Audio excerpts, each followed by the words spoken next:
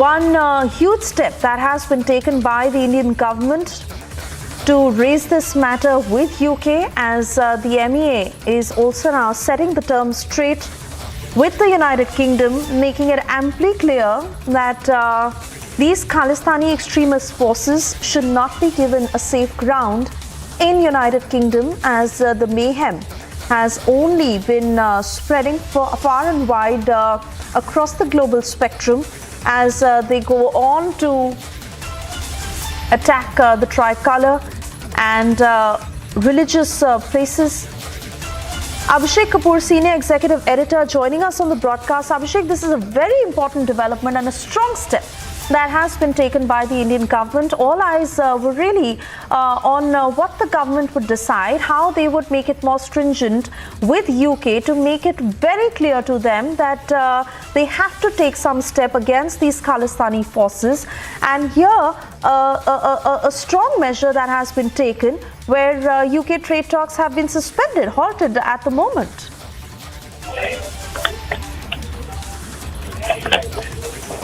Suresha, you see, so these are reports coming in from UK media,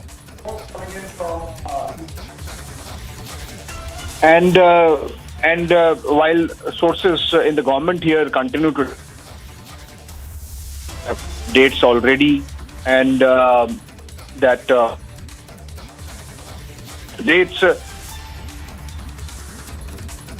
perhaps wanting, maybe trying to salvage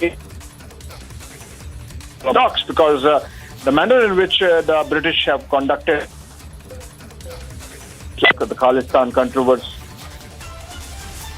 the pulling down of our India's flag, External Affairs Minister Shankar saying that this is not an India which will accept the pulling down of our flag. So obviously there might be some level of discomfiture in the UK establishment in London. And that's why they thought that let's preempt it and put out something like this. So it's possible that's the reason why these reports are coming in from the UK media.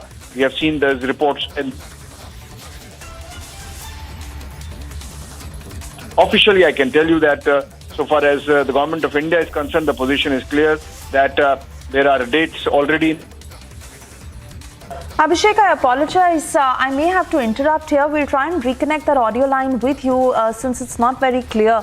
But certainly what sources within the Indian government are indicating as they are responding to these reports cited by the UK media, where UK media is going on to state that India has halted UK trade talks over Khalistani extremist issues.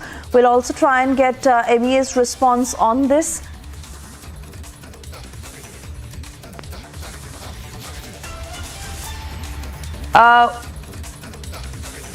Which we will receive and certainly play out as MEA is responding to these UK media reports. On that note, we have to slip into a very short commercial break, but this certainly is the big story that Republic is tracking for you this afternoon. A stern step taken by the Indian government to raise the Khalistani issue with United Kingdom. Also the big stories we are tracking for you this afternoon. After Ghulam Nabi Azad has revealed Rahul meeting undesirable businessmen on foreign trips, BJP has hit out seeking an explanation.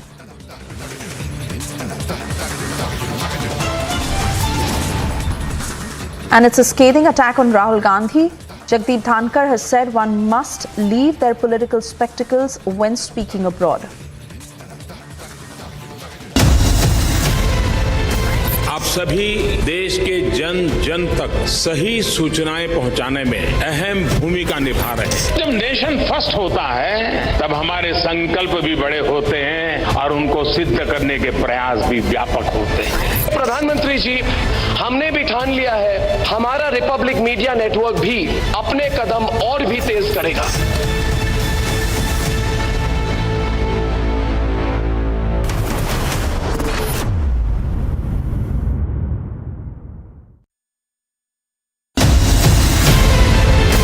आप सभी देश के जन जन तक सही सूचनाएं पहुंचाने में अहम भूमिका निभा रहे हैं। जब नेशन फर्स्ट होता है तब हमारे संकल्प भी बड़े होते हैं और उनको सिद्ध करने के प्रयास भी व्यापक होते हैं। प्रधानमंत्री जी, हमने भी ठान लिया है, हमारा रिपब्लिक मीडिया नेटवर्क भी अपने कदम और भी तेज करेगा।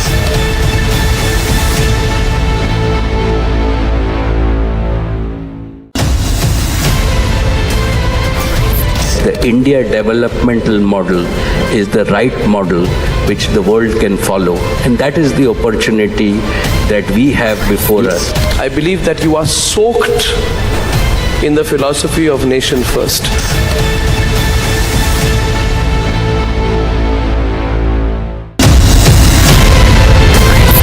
इस देश में बहुत समय के बाद एक ऐसी सरकार आई है जो सरकार टिकाने के लिए नहीं चल रही, देश को सुधारने के लिए सरकार चल रही है। ये पहला एक बड़ा इवेंट हुआ है जहां पे आप इस पर विस्तृत तौर से इन डिटेल आप बात करेंगे, तो let us address all issues.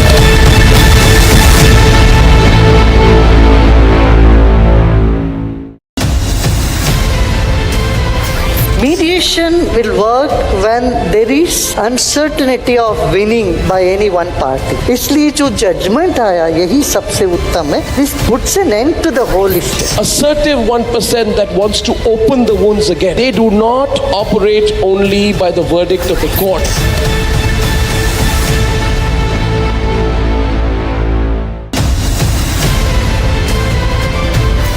Dragging back economic fugitives, fantastic. But a crackdown on corruption alone is not enough to steer the economy. That is where the reforms are not just to remove those who are with several cases of corruption and disproportionate assets. This will ensure that at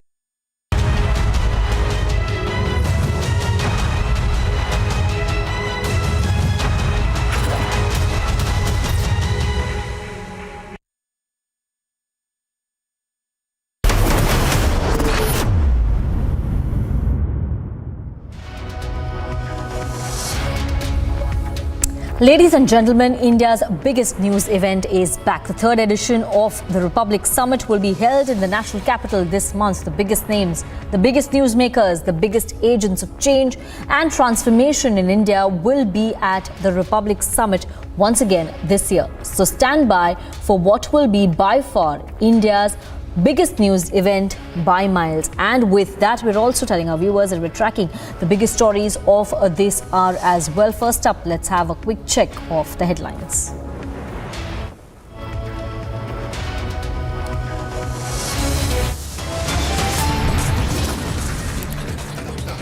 Amritpal's closest aide, Pawalpreet Singh, has been arrested in a joint operation of Delhi and Punjab police in the national capital. Fact-finding panel says Mamata government didn't do enough during the riots in Bengal, cites police in action, set to meet the governor this evening.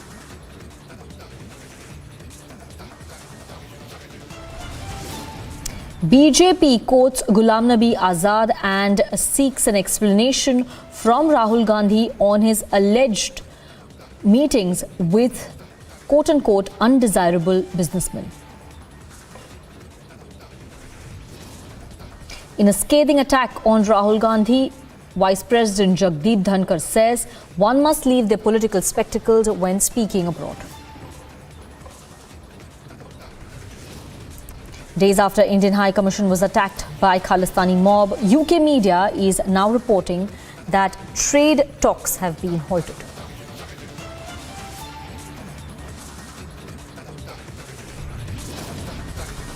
And voters in Karnataka are seeking accountability from Netas. H.D. Kumaraswamy's son was questioned by voters in his constituency.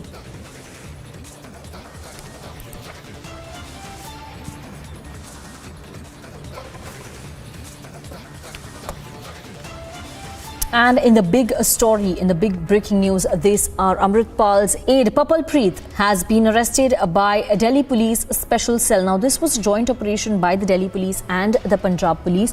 Amritpal's aide, Papalpreet, who was with him for the last 3 weeks, who was on the run with Amritpal, who was believed to be chalking out the strategy for Amritpal Singh, has been arrested by the Delhi Police and the Punjab Police. This arrest was made in New Delhi, is what we are getting to know. He was last spotted in Hoshiarpur. What our reporters and our investigation so far is telling us is that Papalpreet was with Amritpal in Hoshiarpur a couple of weeks back. And Amandeep is joining us live to give us more details about the operation and the arrest that has taken place. Amandeep, over to you.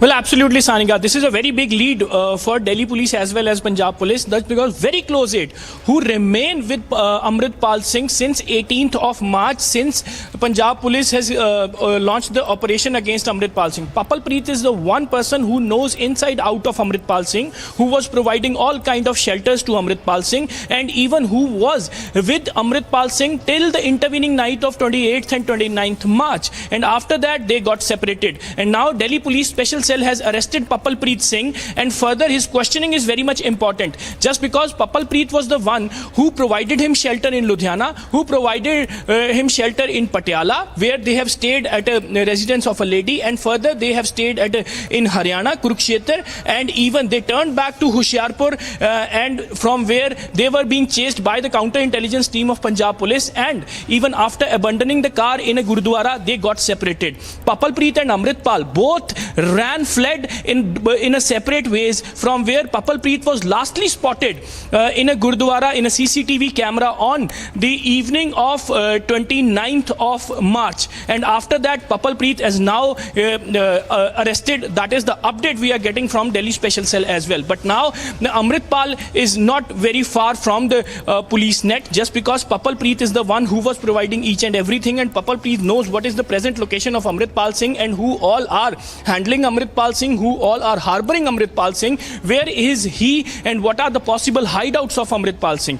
Papalpreet is the one person whose selfies has been came out along with Amritpal Singh having the drinks on a roadside, and even reaching to their harbors, and even roaming around the streets, taking the autos, riding on a bike, and even fleeing in the cars as well. Just because, Sanika, since 18th of March till now, Amritpal is still absconding, and even this guy Papalpreet Singh is the one who knows each and everything. Till the intervening night of 28th and 29th, they both were together. They both were taking the shelters with the help of Amritpal Singh. It was the connections of Papalpreet, I beg to pardon, who was being providing shelter to Amritpal Singh from one location to another. But now, after Hoshiarpur chase, they both got separated after being chased by counterintelligence. But now Amritpal is absconding and Papalpreet has been arrested, and his questioning is very much important. His interrogation is very much important. He can reveal big disclosures about Amritpal Singh, and now police is not very far to arrest Amritpal Singh, just because his very close aide Papalpreet Singh has already landed into their net, and he will reveal where exactly Amritpal Singh is and who all are providing him shelter, and what are the possible locations where the police can reach him out with the raids to arrest Amritpal Singh. The big shot Amritpal Singh is still absconding. Since 18th of March till now, the police is hunting, and even Punjab Police, not only Punjab Police, Delhi Special Cell has also intervened into this and even started assisting Punjab Police and providing the all kind of assistance. So that is the reason Delhi Special Cell has nabbed Papalpreet Singh, and now the Delhi Police as well as Punjab Police, or each and every team, they are hunting for Amritpal Singh, and questioning of Papalpreet is very much important. Sanika, the point is that all the close aides of Amritpal Singh has been put behind the bars. Some of them has been sent to Dibrugarh jail after slapping NSA against them. Some are still in the judicial custodies or the police remand after they have faced the 307 and certain other FIRs also. But this guy Papalpreet Singh is the one who managed to escape along with Amritpal Singh on 18th of March from Jalandhar to Ludhiana, from Ludhiana to Patiala, later on from Patiala to Kurukshetra in Haryana, and even they have also arrived at Uttarakhand, but later on the intervening night of 28th and 29th March, they came back to Hoshiarpur. They were being chased by the counterintelligence team and their Innova has been abandoned in a Gurdwara, from where they have jumped the walls, and they both jumped the different walls of the Gurdwara in the different directions, from where they got separated. By the evening, Papal Preet was spotted in a CCTV in Hoshiarpur itself paying obeisance in a Gurdwara, and he was alone spotted in that CCTV from where it was clear-cut indication that Papal Preet and Amritpal, they both are in the different directions, and somebody else is providing shelter to Amritpal Singh, not Papal Preet Singh. So till 29th, Amritpal and Papal Preet were together, but after that they got separated. So now Papal Preet has landed in the net of Delhi Special Cell and Amritpal is still absconding. But yes, Papal Preet is very important person. His statement is very much important for the police, just because he knows to whom Amritpal was in touch and whom he can contact to take the shelter to evade the arrest of Punjab police. Just because earlier it were apprehensions that they might cross the Nepal border or they might cross some other locations as well. But Papal Preet can reveal the exact details of Amritpal Singh and his connections. Yes, and Amandeep, as you continue to report live with us, we also have Shravan joining us from the Delhi newsroom. Shravan, if you can also tell our viewers about the details of the arrest that has been made right now. Where has he been arrested and who were part of this operation while the arrest of Papal Preet Singh was taking place? Well, in fact, Sadika, there has been some clarity with regards to the agency behind the arrest of close aide of Amritpal, Papal Preet. We're now being given to understand that the operation was essentially led by the Punjab SOG, which is basically a specialized group of the Punjab police which carried out this operation. As of now, what we are picking up is that Delhi Police Special Cell was basically working in the background in terms of the inputs that were essentially provided. So it isn't, essentially an arrest that would be credited to the Delhi Police Special Cell. As far as the interrogation is concerned, that would be done by Punjab Police's the SOG, which is looking into this entire matter. More clarity now coming in that the arrest essentially taking place from the belt of Amritsar and Hoshiarpur, the location which he was essentially travelling in between. In fact, if you remember, just about a couple of days ago, there were massive searches that were basically carried out in Hoshiarpur area, because it was this particular location where the police essentially suspected that they were basically hiding in a dera. There were multiple reports that were basically coming in. In fact, there were some reports also coming in that locals were providing assistance to Amritpal as well as Papal Preet. Now, there isn't any clarity as far as the last known location of Amritpal. But the fact that Papal Preet has now been arrested, he's the last man to have been spotted with Amritpal. And now that's the reason why one would say that this is a massive win for the, for the Punjab police, because that essentially would lead to some more clues about the current whereabouts of Amritpal. Now, he has certainly dared Punjab police, the Punjab administration, to find out about his location, because he says that he's very much safe in his hideout. Now, where is this hideout? Is it in India or is it outside India? That's the big question, because multiple reports, coming in suggest.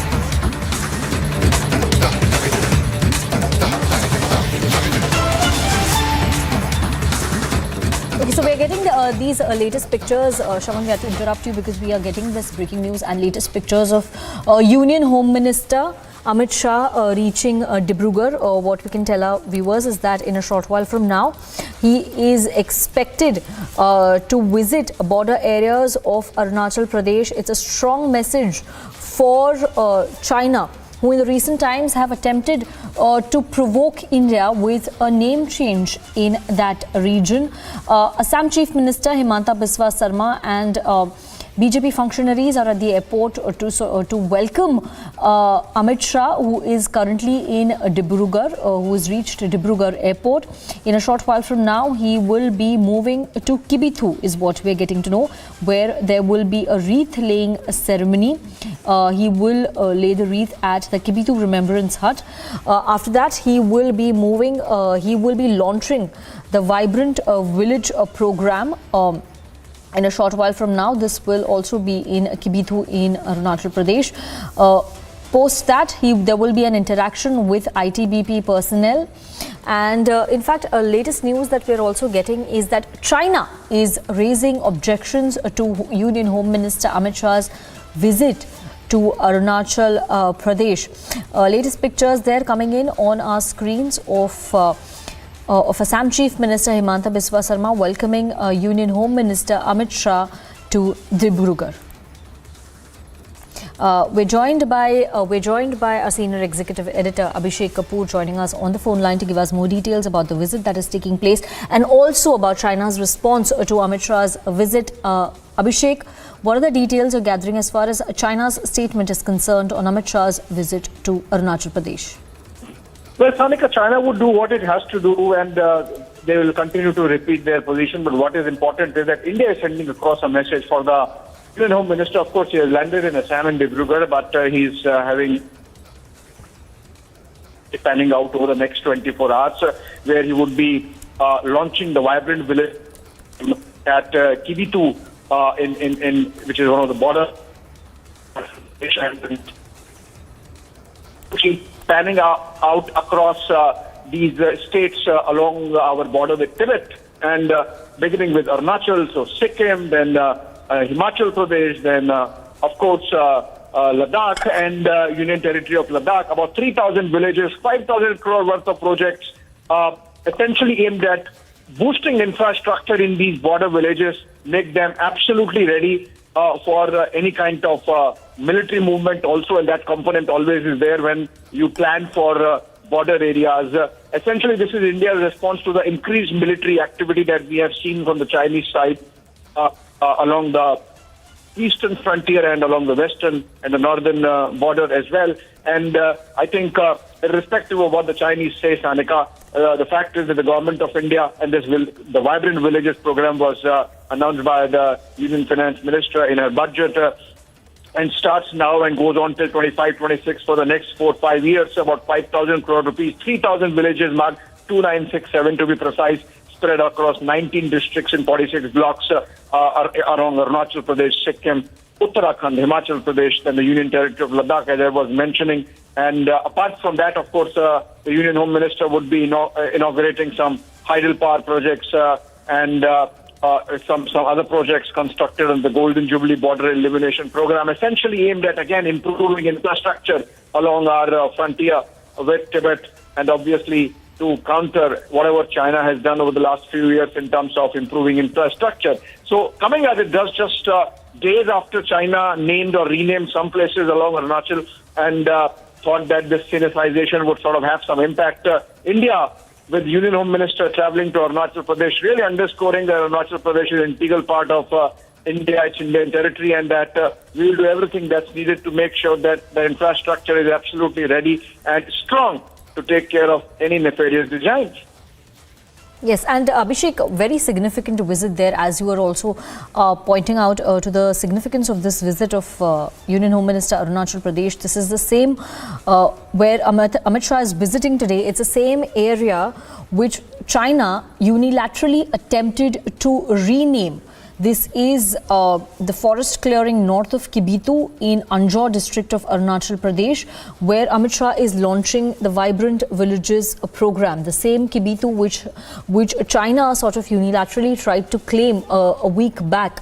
If you can also explain the significance of this area to our viewers.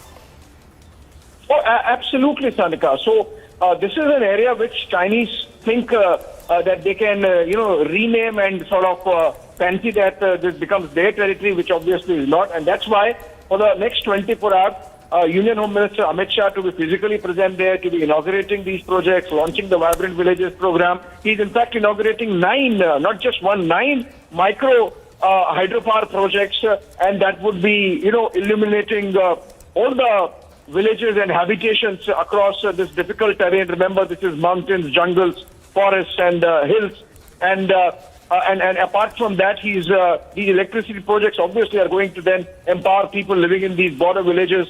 Remember, we also had reports coming in of Arunachal Pradesh policemen being taught Mandarin at Rashtriya Raksha University in Gandhinagar, again aimed at bolstering India's defenses in this manner.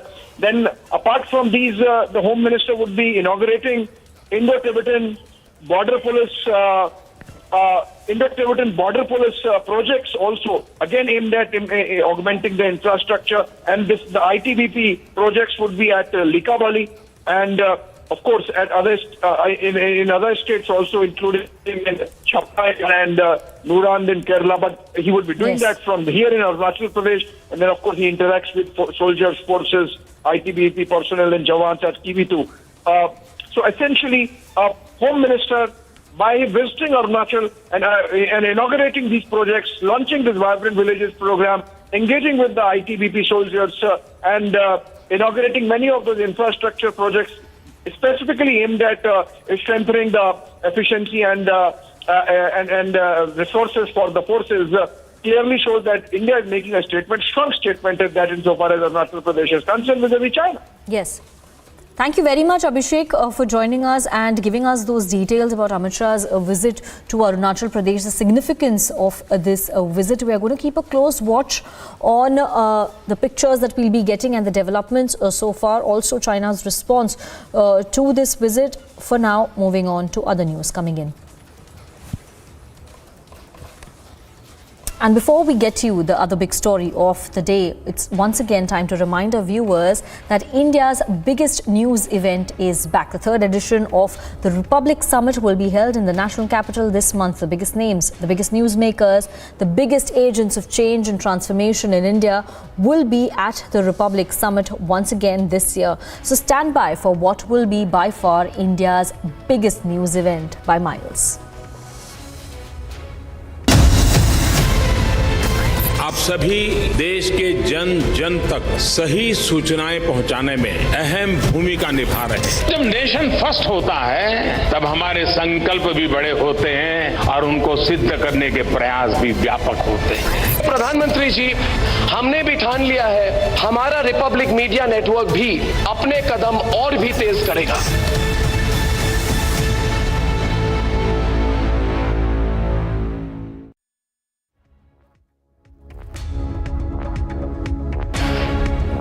Now, the BJP has slammed Rahul Gandhi and posed some questions to him. This comes after Rahul Gandhi took a swipe at ex-Congress leaders in his tweet, who sort of joined the BJP and also who have broken ranks with the Congress. And the BJP has quoted Ghulam Nabi Azad and said that Rahul Gandhi goes abroad and meets undesirable businessmen. BJP wants Rahul Gandhi to disclose the names of these businessmen who Rahul Gandhi allegedly meets on foreign soil. Listen in to what BJP's Ravi Shankar Prasad said.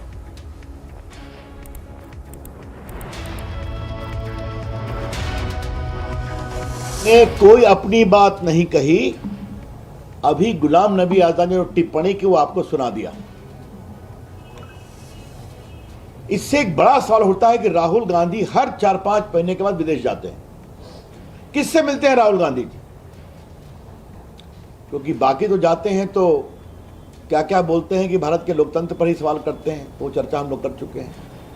लेकिन राहुल गांधी किससे मिलते हैं? ये undesirable businessman कौन है?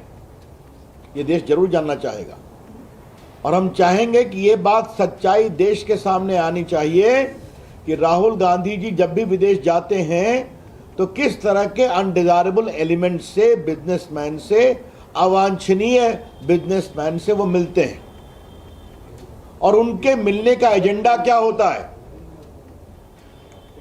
और दूसरा सवाल ये उठता है कि जब भी राहुल गांधी विदेश से भारत लौटते हैं तो उनका और हमला तेज हो जाता है। जरा शांत रहिए।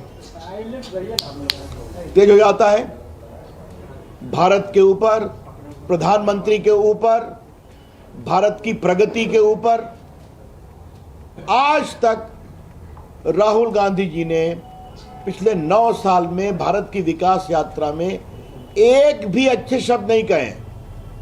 चलिए उनका विषय है, लेकिन आज भारत दुनिया की 5वीं इकॉनमी बन चुका है। इंग्लैंड से आगे निकल चुका है। भारत का आईटी सेक्टर, भारत का डिजिटल सेक्टर, भारत का स्टार्टअप सेक्टर, याद करिए कि जब कोरोना काल में मेड इन इंडिया वैक्सीन ने दुनिया में अपना परचम लहराया तो उसका भी विरोध कर रहे थे कि कौन सी वैक्सीन है। तो क्या Rahul Gandhi anti India businessman के इशारे पर भारत को कमजोर करने की कोशिश कर रहे हैं और मोदी जी के खिलाफ अभियान कर रहे हैं? मैं फिर कहूंगा, ये अनडिजायरेबल बिजनेसमैन विदेश में कौन है? और जब भी राहुल गांधी उनसे मिलकर आते हैं तो भारत के खिलाफ, मोदी जी के खिलाफ, भारत की विकास यात्रा के खिलाफ उनकी जबान और तल्ख हो जाती है। ही बिकम्स मोर एग्रेसिव। एक अंतिम बात कहनी है कि अडानी रोज प्रकरण जपते हैं वो। मैं फिर रिपीट करूंगा, अडानी को विदेश में पहली खान कब मिली?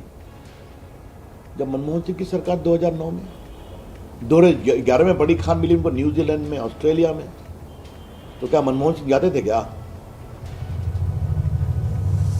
आज राहुल गांधी जवाब दें, 65,000 करोड़ रुपए का पूंजी निवेश अडानी आपकी सरकार राजस्थान में कर रहे हैं कि नहीं, जहां अशोक गहलोत जी मुख्यमंत्री हैं?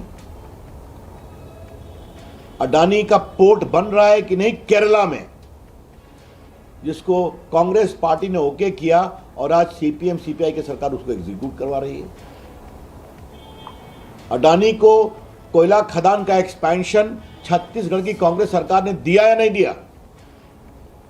और बाकी बंगाल में भी 15,000 करोड़ का पूंजी निवेश हो रहा है। तो राहुल गांधी कुछ नहीं बोलते हैं इस पर, आज तक जवाब नहीं देते हैं, और खाली झूठ बातें करना, बेबुनियाद आरोप लगाना उनकी फितरत बन गई है। इसके हम बहुत भर्त्सना करते हैं। लेकिन राहुल गांधी जी, आज आपके खिलाफ आरोप आपकी पार्टी के एक 50 साल के कर्मठ नेता ने लगाई है कि आप विदेश में अनडिजायरेबल बिजनेसमैन से मिलते हैं, और मिलकर जब हिंदुस्तान आते हैं तो भारत के खिलाफ, सरकार के खिलाफ आपका स्वर और आक्रामक होता है, गलत बयानी और झूठ के साथ। आज इसका जवाब आपको देना पड़ेगा। मैं राहुल गांधी की इस पूरे आचरण की बहुत भर्त्सना करता हूं, और आज जिम्मेवार स्रोत से इसके प्रमाण मिले हैं कि राहुल गांधी भारत विरोधी ताकतों के खिलाफ के साथ विदेश में काफी सक्रिय रहते हैं। So those were the questions posed by the BJP to Rahul Gandhi on his alleged links to some businessmen. And before we move to the next piece of news coming in, let us remind our viewers that India's biggest news event is back. The third edition of the Republic Summit will be held in the national capital this month. The biggest names, the biggest newsmakers, the biggest agents of change and transformation in India will be at the Republic Summit once again this year. So we stand by for what will be by far India's biggest news event by miles. इस देश में बहुत समय के बाद एक ऐसी सरकार आई है जो सरकार टिकाने के लिए नहीं चल रही, देश को सुधारने के लिए सरकार चल रही है। ये पहला एक बड़ा इवेंट हुआ है जहां पे आप इस पर विस्तृत तौर से इन डिटेल आप बात करेंगे, तो let us address all issues.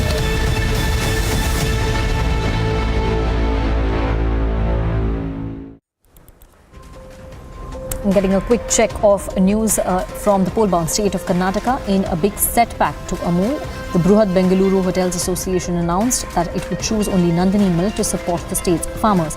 The Amul versus Nandini milk debate had recently rigged up a political slugfest in Karnataka, with the ruling BJP supporting Amul's entry into the state and the opposition suggesting a threat to Karnataka Milk Federation's famed dairy brand Nandini.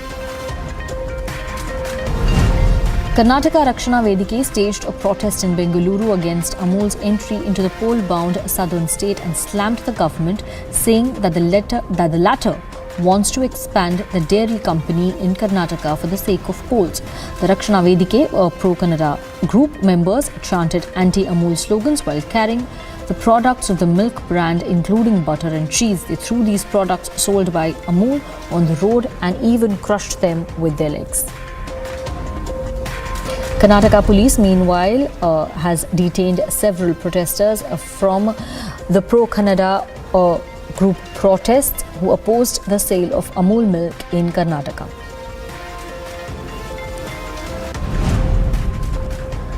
Karnataka Congress President D.K. Shivkumar visited Nandini Milk Parlour in Hassan. This comes amid controversy over Amul's entry into the state. Amul brand is facing backlash in Karnataka as hoteliers in the state chose to buy Nandini milk to support state farmers. Meanwhile, BJP has accused the Congress of unleashing a misinformation campaign over dairy cooperative Amul's presence in Karnataka.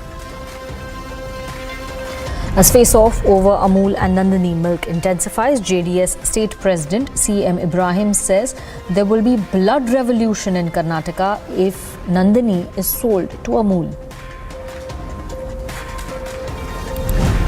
Nikhil Kumaraswamy, son of former Chief Minister H.D. Kumaraswamy and candidate of Ramanagara Assembly constituency, who is campaigning in his constituency, had to face wrath of locals over lack of basic facilities. In a big embarrassment for BJP, villagers ghirawed Minister Shashikala Jolly, asking her not to set foot in the Galataga village in Karnataka. The incident took place at Dalit Colony in Galataga village during the visit of the minister. The villagers ghirawed the minister, alleging lack of development work in the constituency, and further accused her of visiting the village only during election time to seek votes.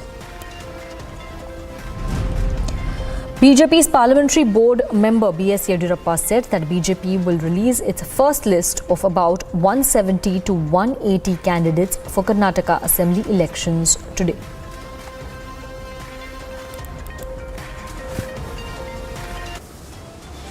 And we're heading into a break right now. After the break, we'll get you details about the fact-finding panel's report on the riots in Bengal. Also, UK media is reporting that the trade talks between India and UK have halted after Indian High Commission was attacked by Khalistani mob.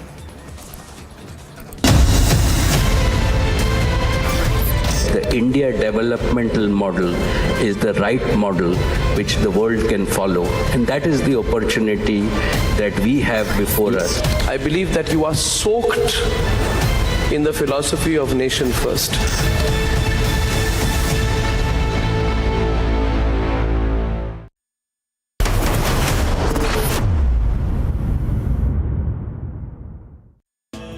Amity faculty have filed over 1,800 patents.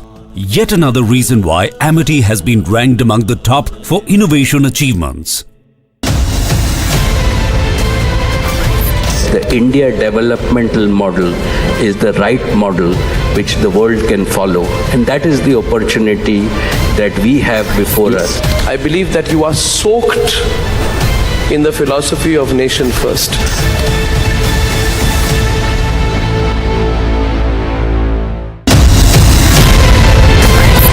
इस देश में बहुत समय के बाद एक ऐसी सरकार आई है जो सरकार टिकाने के लिए नहीं चल रही, देश को सुधारने के लिए सरकार चल रही है। ये पहला एक बड़ा इवेंट हुआ है जहां पे आप इस पर विस्तृत तौर से इन डिटेल आप बात करेंगे, तो let us address all issues.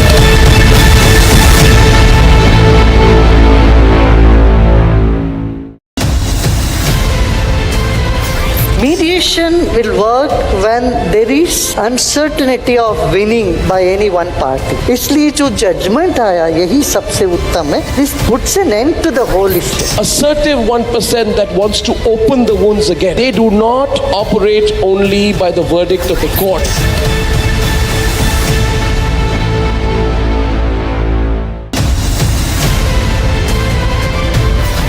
Dragging back economic fugitives, fantastic. But a crackdown on corruption alone is not enough to steer the economy. That is where the reforms are not just to remove those who are with several cases of corruption and disproportionate assets. This will ensure that at a local level, no officer can go about saying, hey, I've come to inspect you, without the system approving it.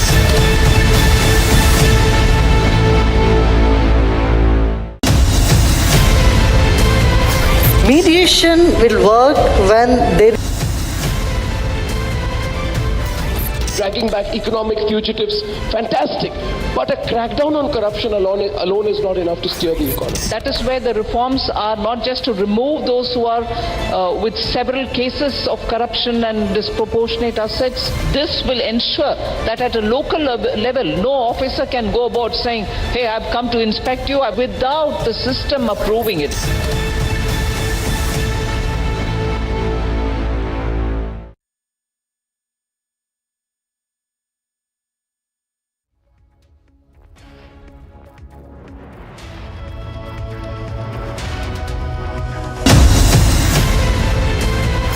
Mediation will work when there is uncertainty of winning by any one party. इसलिए जो judgment आया यही सबसे उत्तम है. This puts an end to the whole issue. Assertive 1% that wants to open the wounds again. They do not operate only by the verdict of the court.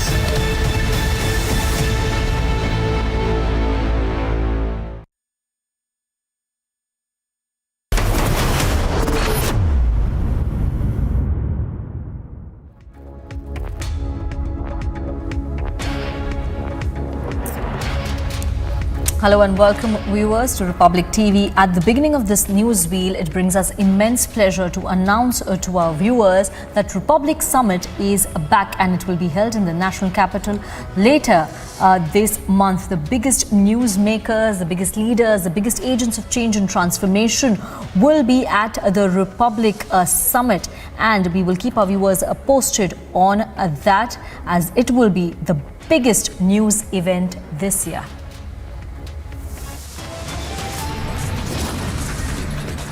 And getting a quick check of our headlines to our viewers.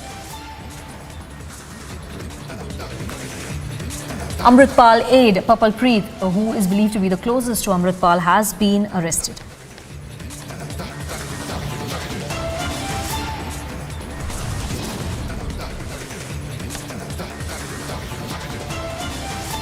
The fact-finding panel says Mamta government didn't do enough, cites police in action. They are set to meet the governor this evening.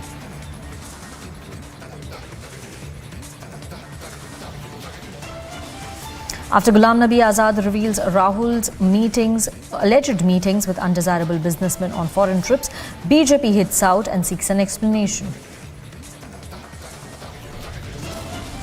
In a scathing attack on Rahul Gandhi, Vice President says one must leave their political spectacles when speaking abroad.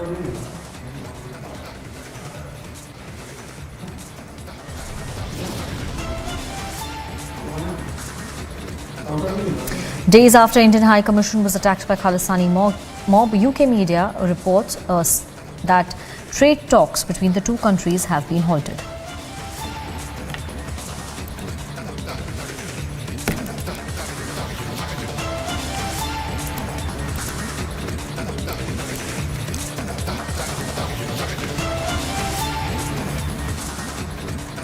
The fact-finding panel that was looking into the riots in Howrah and Hooghly that took place last week on the occasion of Ram Navami have prepared the report and are all set to submit their report to the governor this evening. And in this report, there are some scathing observations, especially in connection with the action the action and the reaction of the West Bengal government as far as the violence is concerned.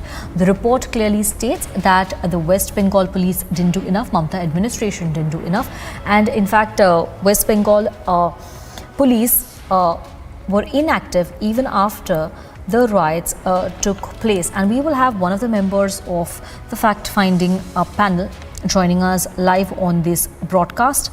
Bhavna Bajaj, who is the advocate and former consultant for NCPCR and NHRC, who is a member of the fact-finding committee in Bengal violence, who is one of the members who will be submitting the report to the governor this evening, is joining us live on this broadcast to give us more details about the report that has been prepared and will be tabled before the governor.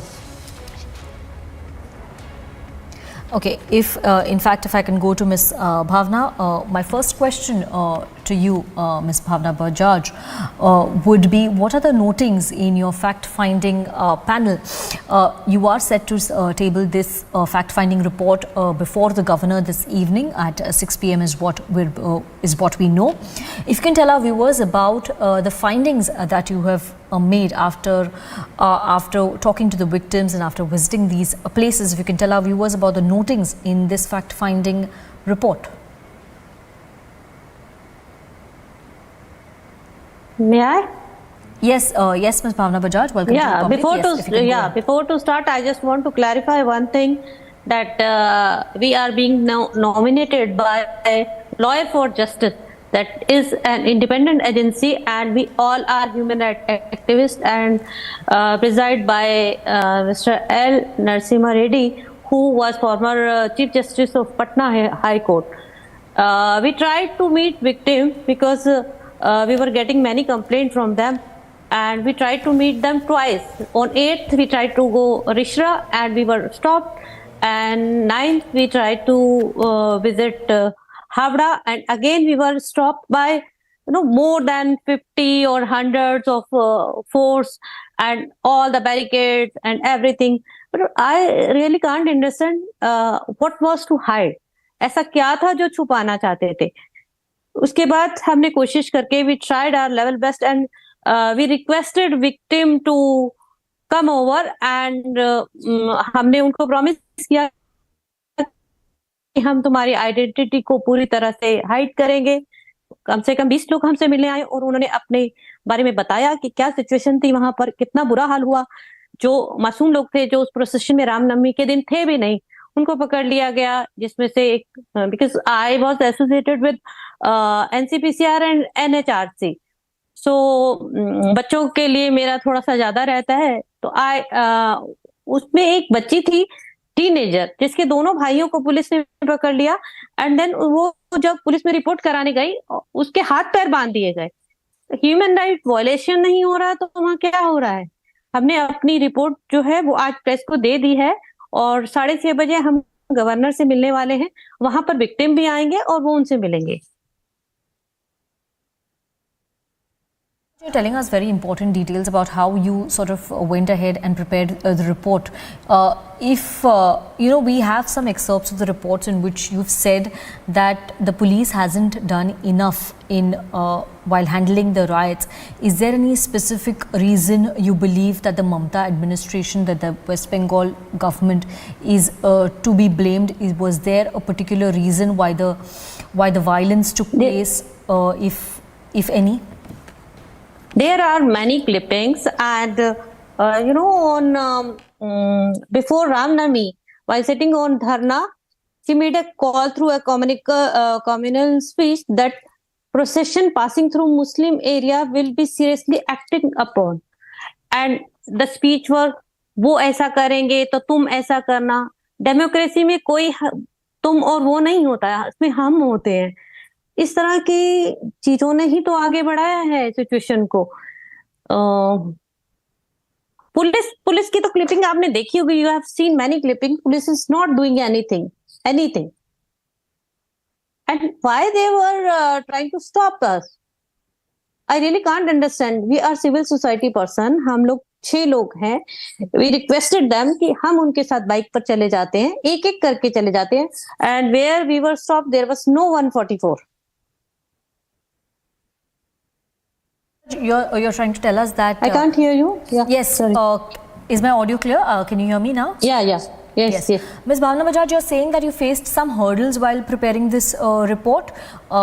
We had some pictures also on Saturday as well when your team was sort of blocked while going to review the situation. And I'm also being joined by my colleague Shravan Sen, who's joining us live from the Delhi newsroom. He too has a couple of questions to take with you. Over to you, Shravan. Yeah, sure.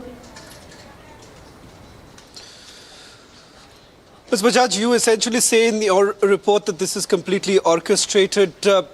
But the fact of the matter is that there is also the other side of the story, that there were authorized routes as far as the Ram Navami procession is concerned.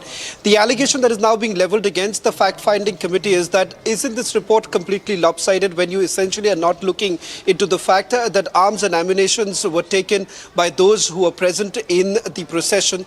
They've now been placed under arrest. No word essentially being made about those who deliberately tried to perhaps provoke while they were passing through certain communally sensitive areas.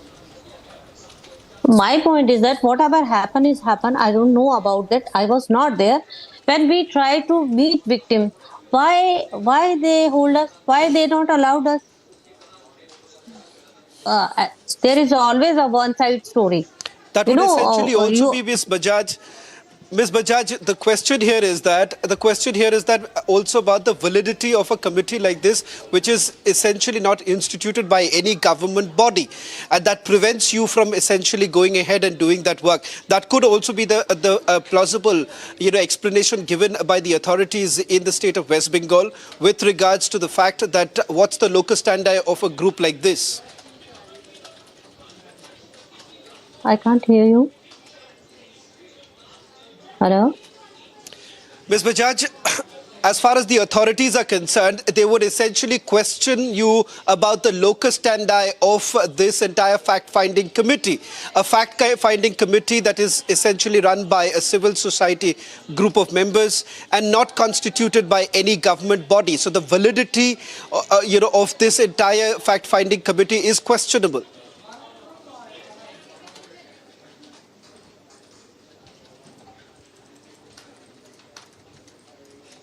We seem to be running into some audio trouble there. We've lost the link with Ms. Bhavna Bajaj as well, as we were trying to get some responses from her on the fact-finding report that will be tabled before the governor this evening. We will try to connect with Ms. Bhavna Bajaj to get more details about the report that the panel has prepared.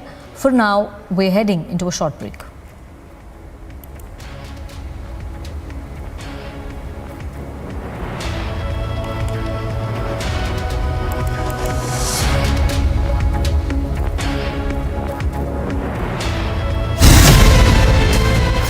Mediation will work when there is uncertainty of winning by any one party. इसलिए जो judgment आया यही सबसे उत्तम है. This puts an end to the whole issue. Assertive 1% that wants to open the wounds again. They do not operate only by the verdict of the court.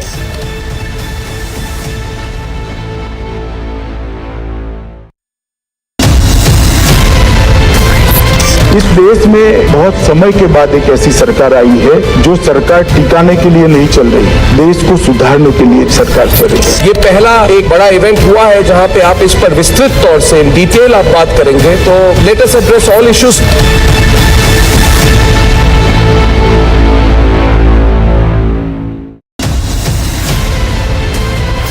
Mediation will work when there is uncertainty of winning by any one party. इसलिए जो judgment आया यही सबसे उत्तम है. This puts an end to the whole issue. Assertive 1% that wants to open the wounds again. They do not operate only by the verdict of the court.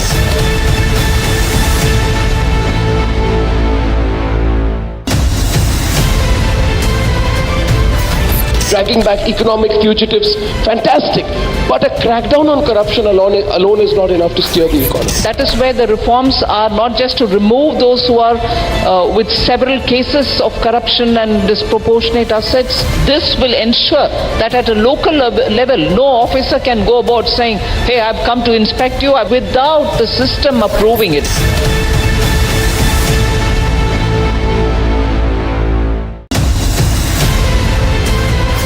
Mediation will work when there is uncertainty of winning by any one party. इसलिए जो judgment आया यही सबसे उत्तम है. This puts an end to the whole issue. Assertive 1% that wants to open the wounds again. They do not operate only by the verdict of the court.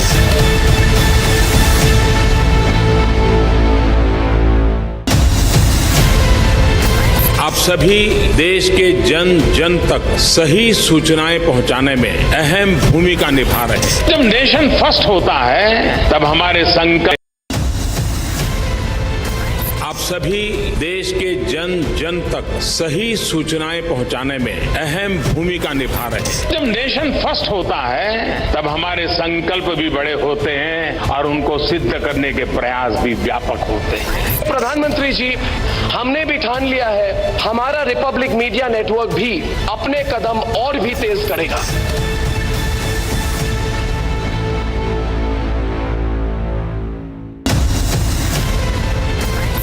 इस देश में बहुत समय के बाद एक ऐसी सरकार आई है जो सरकार टिकाने के लिए नहीं चल रही, देश को सुधारने के लिए सरकार चल रही है। ये पहला एक बड़ा इवेंट हुआ है जहां पे आप इस पर विस्तृत तौर से इन डिटेल आप बात करेंगे, तो let us address all issues.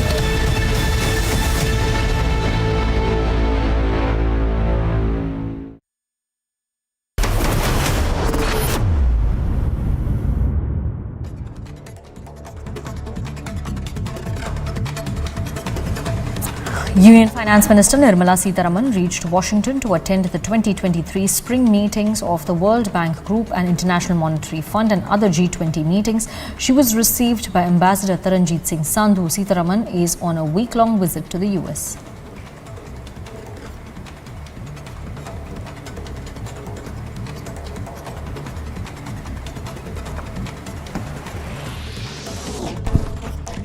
The State Congress President D.K. Shivkumar earlier visited the Nandini Milk Parlour in Hassan today. This is coming amidst the entire controversy over Amul's entry into the state. The Amul brand is right now facing backlash in the state as hoteliers in the state have chosen to buy Nandini milk to be able to support state farmers.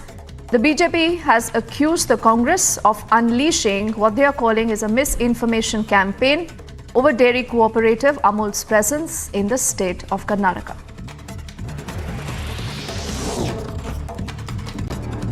As the face-off over Amul and Nandini milk intensifies, the JDS state president CM Ibrahim says that there is going to be a blood revolution in Karnataka if Amul gets entry in the state. Staying with Karnataka in what could be a big embarrassment for the BJP, the villagers earlier gherawed out the minister Shashikala Jole, asking her not to set a foot in the Galataga village in the state of Karnataka. This incident took place at a Dalit colony during one of the visits of the minister. They've been alleging lack of developmental work in the constituency and also accusing her of visiting the village only during elections seeking votes. And that is the reason why they were also angry.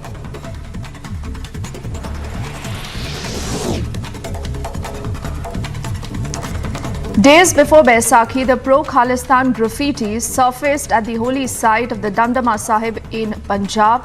Terrorist group Seek for Justice has claimed responsibility for writing these slogans. Baisakhi celebrations at Damdama Sahib begins on the 12th, it ends on the 15th, and the Punjab police have accordingly beefed up security arrangements.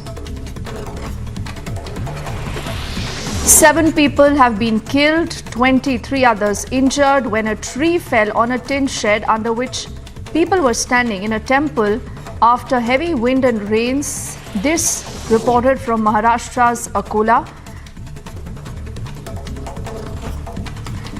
We shift our focus now to the state of Punjab, where the BSF troops, while doing area domination, found 3 packets wrapped with yellow adhesive tape in the wheat fields near the village. On opening of the packets, the Narcotics Bureau suspected to be heroin. Vigilant BSF troops once again foiled the nefarious attempt of smugglers to be able to smuggle these contrabands. Elon Musk has sparked a row with the BBC after labeling the broadcaster as a quote-unquote government-funded media organization. Britain's national broadcaster was quick to push back against the categorization. The label now appears on outlets that receive some government funding, including the BBC, the PBS, NPR, and the Voice of America. It does not appear on other government-backed outlets like Canada's CBC or Qatar's Al Jazeera. India has recorded about 5,800 new COVID cases in the last 24 hours. This is said to be a marginal increase from the last 24 hours. and about 14 deaths have also been reported. A nationwide drill is planned for today and tomorrow to review the emergency preparedness of both the public and the private sector hospitals amidst the spike. The union minister, you would recall, took a review meeting just about last week, and he's asked everyone to stay alert.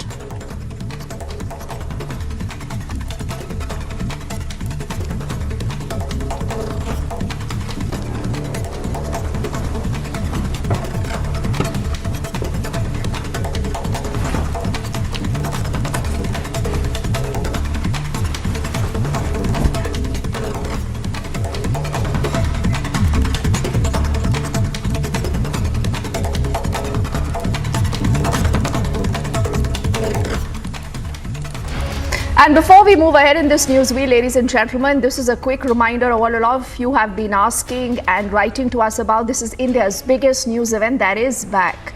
The third edition of the Republic Summit is going to be held in the national capital just later this month. So we are just days away from what's going to be a gala event. The biggest names, the biggest newsmakers, the biggest agents of change and transformation in the country right now, all will be together at the Republic Summit Live once again this year.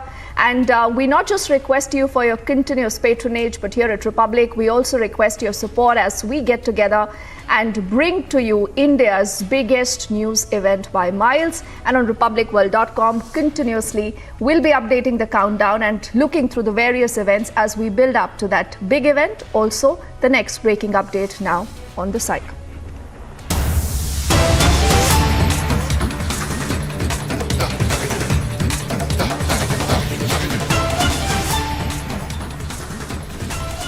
We are learning that the Amritpal aide, Papalpreet, has been arrested by the Delhi Police's special cell. Sources say that he will also be taken to Assam soon.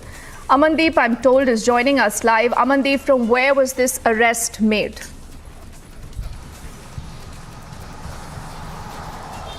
Well, Dipti, what we are getting to know is that this arrest was made in a joint operation of Punjab Police and Delhi Special Cell. And in fact, it is nearby Amritsar, just because Amritsar Rural Police is entirely involved into this entire operation. And now Papalpreet is presently in the custody of Amritsar Rural Police, just because the case of Ajnala Police Station siege was handled by Amritsar Rural Police. And now Papalpreet is presently in the custody of Amritsar Rural Police, and soon he will be taken to Assam as well, just because he is already booked under NSA.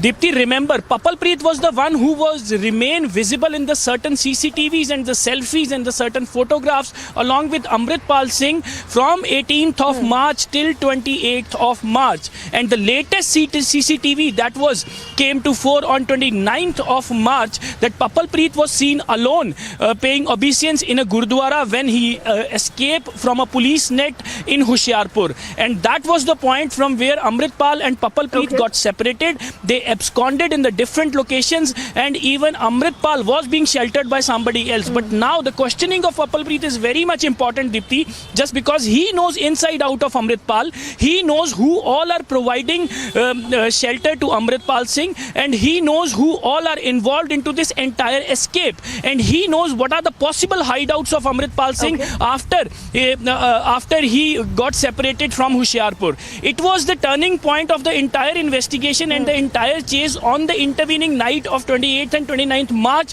when counter-intelligence team was chasing Amritpal and Papalpreet. They abandoned their car in a Gurdwara and they absconded in different separate locations. And from where the two police teams started following the footprints of both Amritpal and Papalpreet. And now Amritpal's very close aide, his associate, has been arrested. Papalpreet is now presently in the custody of Amritsar Rural Police. He is being questioned, and later, very soon in fact, he will be taken to the Assam Dibrugarh jail along with the other 7 accused who are already in the Dibrugarh jail, who booked under NSA. And this is the latest development we are getting to know, just because not only one police, Dipti, SOG of Punjab Police Special Operation Group is involved into this entire operation. Delhi Special Cell was involved into this entire operation. Punjab Police Counter Intelligence was involved into this entire operation, and even paramilitary forces is also deployed at the different locations. In spite of all this, the man called Amrit Pal is still a free man. I think that is the biggest commentary today on the state of policing, particularly in Punjab.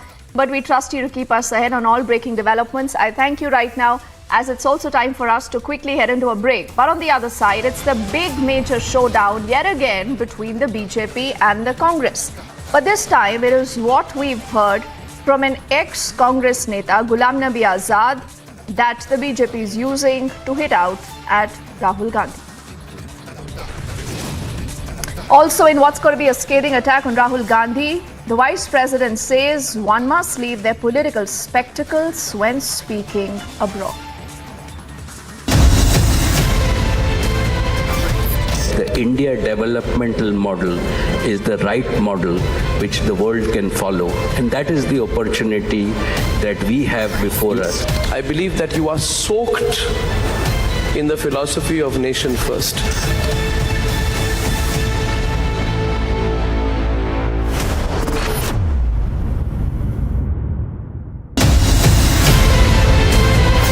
Mediation will work when there is uncertainty of winning by any one party. इसलिए जो judgment आया यही सबसे उत्तम है. This puts an end to the whole issue. Assertive 1% that wants to open the wounds again. They do not operate only by the verdict of the court.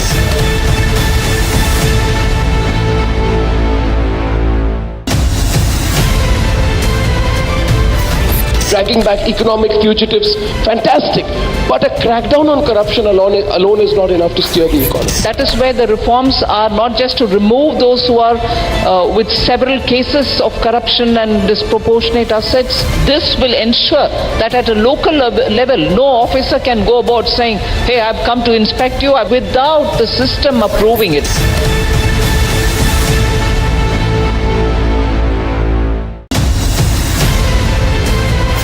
Mediation will work when there is uncertainty of winning by any one party. इसलिए जो judgment आया यही सबसे उत्तम है. This puts an end to the whole issue. Assertive 1% that wants to open the wounds again. They do not operate only by the verdict of the court.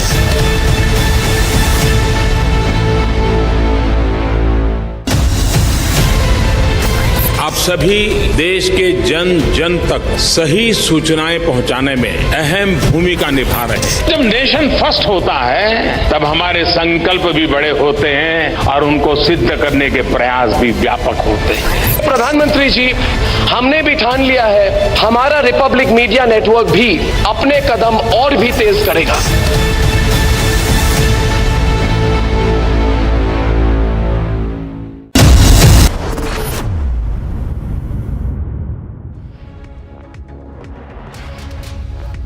Welcome back. You're watching Republic, and time for us to put our focus on all election-related developments coming in from the poll-bound state of Karnataka.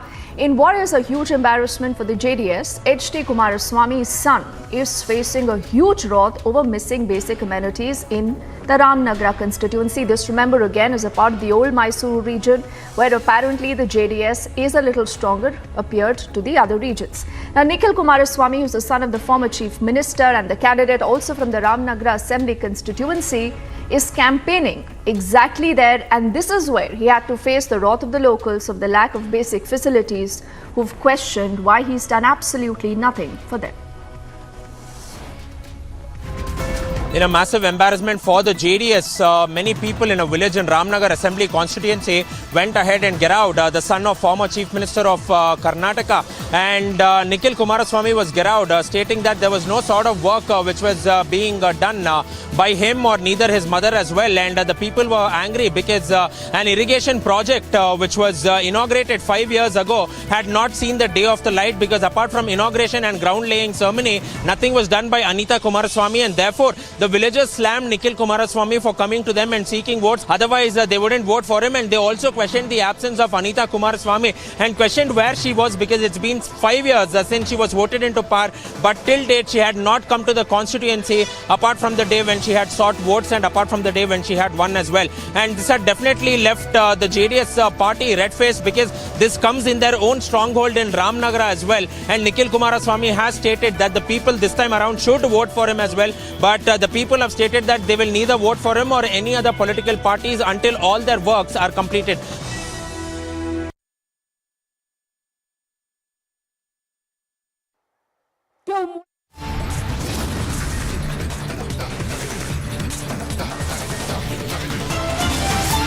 We head into a break right now. On the other side, the fact-finding panel says Mamata Banerjee's government didn't do enough to stop the riots in the state. They are also citing police inaction. We'll be meeting the governor later this evening.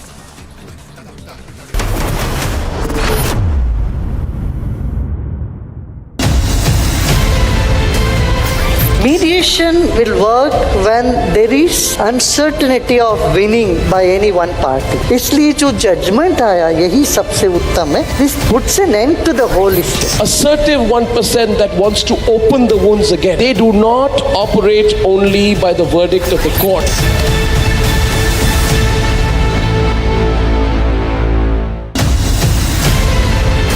आप सभी देश के जन जन तक सही सूचनाएं पहुंचाने में अहम भूमिका निभा रहे हैं। जब नेशन फर्स्ट होता है तब हमारे संकल्प भी बड़े होते हैं और उनको सिद्ध करने के प्रयास भी व्यापक होते हैं। प्रधानमंत्री जी, हमने भी ठान लिया है, हमारा रिपब्लिक मीडिया नेटवर्क भी अपने कदम और भी तेज करेगा।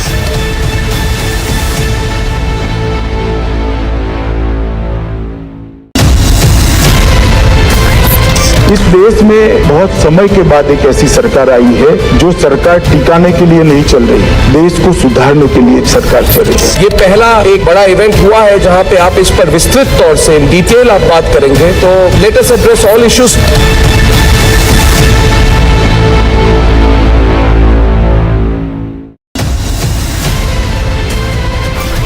The India developmental model is the right model which the world can follow, and that is the opportunity that we have before us. I believe that you are soaked in the philosophy of nation first.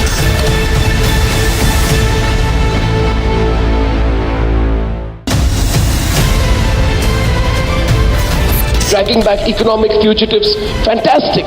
But a crackdown on corruption alone is not enough to steer the economy. That is where the reforms. Dragging back economic fugitives, fantastic.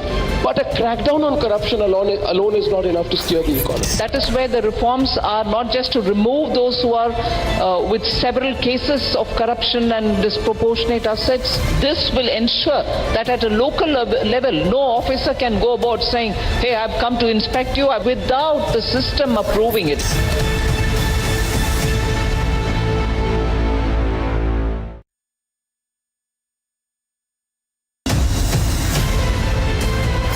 Mediation will work when there is uncertainty of winning by any one party. इसलिए जो judgment आया यही सबसे उत्तम है. This puts an end to the whole issue. Assertive 1% that wants to open the wounds again. They do not operate only by the verdict of the court.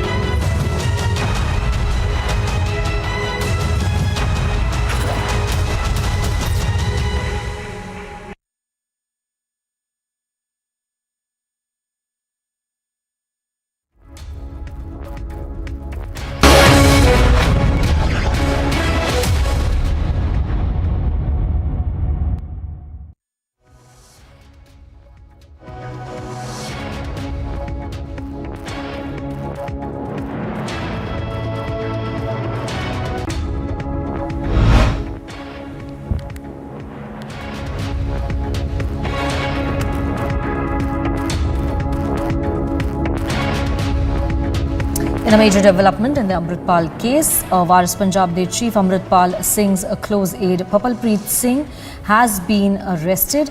Papalpreet's arrest is a major setback for radical preacher Amritpal, who is still on the run after the Ajnala incident in Punjab's Amritsar.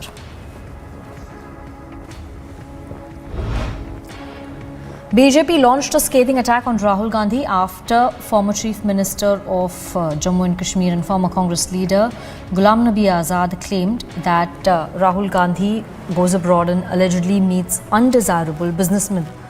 Now, BJP has come forward and demanded an explanation from Rahul Gandhi and his links, his alleged links with those businessmen.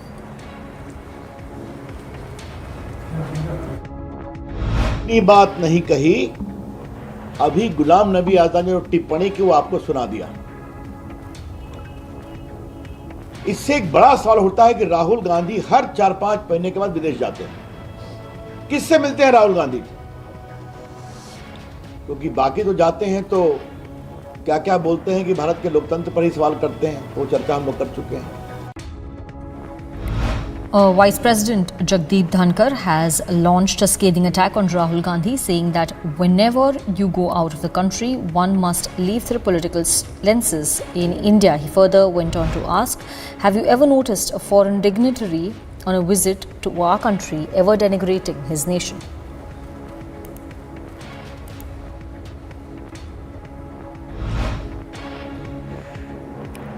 After a huddle in the national capital, the BJP unit of Karnataka is likely to release the full list of candidates for the upcoming state assembly elections this evening. Karnataka Chief Minister Basavaraj Bommai said candidates have been chosen based on certain directions given by Prime Minister Modi.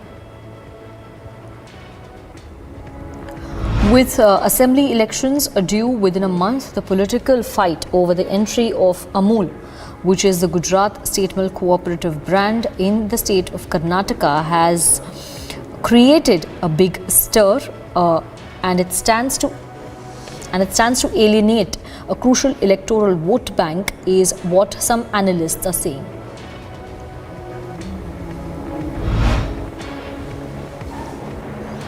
Amid the ongoing controversy over the entry of dairy brand Amul in poll-bound Karnataka, Congress state chief D.K. Shivkumar visited a store of the local famed milk brand Nandini in Hassan.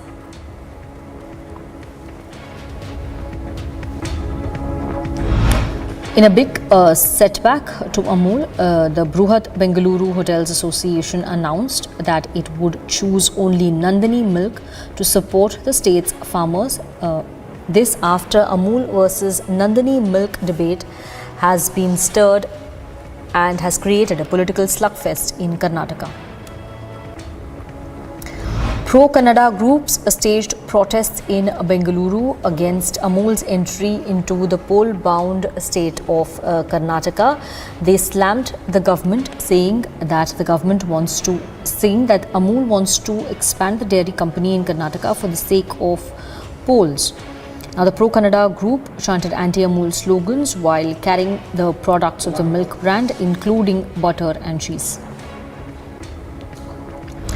Fact-finding panel has questioned the Mamata Banerjee-led Bengal government over the recent clashes between two groups during Ramnavami procession. A fact-finding panel has said that Mamata government didn't do enough and has also cited police inaction. They are set to meet the governor this evening.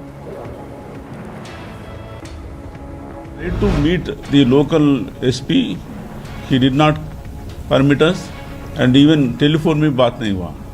और ये जो है, this visit is mostly in relation to the disturbances and incidents that have taken place during the Ram Navami celebrations. As face-off over Amul and Nandini milk intensifies, JDS state president has said that there will be blood revolution in Karnataka if Nandini is taken over by Amul.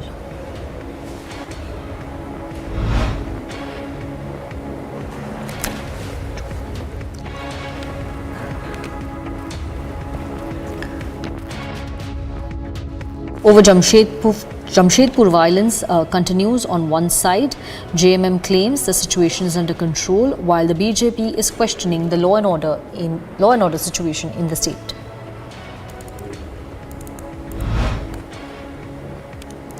The East Singhbhum police registered an FIR against the communal clashes that erupted in Jamshedpur on Sunday evening over the alleged desecration of a religious flag Security forces also conducted a flag march. Section 144 has been enforced in the area. Authorities have also banned mobile internet facilities.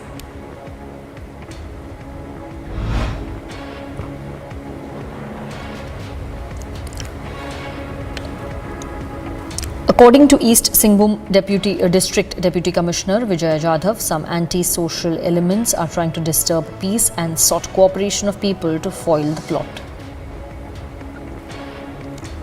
A special NIA court has issued a 10,000 rupee bailable warrant against an ATS officer for repeatedly not appearing to record his statement in the Malegaon blast case trial.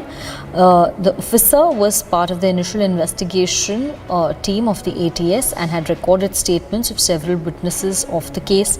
Court has ordered him to remain present in the court to record his statement on the 2nd of May.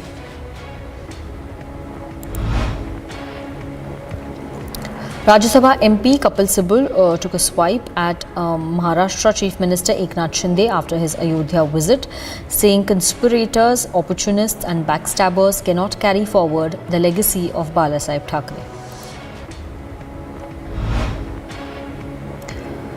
Maharashtra BJP Chief Chandrasekhar Bawankule said that on the sidelines of the 2024 Lok Sabha elections, more leaders from the opposition parties will be joining the BJP.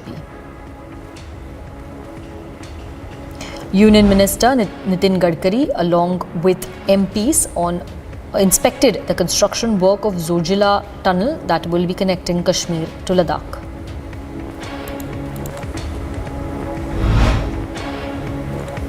Rohtang Pass. From Manali to Rohtang Pass, it takes 3.5 hours, but now there is Atal Tunnel by which you can reach with only 8 minutes.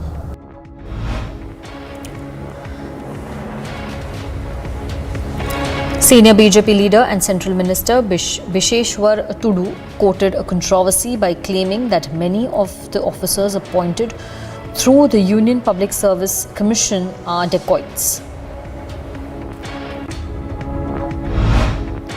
Congress leader Rahul Gandhi will visit his former constituency Wayanad in Kerala on the 11th of April. This will be the first time after his disqualification as an MP that he will be visiting Wayanad. During his visit, he is scheduled to address a public rally and also hold a roadshow.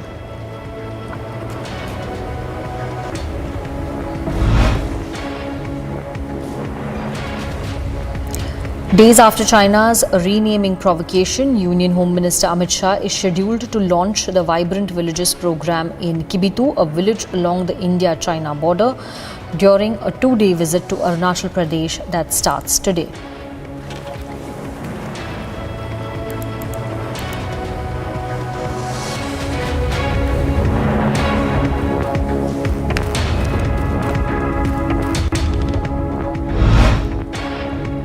Union Finance Minister Nirmala Sitharaman has reached Washington to attend the 2023 spring meetings of the World Bank Group and International Monetary Fund and other G20 meetings. She was received by Ambassador Taranjeet Singh Sandhu. Nirmala Sitharaman is on a week-long visit to the US. India recorded 5,880 new COVID-19 cases in 24 hours. This is a marginal increase from the previous day. According to the Health Ministry data, the active infections stand at 35,199. Meanwhile, 14 deaths were witnessed in the last 24 hours, taking the death tally to 53,09,079 deaths. A nationwide drill is planned for today and tomorrow to review emergency preparedness of both public and private hospitals amid a spike in COVID-19 cases. Union Minister Mansukh Mandavia in last week's review meeting had asked state health ministers to stay alert and check the preparedness of health facilities. Supreme Court agreed to hear on April 14th a plea by the Anjuman Intizamiya Masjid Committee seeking permission for wuzu at the Gyanvapi Mosque complex in Varanasi during the month of Ramzan. Even as Congress has criticized BJP General Secretary Kailash Vijayvargiya for his comment that women look like Shurpanakha in short clothes, MLA Lakshman Singh from the opposition party, which is the Congress in Madhya Pradesh, has backed the comment.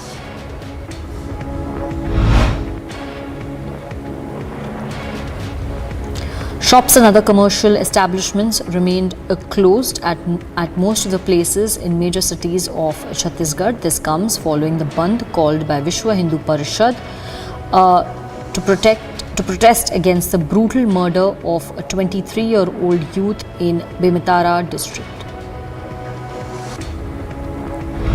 The BJP staged a protest in front of several police stations in Hooghly against the Trinamool Congress and the administration for playing the role of a silent spectator in protesting the inhuman incident of women of 3 tribal communities in South Dinajpur district last week. In a big embarrassment for the BJP, villagers ghiraud Minister Shashikala Jole, asking her to not set foot in the village in Karnataka. The incident took place at Dalit colony. The villagers alleged lack of developmental work in the constituency and accused her of visiting the village only during elections to seek votes.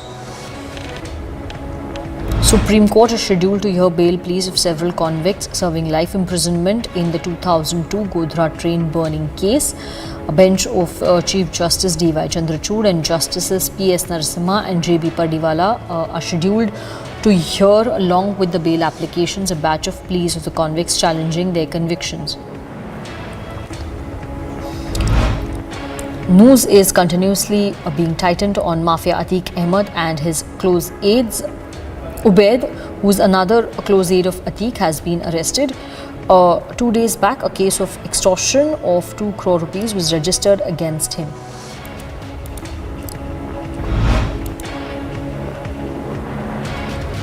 As per the UK media reports, India has halted trade talks with United Kingdom over the targeting of the Indian High Commission.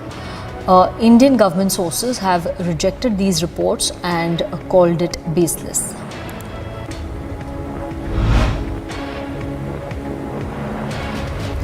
Ukraine's first deputy foreign minister has arrived in New Delhi on a 4-day visit, marking the first official visit of the East European country since the beginning of the Russia-Ukraine conflict. She will hold talks with the Secretary and Ministry of External Affairs, during which both sides are expected to discuss bilateral relations, exchange views on the current situation in Ukraine and global issues of mutual interest. Elon Musk has sparked a controversy with the BBC after labeling the broadcaster as a government-funded media. However, Britain's national broadcaster was quick to push back against the categorization. The label now appears on outlets that receive some government funding, including BBC, PBS, NPR, and Voice of America.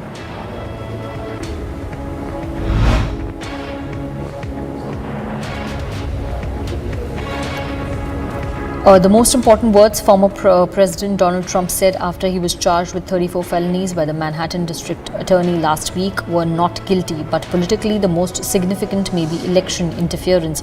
Trump's repetition of those words, which have been taken up by other top Republicans, show how he is trying to turn his historic position as the first former president charged with crimes to his advantage. An Islamabad court has summoned former Pakistan Prime Minister Imran Khan in the Toshakhana case on April 11th. The additional district and sessions judge of the Islamabad court has issued the summon on a plea seeking an immediate hearing of the Toshakhana case. Pakistan Tehreek-e-Insaf has written to United Nations demanding an independent investigation into the murder of journalist Arshad Sharif, who was killed in Kenya in October 2022. Rescuers have found 2 bodies in the rubble of a building that collapsed in an explosion in France's Marseille on Sunday. Earlier, French authorities said 8 people were missing, possibly trapped. However, it is not clear whether the figure includes the 2 dead bodies that have been found. A massive rally was held in Tbilisi by opposition supporters in Georgia to demonstrate their solidarity with Ukraine and Georgia's aspiration to become a part of the European Union. Taiwan's defense ministry detected 70 Chinese military aircraft and 11 naval ships around Taiwan by 6 a.m. this morning, and its armed forces were monitoring the situation to respond to these activities. According to Taiwan's defense ministry, ROC armed forces have monitored the situation and tasked CAP aircraft, Navy vessels and land-based missile systems to respond to these activities. A Norfolk Southern train went off the tracks near Jasper, Alabama on Sunday, trapping the train's crew in the engine room briefly after the engine car tipped over. The Jasper police said in a statement that there has been no major injuries, but the regional paramedic services were called to the scene to evaluate the crew and transported 2 crew members as a precaution.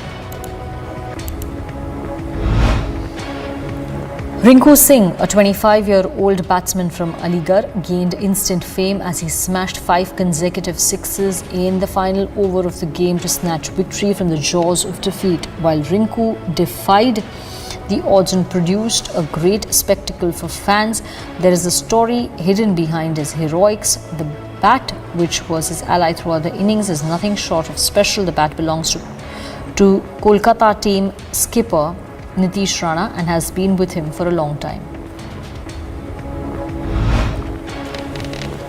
Shreyas Iyer uploaded an Instagram story on his official account and was seen pumped up by seeing Rinku Singh's last over finish.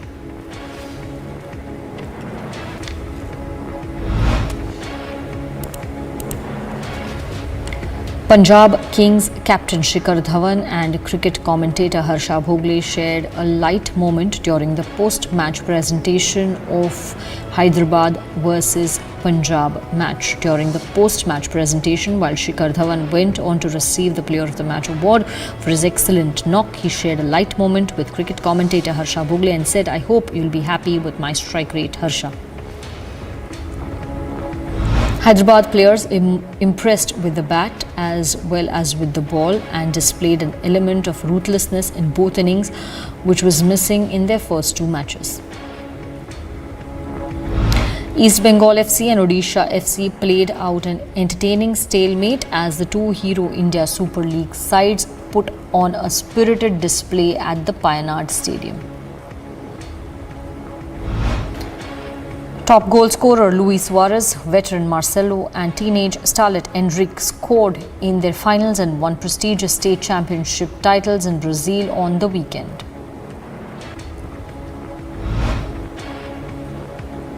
The uncertain global economic conditions and competition between for advertiser budgets have resulted in a weak start to IPL 2023. One-man army effort in the form of skipper Shikhar Dhawan helped the Punjab team reach a respectable total of 143 for 9 in their IPL match against Hyderabad. A century stand between the half-centurion Rahul Tripathi and skipper Aiden Markram, coupled with 4-wicket haul by spinner Mayank Markande, helped Hyderabad put an end to Punjab's 2-match winning run. The Indian cricketing fraternity lauded Kolkata batsman Rinku Singh, who pulled off one of the greatest heists in the T20 format by smashing 5 successive sixes in the final 5 balls of last over to seal a thrilling 3-wicket win against Gujarat.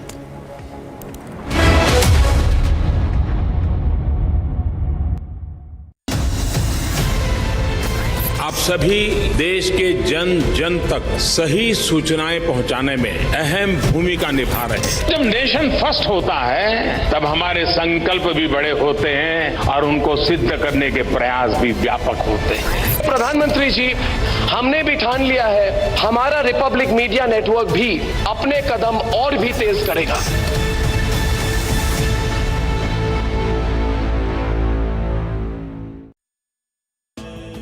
Amity faculty have filed over 1800 patents. Yet another reason why Amity has been ranked among the top for innovation achievements.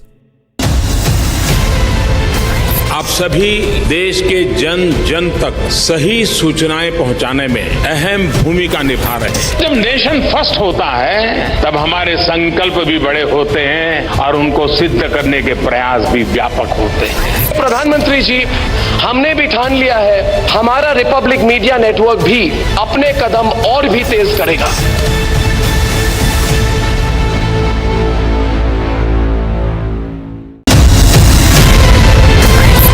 इस देश में बहुत समय के बाद एक ऐसी सरकार आई है जो सरकार टिकाने के लिए नहीं चल रही, देश को सुधारने के लिए सरकार चल रही है। ये पहला एक बड़ा इवेंट हुआ है जहां पे आप इस पर विस्तृत तौर से इन डिटेल आप बात करेंगे, तो let us address all issues.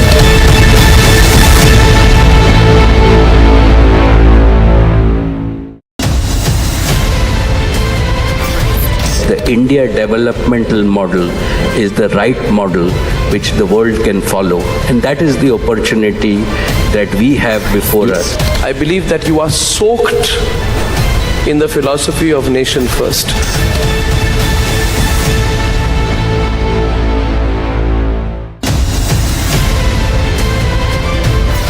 Dragging back economic fugitives, fantastic. But a crackdown on corruption alone is not enough to steer the economy. That is where the reforms are not just to remove those who are with several cases of corruption and disproportionate assets.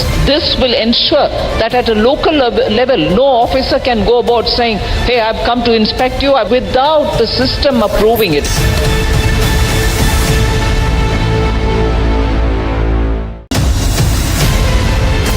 आप सभी देश के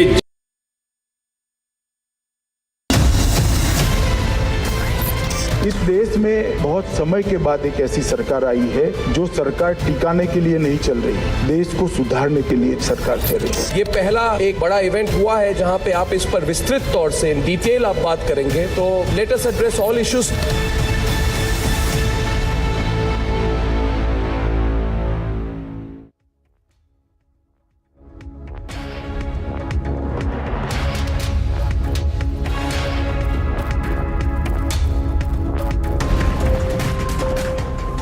In a massive embarrassment for the JDS, many people in a village in Ramnagar Assembly constituency went ahead and get out. The son of former Chief Minister of Karnataka and Nikhil Kumaraswamy was get out, stating that there was no sort of work which was being done by him or neither his mother as well. And the people were angry because an irrigation project which was inaugurated 5 years ago had not seen the day of the light, because apart from inauguration and ground laying ceremony, nothing was done by Anita Kumaraswamy, and therefore the villagers slammed Nikhil Kumaraswamy for coming to them and seeking votes. Otherwise, they wouldn't vote for him, and they also questioned the absence of Anita Kumaraswamy and questioned where she was, because it's been 5 years since she was voted into power, but till date she had not come to the constituency apart from the day when she had sought votes and apart from the day when she had won as well.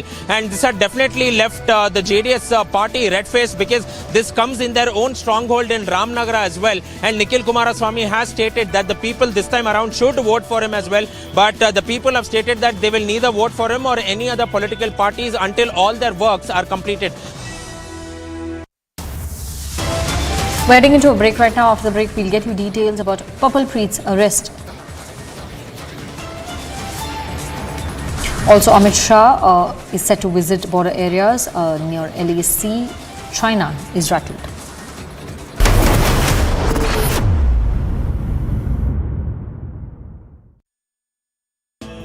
Amity faculty have filed over 1800 patents. Yet another reason why Amity has been ranked among the top for innovation achievements. The India developmental model is the right model which the world can follow, and that is the opportunity that we have before us. I believe that you are soaked in the philosophy of nation first.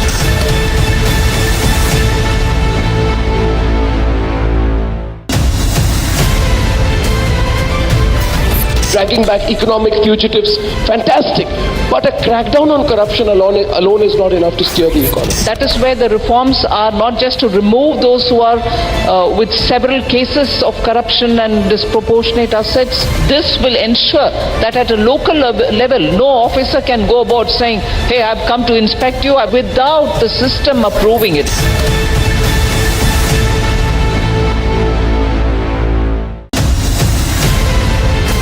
आप सभी देश के जन जन तक सही सूचनाएं पहुंचाने में अहम भूमिका निभा रहे हैं। जब नेशन फर्स्ट होता है तब हमारे संकल्प भी बड़े होते हैं और उनको सिद्ध करने के प्रयास भी व्यापक होते हैं। प्रधानमंत्री जी, हमने भी ठान लिया है, हमारा रिपब्लिक मीडिया नेटवर्क भी अपने कदम और भी तेज करेगा।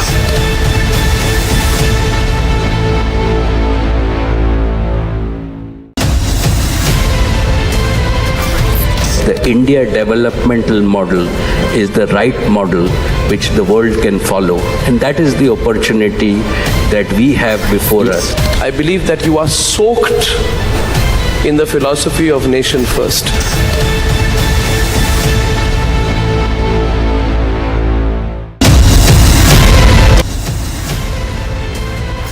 Mediation will work when there is uncertainty of winning by any one party. इसलिए जो judgment आया यही सबसे उत्तम है. This puts an end to the whole issue. Assertive 1% that wants to open the wounds again. They do not operate only by the verdict of the court.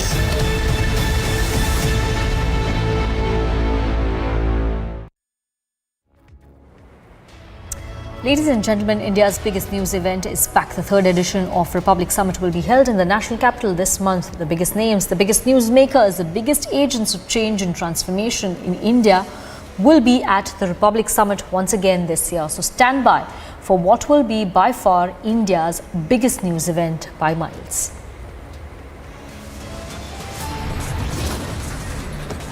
Amritpal's closest aide, Papalpreet Singh, has been arrested. Sources suggest he will be taken to Assam next.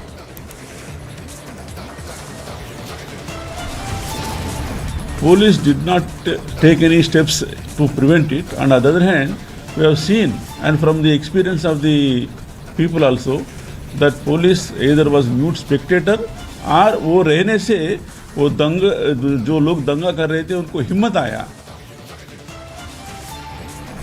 The fact-finding panel's interim report says riots were pre-planned and orchestrated. And Amit Shah is set to visit border areas in Arunachal Pradesh. Rattle China is opposing the visit.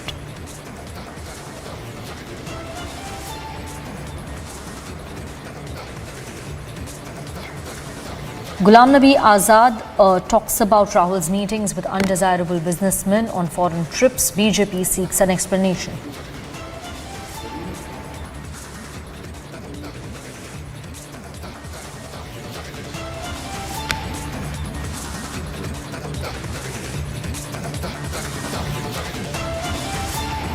And getting you details of the top story at this hour, Amritpal aide Papalpreet Singh has been arrested by a Punjab police SOG, and sources say that he will be taken to Assam soon.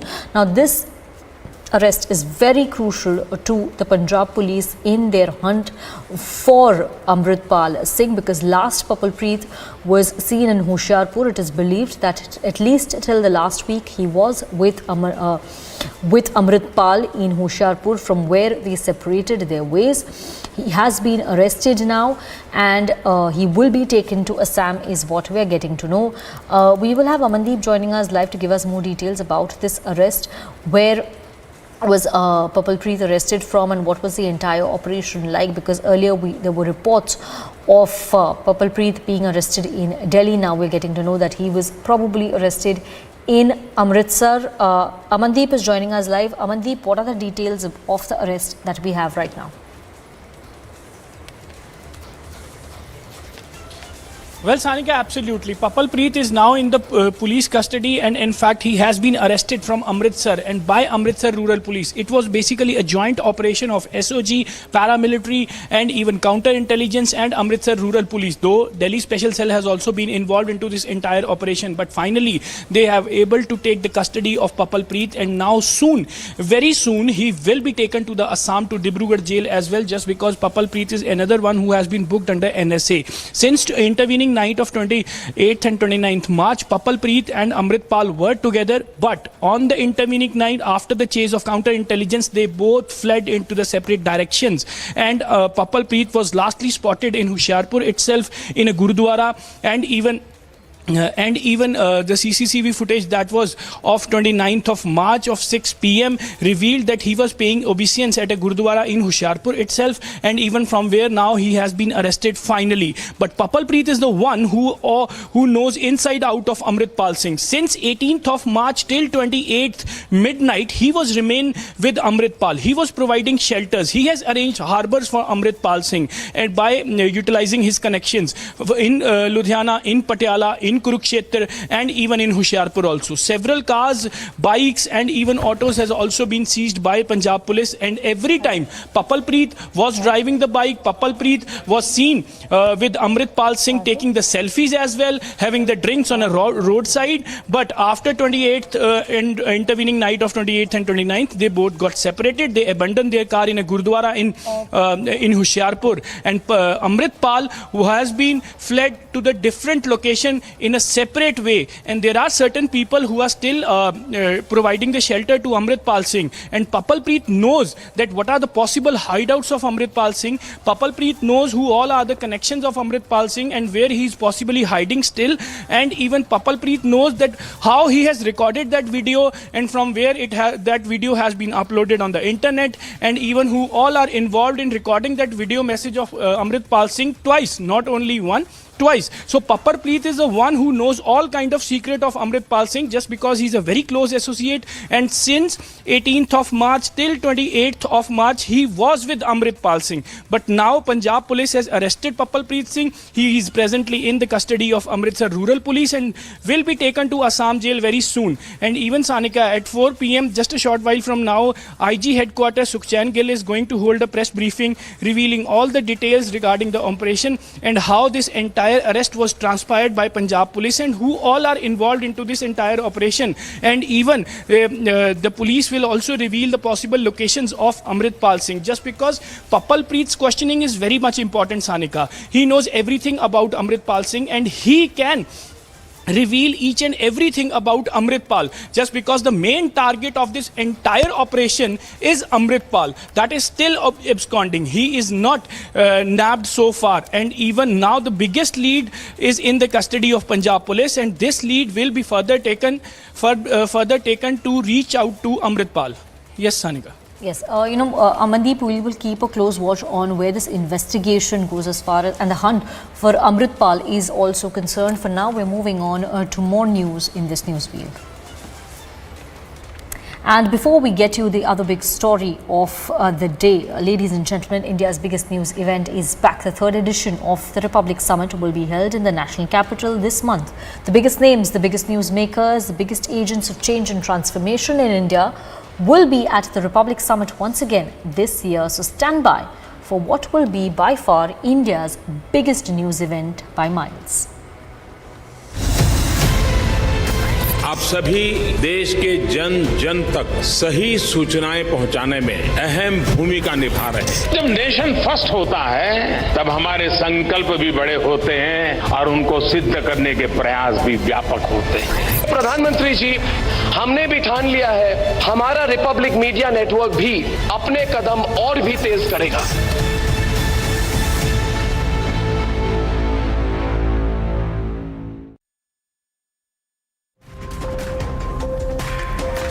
The Bruhat Bengaluru Hotels Association has announced that it would choose only Nandini milk to support the state's farmers. Amul versus Nandini milk debate has recently been stoked and has led to a political slugfest in poll-bound Karnataka. Karnataka Rakshana Vedike, which is a pro-Kannada group, staged a protest in Bengaluru against Amul's entry into the poll-bound state of Karnataka and slammed the government, saying that it is the government who is pushing for Amul's entry in the state. Karnataka police has detained several protesters of the pro-Kannada group Karnataka Rakshana Vedike organization who oppose the sale of Amul milk in Karnataka.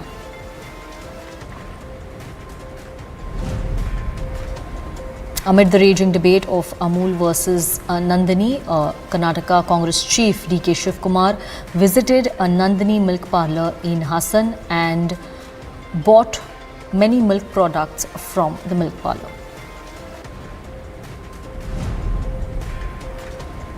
Now, amid the Amul versus Nandini milk controversy, the JDS state president has triggered controversy with his very provocative statement.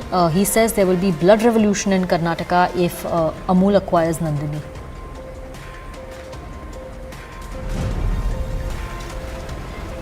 Son of former Chief Minister H.D. Kumaraswamy, Nikhil Kumaraswamy, who is also the candidate of Ramanagara Assembly constituency, had to face the wrath of locals over lack of basic facilities. This face-off took place while he was campaigning in his constituency. A similar incident took place in Galataka village in Karnataka, where BJP Minister Shashikala Jolly was confronted by voters who accused her of not providing any basic facilities and coming to the village only to seek votes during elections. And the BJP is slated to release its first list of candidates this evening. B.S. Yedurappa has said that the first list will contain almost 170 to 180 candidates.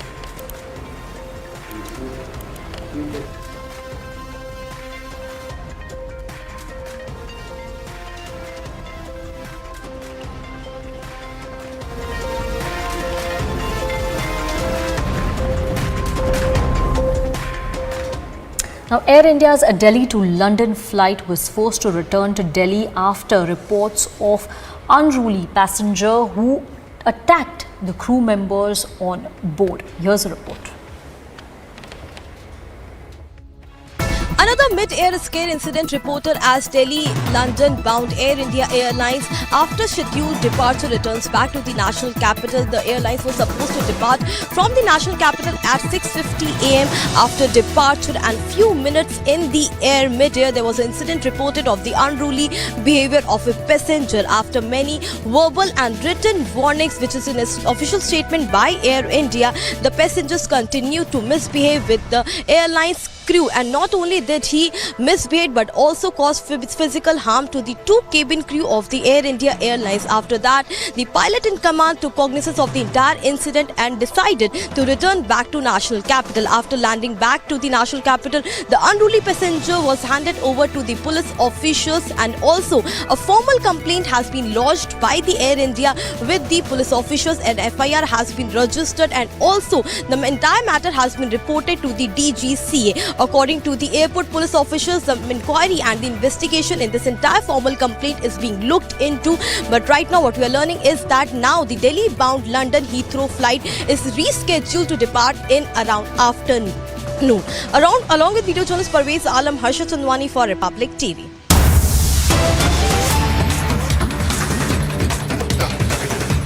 We're getting breaking news from the state of Karnataka, where Republic has an official confirmation from SDPI that Congress and JDS had approached SDPI for an alliance ahead of elections. This is as per the statement coming in from SDPI State General Secretary. We have Prajwal joining us live, who's getting us this news break from Karnataka. Prajwal, SDPI, which is linked to the banned radical group PFI, which is actually the political wing of the PFI, is now confirming that Congress and JDS, both these parties have approached the controversial political party SDPI for alliance in the upcoming elections. What are the details about this conversation that you had with the SDPI leader that you can share with our viewers? Sanika, now categorically, even speaking about this entire conversation which took place between me and Afsar Kotlipete, who is the State General Secretary and the election in charge for the SCPI in the state of Karnataka, he stated that apart from the BJP, all the other political parties have approached him, meaning to say that even the Aam Aadmi Party, the AIMIM and also the JDS and the Congress have approached them because initially it was understood that they would be contesting from all the 224 assembly constituencies.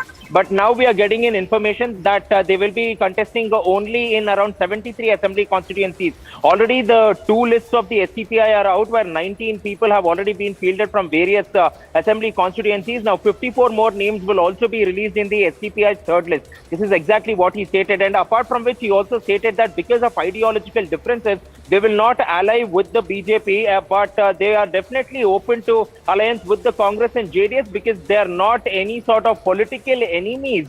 But they are only political rivals because there has always been a change in the ideologies and there has been a change in the mindset as well. So this is something which Afsar Kotlipete stated. And also let's remember this, Sanika, as well, because 1 month ago, Mohammad Ilyas Tumbe, who is the National General Secretary of the SCPI, had spoken and had stated that in 2018, there was an alliance with the Congress. The SCPI had an alliance with the Congress and therefore they plan to contest only in a certain few seats, whereas they had left the other seats for the Congress to contest from. And he had also stated that this time around, there will not be any sort of alliance as well. But somewhere now, the SCPI is again open to alliance. And what is more even shocking over here is the fact that it is not only the Congress, but also the JDS, the Aam Aadmi Party and the AIMIM who have gone on to approach the SCPI to strike an alliance in certain assembly constituencies where they will field a common candidate from their party, also declaring support for the SCPI. So this is something which is happening on the expected lines as well. And with the Congress approaching the SCPI, should definitely not come as a surprise here, where the SCPI has again fallen back on their strong ally, which is the Congress, and has now continued to act as a B team for the Congress and the JDS in the state of Karnataka. Prajwal, any confirmation or any response from the Congress to this statement made by the SDPI? So far, the Congress has denied, they have denied, stating that they are having any sort of alliance as well. And also coming to it, a majority of the Congress leaders are already flying to the national capital as well. So we'll need to get to understand this. And also, Sanika, a list of 58 names are yet to be announced by the Congress as well. So let's go ahead and see as to who are these people who will be contesting from these assembly constituencies, because interestingly, in the 19 assembly constituencies which the SCPI has gone on to field, the Congress has only fielded 10 candidates from these assembly constituencies, and 9 of these assembly constituencies still remain vacant, and the Congress has not announced any candidates. So will they announce the candidates for these constituencies or not? That is something to be seen. And also, who are these candidates they will be fielding? Because last time around in 2018 as well, when the Congress did go ahead and field candidates, it was alleged by Mohammad Ilyas Tumbe, stating that they were all weak candidates who were fielded against the SCPI, so that the SCPI will get a headstrong start in the elections as well. So this time around, even who are these candidates who are being fielded against the SCPI will be under a lot of scrutiny. Yes, and in fact, Prajwal, just a few days back, you had reported on another news break related to SDPI, where the SDPI leader had said that in 2018, they sort of had a secret deal with Congress, after which SDPI had pulled down their candidates from contesting elections. And in fact, as we take the story forward, as this news break forward, we have S. Prakash of the BJP joining us on the phone line. Mr. S. Prakash, if SDPI leader has officially confirmed to Republic that Congress and JDS had approached them for alliance, what is your first response on that? It's very shocking to know that these two parties have approached a terror-related SDPI party for alliance. It is the very same party who claim they don't support SDPI. But their own SDPI own General Secretary has confessed that these two have approached them. PFI is a banned organization and SDPI is offshoot of PFI. And these two political parties, for paltry minority votes, they have no hesitation to associate it with a terror-tainted party called SDPI. This clearly exposes the mindset of these two political parties, and people of Karnataka are well aware of the designs behind it, and these two will be taught a good lesson in the forthcoming assembly polls. Thank you very much, Mr. S. Prakash, for joining us and giving us your live response on this big breaking story on Republic TV as far as the Karnataka elections is concerned, where Congress and JDS seem to be in talks seem to have approached SDPI. This is as per the statement made by the SDPI leader and in a conversation with our reporter Prajwal. If Prajwal continues to join us live on this broadcast. Prajwal, what we were talking about earlier about the statement from the SDPI leader, where he said that there was sort of a secret understanding between the SDPI and the Congress in 2018, due to which SDPI pulled down few candidates from their election list in 2018, and now SDPI is telling us that Congress had approached them for an alliance. Is it somewhat hinting at another appeasement politics sort of a situation in Karnataka?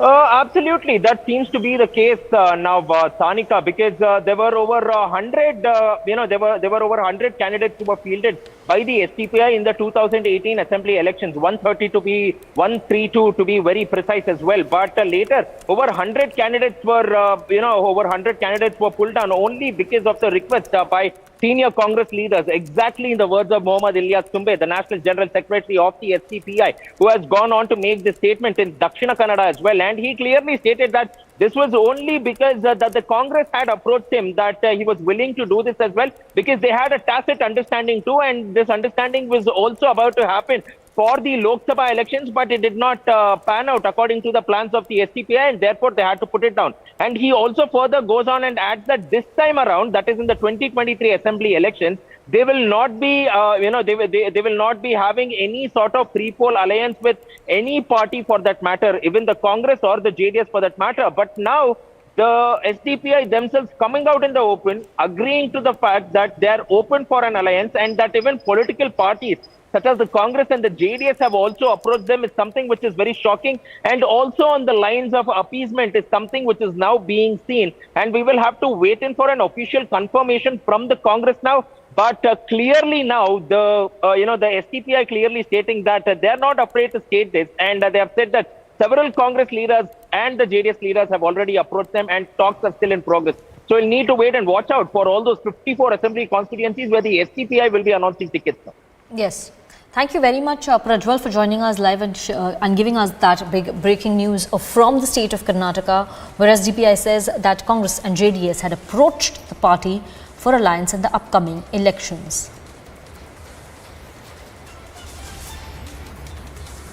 And another very important news from the state of Karnataka, where the voters are seeking accountability from the netas. This time it was H.D. Kumaraswamy's son Nikhil Kumaraswamy who was confronted by one such voter while on campaign trail.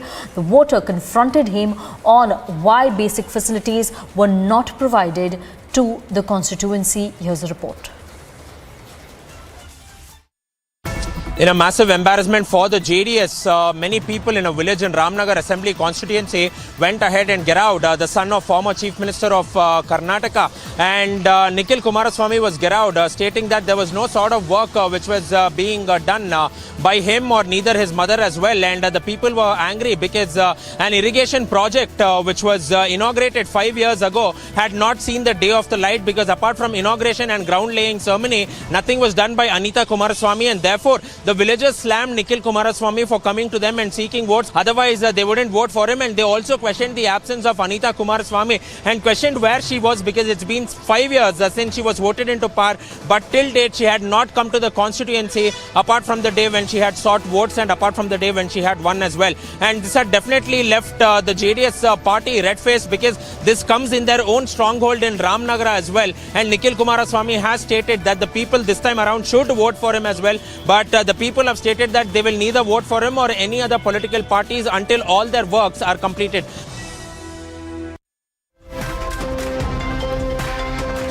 Union Home Minister Amit Shah met Assam Chief Minister Himanta Biswa Sarma in Dibrugarh. Union Home Minister is headed to the border areas in Arunachal Pradesh. The visit comes days after China's provocation of renaming villages in the state.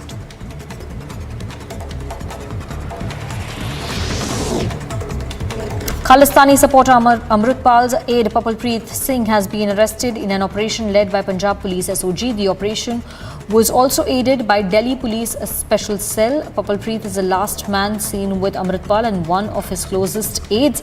However, Amritpal continues to remain on the run. Amritpal's legal team has reached Assam's Dibrugarh. His team of advocates include Deep Sidhu's brother Mandeep Sidhu. Legal team is trying to meet Waris Punjab. They members lodged in Assam jail. Fact-finding committee headed by Justice L. Narasimha Reddy has made scathing observations on Bengal riots. The panel has prepared an interim report mentioning that Mamata government did not do enough. The report also alleged inaction by Bengal cops. The fact-finding committee will submit the report to Bengal governor this evening. A team led by Union Minister Nitin Gadkari reviewed the progress of Zorjila Tunnel project in Jammu and Kashmir. The project is part of government's plan to boost connectivity and will connect Gandarbal in Jammu and Kashmir to Kargil in Ladakh. Once completed, the project will provide great aid to the security forces too. It is really a great pleasure for me to interact with you. This is to be a state-of-art project, and with the cooperation of Honorable LG Saab and the state government of Kashmir, it is to be very helpful for us. And this is one of the important things which is our dream, Kashmir se Kanyakumari. Amid the ongoing tussle between Tamil Nadu government and Governor, Chief Minister Stalin has tabled a resolution against the Governor for the second time to urge the centre to instruct the Governor to approve the bills sent to him after being passed in the Assembly. Earlier, AIDMK staged walkout to escape from voting for the resolution against the Governor.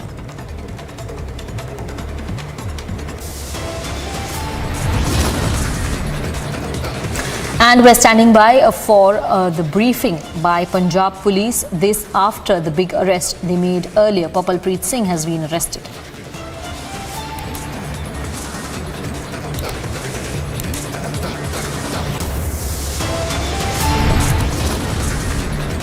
And Vice President has slammed Rahul Gandhi. He has said that political lens should be kept behind while speaking on a foreign land.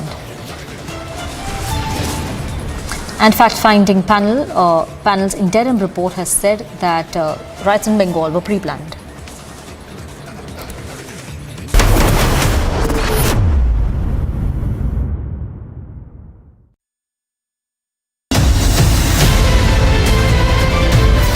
Dragging back economic fugitives, fantastic.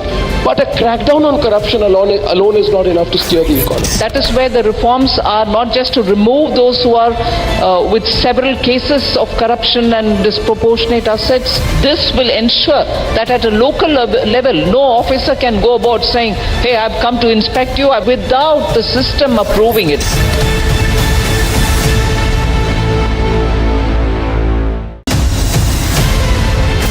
आप सभी देश के जन जन तक सही सूचनाएं पहुंचाने में अहम भूमिका निभा रहे हैं। जब नेशन फर्स्ट होता है तब हमारे संकल्प भी बड़े होते हैं और उनको सिद्ध करने के प्रयास भी व्यापक होते हैं। प्रधानमंत्री जी, हमने भी ठान लिया है, हमारा रिपब्लिक मीडिया नेटवर्क भी अपने कदम और भी तेज करेगा।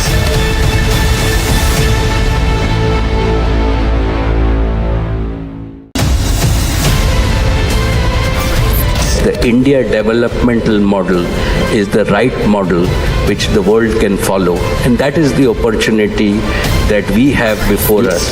I believe that you are soaked in the philosophy of nation first.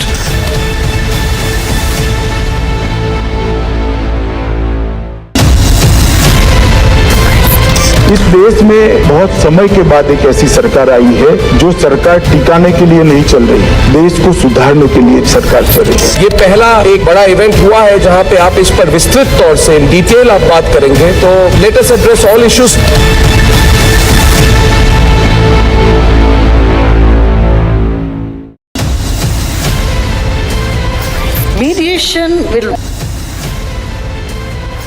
Mediation will work when there is uncertainty of winning by any one party. इसलिए जो judgment आया यही सबसे उत्तम है. This puts an end to the whole issue. Assertive 1% that wants to open the wounds again. They do not operate only by the verdict of the court.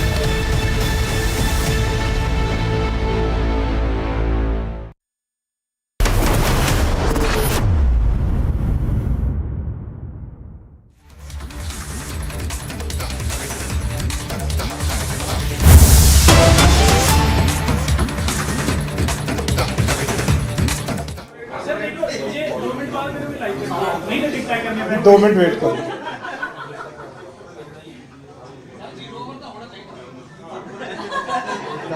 Sir एक दो question पर लाई लो।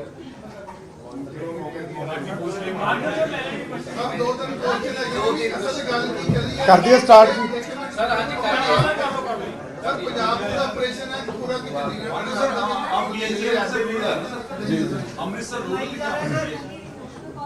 पंजाब पुलिस ने मानयोग CM साहब दी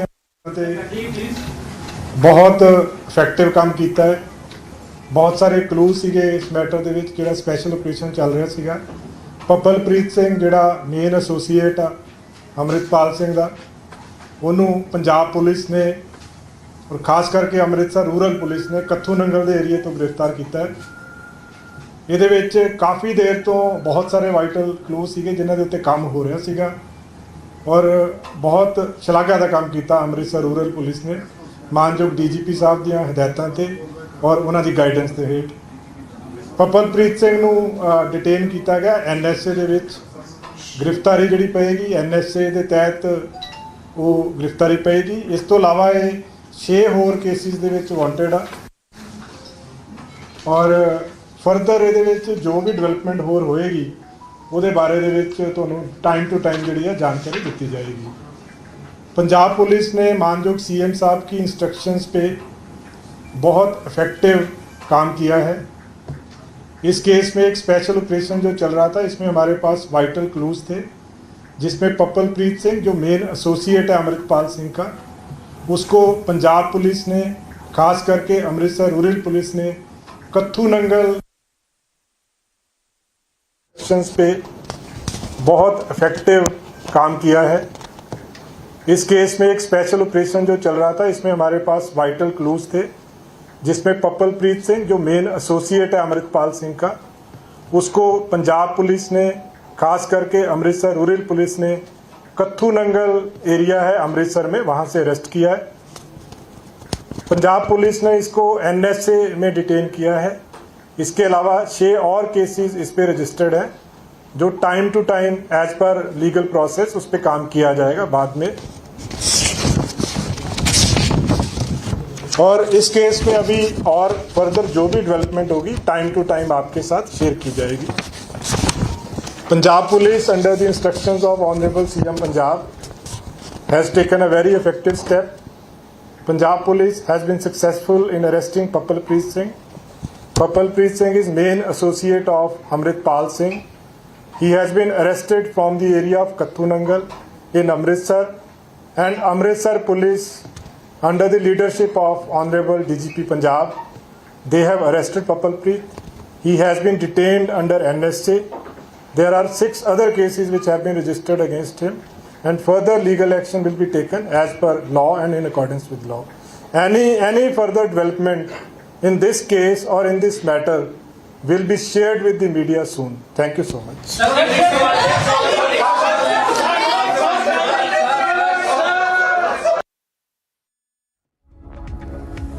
So that was the briefing of the Punjab police, remember, after the arrest of Papanpreet Pal. This is, remember, again, a very close aide of Amritpal. the man who still is a fugitive. Now, Papalpreet is Amit Pal's main associate, is what you've just heard from the Punjab police. They say he was wanted in 6 cases. They also say that we will ensure that we will catch Amrit Pal very, very soon. But like I said, the critical question continues to be that why is it that after so many days, there is absolutely no clue of where this man is? Why is it today that the police has not been able to nab him? Now, multiple CCTV footages is what you have seen all through the last many days as Amrit Pal continues to be on the run. The Punjab police there was speaking after the arrest of Papalpreet, also by the special cell of the Delhi police, and they say that he's been arrested under the NSA. They also insist that he's the main associate of Amrit Pal, and they believe that they are now a step closer to catch Amrit Pal. But will that happen or not? Again, is anyone's guess. I'm told our colleague Amandeep is also joining us for more details on that story. Amandeep, what more do we know about what the police possibly is not saying right now? They speak about Papalpreet, arrest. They say that he's been booked under the NSA. But why haven't they answered the question about Amrit Pal and where is that man right now? Very surprising and shocking press conference, Dipti. The Punjab police, this was a one-way communication. They came here, they just speak 4 lines and after that they left. IG headquarters Sukhchain Gill and IG border range Narendra Bhargav, they both were present in the press conference and they revealed very brief information about the arrest of Papalpreet. And without taking a single question, they have left the press conference, and in fact they left the press conference hall also. And even if they wanted to reveal only information, only one side, then why they are calling the press conference? They are saying that Papalpreet has been arrested, and he has been arrested by the Amritsar Rural Police, what we have stamped earlier, and in fact he has been arrested from a Katunangal area of Amritsar. He was booked under NSA, and later the law course will be followed according to the National Security Act. This is all about the press conference and the brief about Papalpreet's arrest, and in fact no question regarding Amrit Pal Singh, not a single query regarding the hiding and possible hideouts of Amrit Pal Singh. No question has been attended by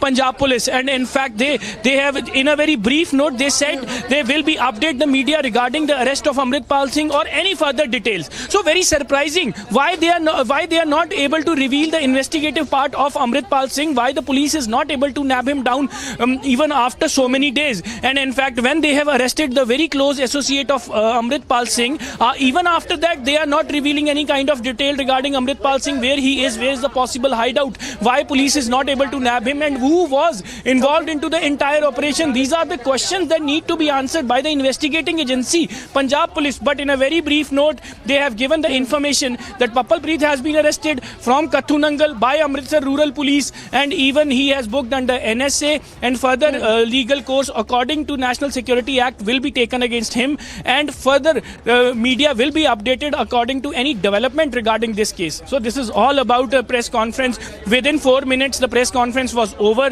But yes, Papalpreet, a close associate of Amrit Pal Singh, has been arrested, and in fact now the possible hideouts must be with Punjab police, and in fact they will be very close to arrest Amrit Pal Singh. But so far Amrit Pal Singh is not in the custody of Punjab police. That is a fact of matter.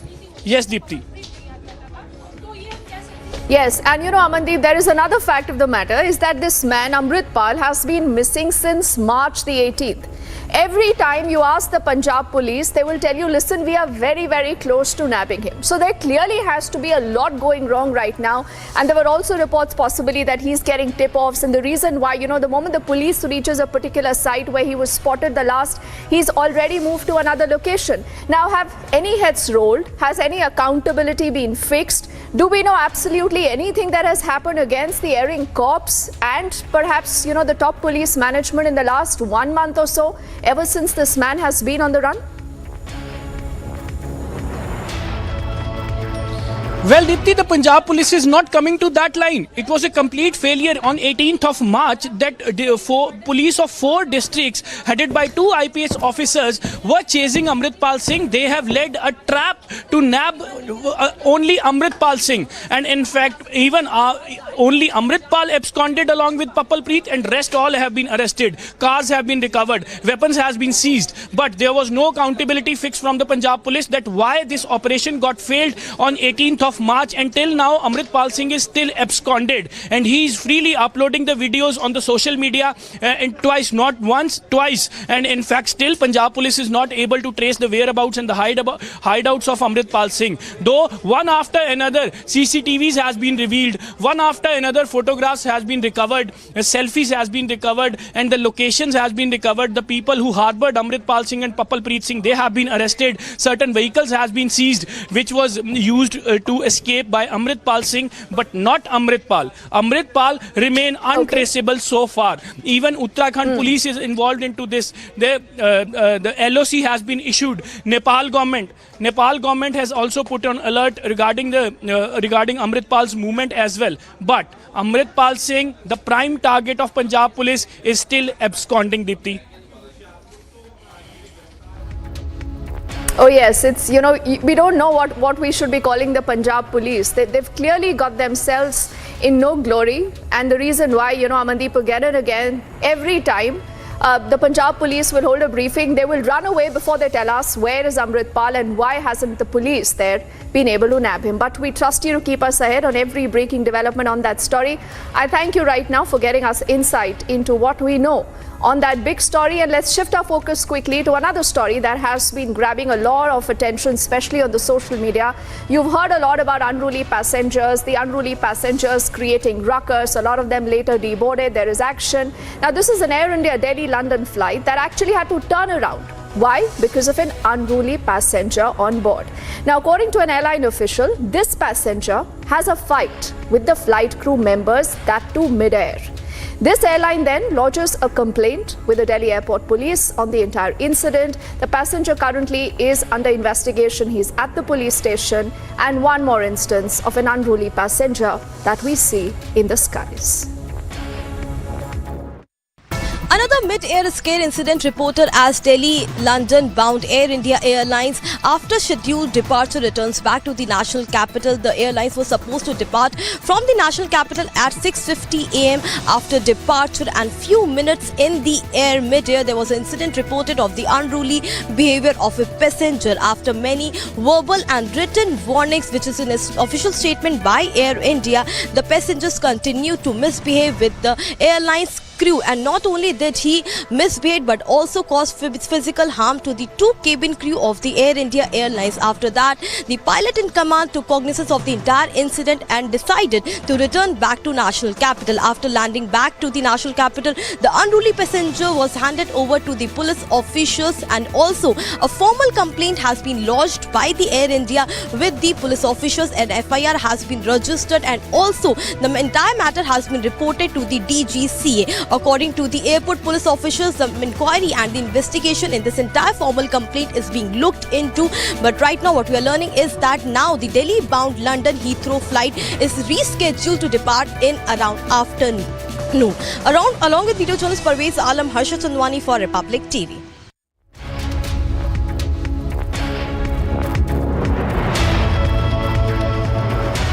Let's shift our focus to a lot of political mudslinging that's happening between the BJP and the Congress. Not the very first time that, remember, we are seeing a direct Rahul Gandhi versus a BJP tirade again. But this happened after you had seen Rahul Gandhi actually, remember, putting out a tweet. He had questioned Ghulam Nabi Azad. He now, remember, has left the Congress, and not just left the Congress, he has spoken up against the Congress regime. He's spoken up particularly against Rahul Gandhi and many of his missteps. Now, this is where Ghulam Nabi Azad earlier, remember, had made a claim where he said that whenever Rahul Gandhi flies out, he meets certain undesirable businessmen. Now, the BJP has latched on to that comment. They use that comment now to ask these questions of Rahul Gandhi. मैंने कोई अपनी बात नहीं कही, अभी गुलाम नबी आजाद ने जो टिप्पणी की वो आपको सुना दिया। इससे एक बड़ा सवाल उठता है कि राहुल गांधी हर 4-5 महीने के बाद विदेश जाते हैं। किससे मिलते हैं राहुल गांधी जी? क्योंकि बाकी तो जाते हैं तो क्या क्या बोलते हैं कि भारत के लोकतंत्र पर ही सवाल करते हैं, वो चर्चा हम लोग कर चुके हैं। लेकिन राहुल गांधी किससे मिलते हैं? ये अनडिजायरेबल बिजनेसमैन कौन है? ये देश जरूर जानना चाहेगा और हम चाहेंगे कि ये बात सच्चाई देश के सामने आनी चाहिए कि राहुल गांधी जी जब भी विदेश जाते हैं तो किस तरह के अनडिजायरेबल एलिमेंट से, बिजनेसमैन से, अवांछनीय बिजनेसमैन से वो मिलते हैं और उनके मिलने का एजेंडा क्या होता है। और दूसरा सवाल ये उठता है कि जब भी राहुल गांधी विदेश से भारत लौटते हैं तो उनका और हमला तेज हो जाता है। जरा शांत रहिए।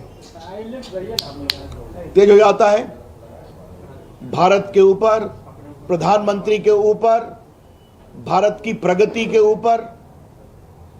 आज तक राहुल गांधी जी ने पिछले 9 साल में भारत की विकास यात्रा में एक भी अच्छे शब्द नहीं कहे। चलिए उनका विषय है, लेकिन आज भारत दुनिया की 5वीं इकॉनमी बन चुका है, इंग्लैंड से आगे निकल चुका है। भारत का आईटी सेक्टर, भारत का डिजिटल सेक्टर, भारत का स्टार्टअप सेक्टर। याद करिए कि जब कोरोना काल में मेड इन इंडिया वैक्सीन ने दुनिया में अपना परचम लहराया तो उसका भी विरोध कर रहे थे कि कौन सी वैक्सीन है। तो क्या Rahul Gandhi anti India businessman के इशारे पर भारत को कमजोर करने की कोशिश कर रहे हैं और मोदी जी के खिलाफ अभियान कर रहे हैं? मैं फिर कहूंगा, ये अनडिजायरेबल बिजनेसमैन विदेश में कौन है? और जब भी राहुल गांधी उनसे मिलकर आते हैं तो भारत के खिलाफ, मोदी जी के खिलाफ, भारत की विकास यात्रा के खिलाफ उनकी जबान और तल्ख हो जाती है। ही बिकम्स मोर एग्रेसिव। एक अंतिम बात कहनी है कि अडानी रोज प्रकरण जपते हैं वो। मैं फिर रिपीट करूंगा, अडानी को विदेश में पहली खान कब मिली? जब मनमोहन सिंह की सरकार 2009 में, 2011 में बड़ी खान मिली उनको न्यूजीलैंड में, ऑस्ट्रेलिया में। तो क्या मनमोहन सिंह जाते थे क्या? आज राहुल गांधी जवाब दें। 65,000 करोड़ रुपए का पूंजी निवेश अडानी आपकी सरकार राजस्थान में कर रहे हैं कि नहीं, जहां अशोक गहलोत जी मुख्यमंत्री हैं? अडानी का पोर्ट बन रहा है कि नहीं केरला में, जिसको कांग्रेस पार्टी ने ओके किया और आज सीपीएम सीपीआई की सरकार उसको एग्जीक्यूट करवा रही है। अडानी को कोयला खदान का एक्सपेंशन छत्तीसगढ़ की कांग्रेस सरकार ने दिया या नहीं दिया? और बाकी बंगाल में भी 15,000 करोड़ का पूंजी निवेश हो रहा है। तो राहुल गांधी कुछ नहीं बोलते हैं इस पर, आज तक जवाब नहीं देते हैं और खाली झूठ बातें करना, बेबुनियाद आरोप लगाना उनकी फितरत बन गई है। इसके हम बहुत भर्त्सना करते हैं। लेकिन राहुल गांधी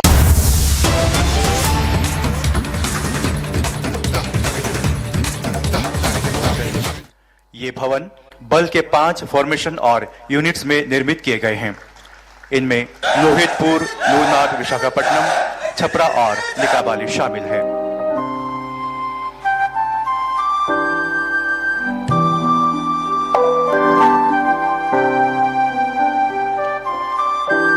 कि एटीएस आईटीबीपी लोहितपुर में आवासीय परिवार भवन टाइप 2, 3, 4, 5 का निर्माण किया गया है। सभी भवनों का निर्माण बच्चों की सुरक्षा को ध्यान में रखते हुए किया है और इसमें रोशनी, हवा व पानी की उचित व्यवस्था है। हम सब परिवारजन इसमें सुरक्षित रह पाएंगे। इसके लिए हम सभी गृह मंत्रालय, भारत सरकार एवं भारत तिब्बत सीमा पुलिस बल का बहुत बहुत धन्यवाद व आभार व्यक्त करते हैं।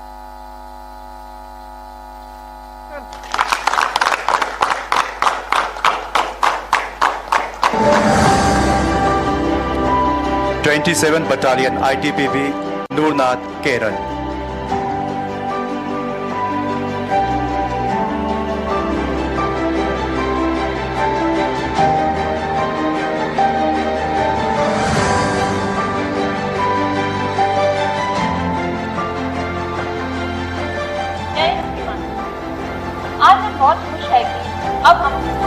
वाहिनी लोनाट केरला के परिसर में बने सरकारी आवास पर रह रहे हैं।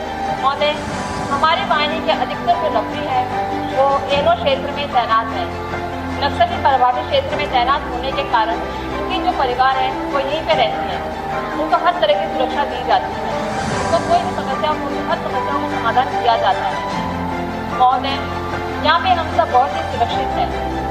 महोदय, अब मैं हम सब परिवारजनों के तहत आपको बहुत बहुत आभारी हूँ। जय हिंद श्री भारत माता की जय, भारत माता की जय, भारत माता की जय। 56th battalion ITBP Visakhapatnam, Andhra Pradesh. नमस्कार महोदय, आज हमें बहुत खुशी हो रही है कि अब हम अपने परिवार के साथ 56वीं वाहिनी कैंप परिसर में बने सरकारी आवास में रह सकते हैं। यहाँ पर बिजली, पानी एवं मेडिकल की सुविधा बहुत अच्छी की गई है। अब हम अपने परिवार के साथ यहाँ पर निश्चिंत एवं सुरक्षित तरीके से रह सकते हैं। मैं यहाँ पर उपस्थित सभी परिवारजनों की तरफ से माननीय गृह मंत्री भारत सरकार को आभार व्यक्त करती हूँ। धन्यवाद महोदय।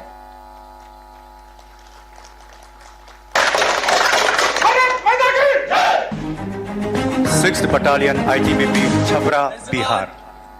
देश के यशस्वी केंद्रीय गृह एवं सहकारिता मंत्री आदरणीय श्री अमित शाह जी आज 6वीं वाहिनी भारत तिब्बत सीमा पुलिस बल छपरा को 120 बेड का हिमवीर बैरक का लोकार्पण किए हैं, जो अत्याधुनिक सुविधाओं से सुसज्जित है। धन्यवाद। जय श्रीमान।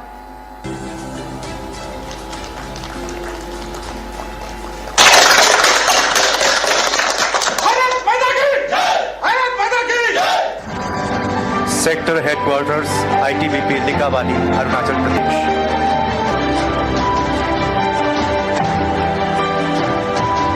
श्रीमान माननीय केंद्रीय गृह मंत्री जी, भारत सरकार आज हमें अपने क्षेत्रीय मुख्यालय लेकावली में प्रशासनिक कार्यों को सुचारू रूप से चलाने के लिए प्रशासनिक भवन, जवानों के इलाज के लिए अस्पताल, रहने के लिए जवान बैरक, अधीनस्थ अधिकारी मेस का अनुकूल आवास मिल रहा है, जिसके लिए मैं सभी पदाधिकारियों की ओर से माननीय गृह मंत्री महोदय एवं अधिकारियों का आभार व्यक्त करता हूं।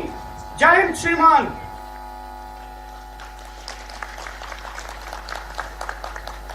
बहुत बहुत धन्यवाद। देवियों सज्जनों, अब हम बड़े ही आदर के साथ आज के इस भव्य कार्यक्रम के मुख्य अतिथि महोदय माननीय केंद्रीय गृह मंत्री श्री अमित शाह जी से निवेदन करते हैं, अपने आशीर्वचनों से हमें आह्लादित करें, हमारा मार्गदर्शन करें। माननीय केंद्रीय गृह एवं सहकारिता मंत्री महोदय।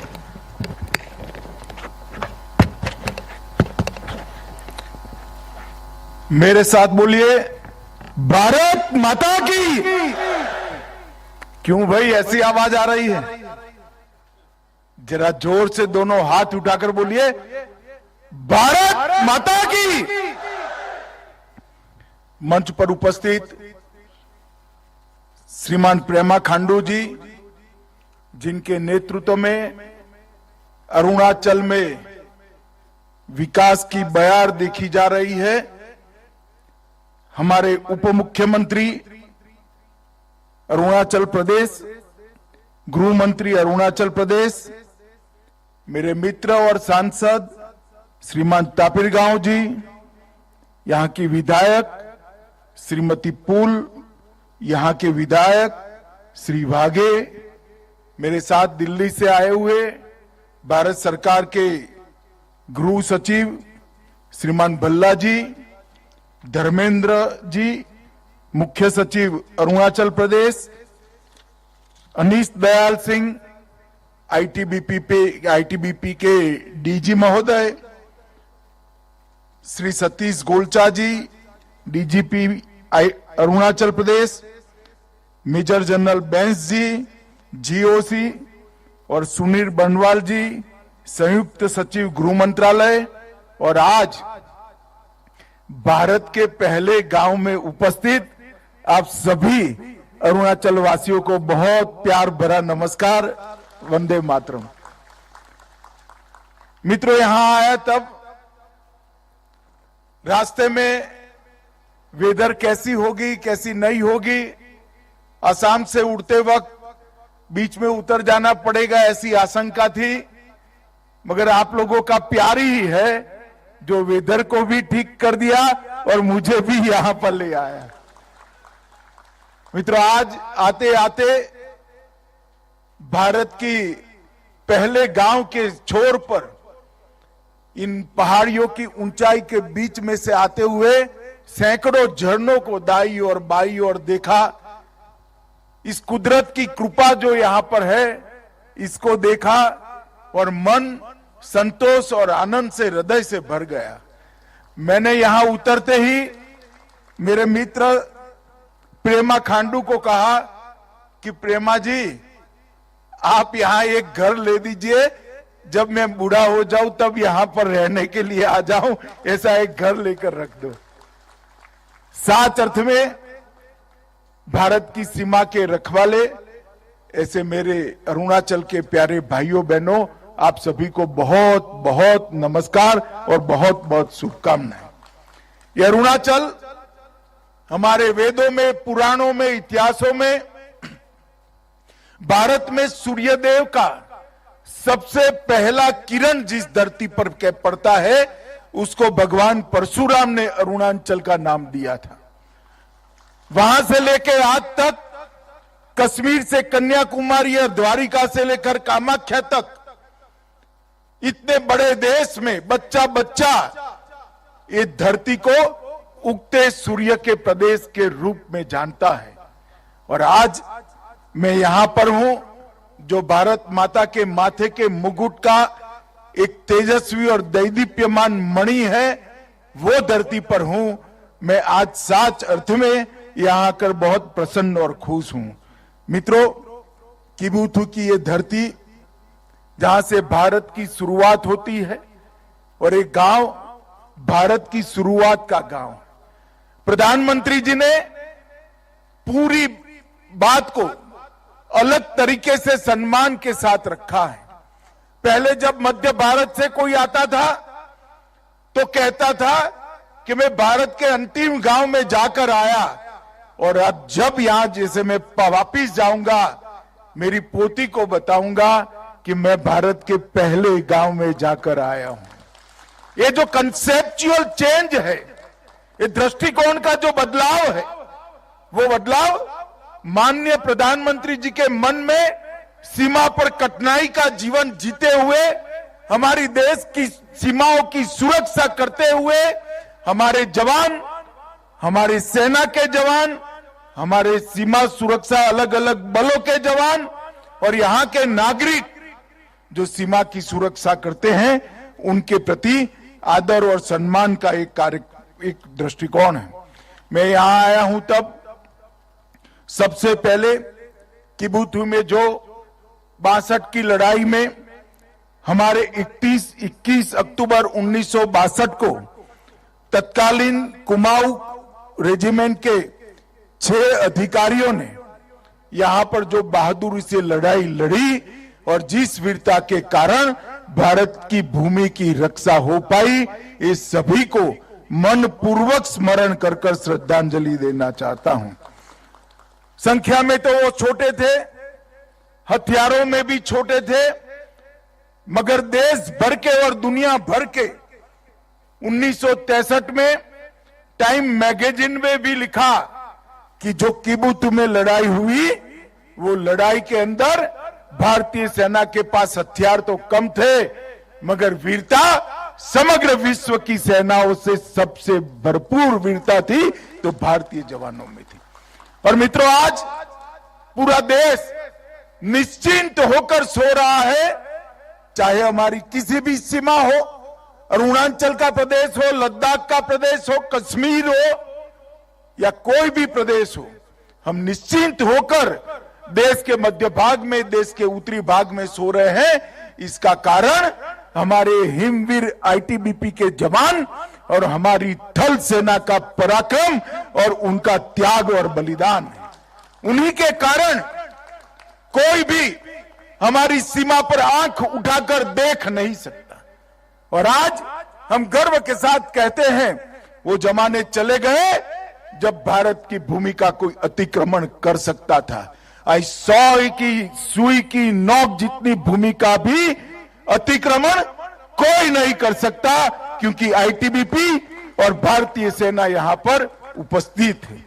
यहां पर 13,000 फुट की ऊंचाई पर कठिनाई के साथ अपने युवानी को बिताते हुए, अपने परिवार से दूर, बूढ़े माँ बाप और छोटे बच्चों के से दूर रहकर देश की सेवा कर रहे वो सभी जवानों के त्याग, बलिदान, शौर्य और उत्साह को और देशभक्ति को मैं दो हाथ जोड़कर प्रणाम कर मेरी बात की शुरुआत करना चाहता हूं।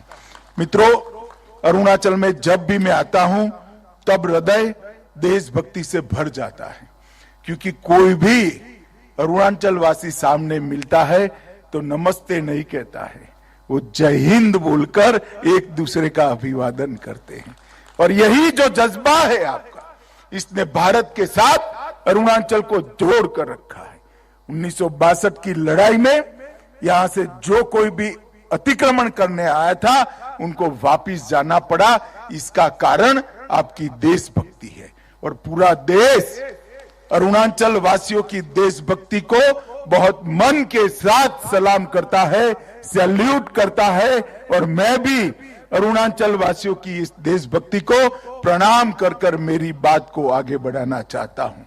मित्रों, आज यहां पर इस गांव में वाइब्रेंट विलेज में समाया गया एक गांव है, चाहे किबुतु हो चाहे कुहा हो, ये सभी गांव एक जमाना था। 10 साल पहले चिंता हो रही थी कि गांव खाली यार हो रहे हैं, परंतु मोदी जी ने इस गांव के अंदर विकास को पहुंचाने का काम किया। अभी मैं आते वक्त देख रहा था, महिला सेल्फ हेल्प ग्रुप की बहनों ने बनाई हुई चीजों को, सभी बहनों को रोजगारी मिले, इसके लिए भारत के सबसे पहले गांव पर, सीमा के सबसे पहले गांव तक रोजगारी पहुंचाने का काम ये भारतीय जनता पार्टी की नरेंद्र मोदी सरकार ने किया है। और मोदी जी अब जो वाइब्रेंट विलेज कार्यक्रम लेकर आए हैं, उत्तरी भूभाग की सीमा 4 राज्यों और एक यूटी के 19 जिले, 46 ब्लॉक और 2967 गांवों में ये वाइब्रेंट विलेज कार्यक्रम शुरू हो रहा है। इसका पहला हिस्सा 662 गांवों में और 46 ब्लॉकों में शुरू होगा।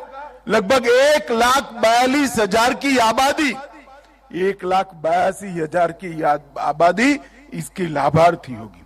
2022 से लेकर 2026 तक 4800 करोड़ रुपया खर्च किया जाएगा।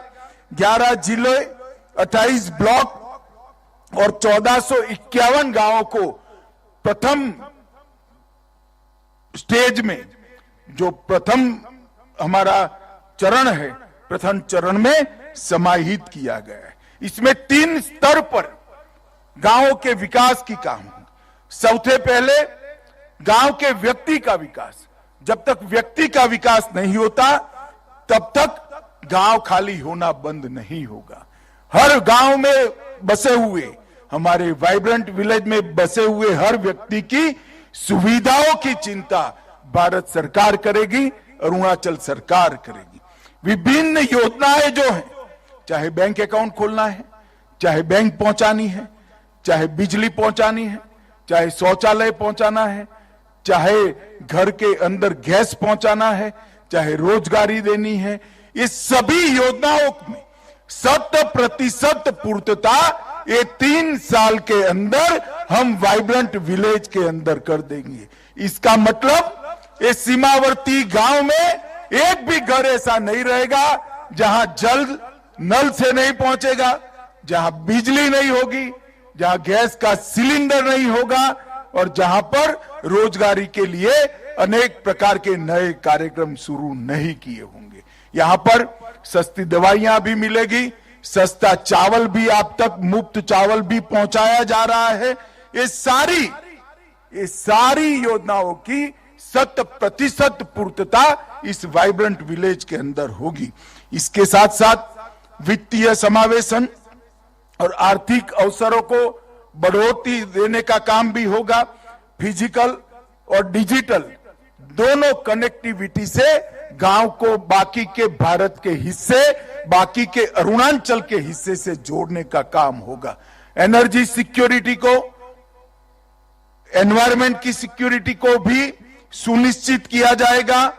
पर्यटन और स्थानीय संस्कृति और स्थानीय भाषा को भी इसका संरक्षण और संवर्धन करते हुए ये गांवों को एक 100% रूप से अपनी संस्कृति की रक्षा कर पाए, इस प्रकार के गांव हम बनाएंगे। इसका दूसरा लक्ष्य होगा पलायन रोकना। यहां पर रोजगारी की सारी सुविधाएं हम खड़ी होंगे। निर्जन गांवों में पुनर्वास होगा। हमारे उप मुख्यमंत्री जी ने बताया कि कनेक्टिविटी के कारण पहले गांवों में आबादी घट रही थी, अब गांवों में आबादी बढ़ रही है और प्रभावित गांवों में पूर्ववत स्थिति प्राप्त करने का हमने 5 साल का लक्ष्य रखा है, जिसको मैं खुद गृह मंत्रालय में से हर महीने मॉनिटर करने वाला हूं और प्रधानमंत्री जी भी गृह मंत्रालय की बार बार पृच्छा कर रहे हैं। और इसके साथ साथ तीसरा लक्ष्य है सीमावर्ती गांवों की मूलभूत इंफ्रास्ट्रक्चर।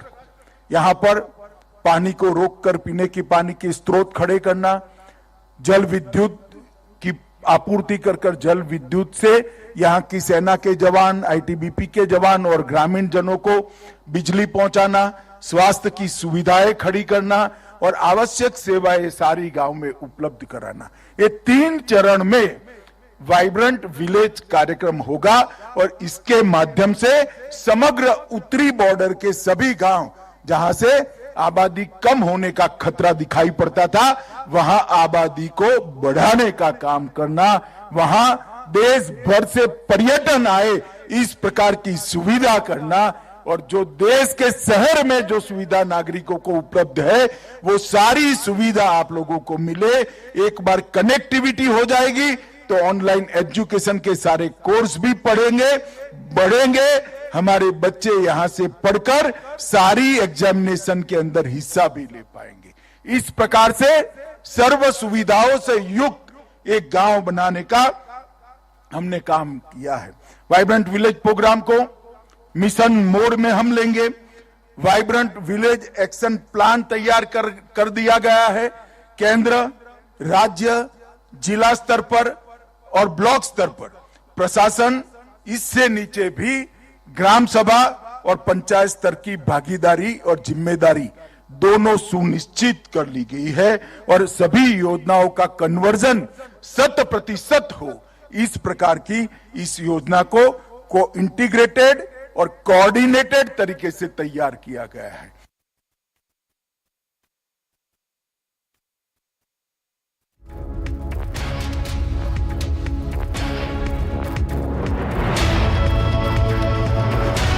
होगा डिजिटल टेक्नोलॉजी के साथ डेटा का व्यापक उपयोग कर गांव के अंदर जो कुछ भी कमी है उसको आइडेंटिफाई करा जाएगा।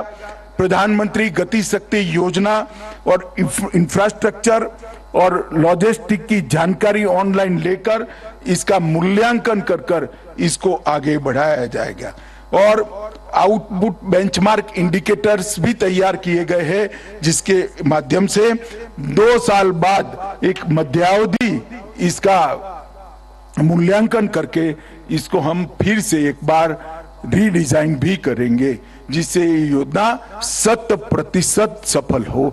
मैं आज अरुणाचल वासियों को कहकर जाता हूं कि वाइब्रेंट विलेज जो अरुणाचल में है, आपको गांव में रहने से गर्व हो, आपको गांव में रहने से सभी सुविधा प्राप्त हो, ऐसा गांव बनाने की जिम्मेदारी प्रेमा खांडू और नरेंद्र मोदी सरकार की है। ये मैं आज आपके बीच में वादा कर जाता हूं।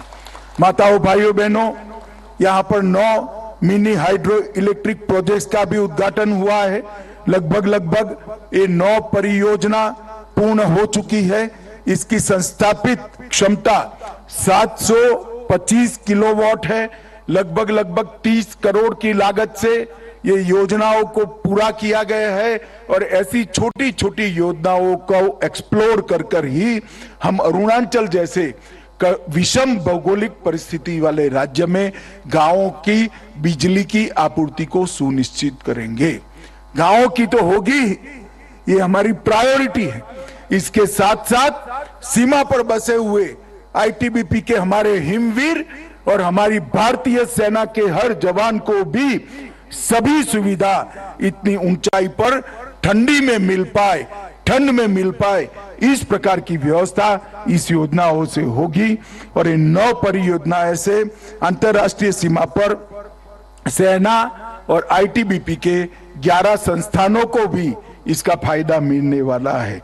और आज आईटीबीपी की 14 परियोजनाएं 120 करोड़ रुपए की है, जो अरुणाचल, बिहार, केरल, आंध्र प्रदेश, ये सभी जगह पे है। आज इसका उद्घाटन हुआ है। क्षेत्रीय मुख्यालय, जवानों के लिए अच्छे बैरक, मैस, एमआई रूम, आवासीय भवन, ये सभी सुविधाएं इससे बढ़ने वाली है। मित्रों, आज यहाँ पर प्रेमा खांडू जी के नेतृत्व में मैंने महिला सेल्फ हेल्प ग्रुप का काम देखा है। वर्तमान में छोटे से राज्य अरुणाचल में 6,600 सेल्फ हेल्प ग्रुप का गठन कर दिया गया है और 53,000 से ज्यादा महिलाओं को रोजगारी इस सेल्फ हेल्प ग्रुप के माध्यम से मिल रही है। मित्रों, ये उपलब्धि बहुत बड़ी है। ये सशक्तिकरण जो हो रहा है, गांव में रहती हुई बहनों का, उनके पास हुनर है, मेहनत करने की तैयारी है, इस सेल्फ हेल्प ग्रुप के माध्यम से उनको मार्केट भी मिल रहा है और रोजगारी भी मिल रही है। और उसके हुनर को शहरों को साथ जोड़ने का काम आज यहाँ पर हुआ है। मैं इसके लिए हमारे मुख्यमंत्री प्रेमा खांडू जी को बहुत बहुत मन से बधाई देना चाहता हूं। मित्रों, आज जब मैं अरुणाचल में आया हूं, तब समग्र उत्तर पूर्व को, समग्र नॉर्थ ईस्ट को 2014 के पहले एक समस्या युक्त, समस्याग्रस्त क्षेत्र के रूप में जाना जाता था। मगर 9 साल के अंदर ही मोदी जी की लुकिस्ट पॉलिसी के कारण नॉर्थ ईस्ट अब समस्या युक्त क्षेत्र नहीं माना जाता है। नॉर्थ ईस्ट देश के विकास में कंट्रीब्यूट करने वाले क्षेत्र के रूप में पूरा देश आज नॉर्थ ईस्ट को जान रहा है। और इसका मेन कारण है, एक जमाने में दिल्ली में बैठे हुए नेताओं की आलस के कारण, गलत दृष्टिकोण के कारण एक क्षेत्र विवादित था, उग्रवादी से ग्रस्त था और यहां पर शांति नहीं थी, विकास नहीं थी, कनेक्टिविटी नहीं थी। आज विवाद समाप्त हो रहे हैं, उग्रवाद समाप्त हो रहा है और विकास और शांति के नए युग की शुरुआत हो रही है। मित्रों, मोदी जी ने 3 स्तर पर काम चालू किया। उत्तर पूर्व में उत्तर पूर्व की अभूतपूर्व सांस्कृतिक विरासत का संरक्षण किया, विवादों को शांत कर शांति की स्थापना की। 8,000 से ज्यादा उग्रवादी सरेंडर कर चुके हैं 9 साल में। ये बहुत बड़ी उपलब्धि है। और 2014 की तुलना में कहे तो 2022 में हिंसा में 67% की कमी आई है। सुरक्षा बलों के हताहत होने में 60% की कमी आई है और नागरिकों की मौत में 83% की कमी आई है। और ये बहुत बड़ी उपलब्धि है। हमने उत्तर पूर्व में शांति के लिए ढेर सारे समझौते किए। असम अरुणाचल प्रदेश का अंतर्राज्यीय सीमा समझौता पर होने की कगार में है। ब्रू समझौता किया 2020 में, जिससे 40,000 परिवार 30 साल से अपने ही देश में गुलामों जैसी जीवन जी रहे थे, उनको त्रिपुरा में पुनर्वसन किया गया। एनएलएफटी का समझौता हुआ 2019 में, जिसमें ढेर सारे युवाओं ने हथियार डाल दिए। बोडो समझौता हुआ 15,000 करोड़ का 1500 करोड़ का विकास का पैकेज दिया गया और 1615 युवाओं ने अपने हथियार डाले। कार्बी आंगलोंग का समझौता हुआ, 1000 से ज्यादा सशस्त्र कैडर ने अपने हथियार डाले हुए 8 आदिवासी समूहों के साथ समझौता किया। इसमें 1182 कैडर ने हथियार डाले। असम और मेघालय की अंतर्राज्यीय सीमा के अंदर भी समझौता हुआ और 70% सीमा विवाद समाप्त हो चुका है।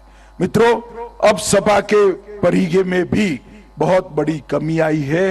एक जमाने में अब सपा हटाना चाहिए, यहाँ के लोग मांग करते थे। कांग्रेस ने अपने चुनावी घोषणा पत्र में कहा था कि अब सपा हटा लीजिए। हमने कहा था कि अब सपा नहीं हटाएंगे। सेना और सशस्त्र बलों के लिए जरूरी कानून है, परंतु हम ऐसी स्थिति रखेंगे कि अब सपा लगाना ही न पड़े।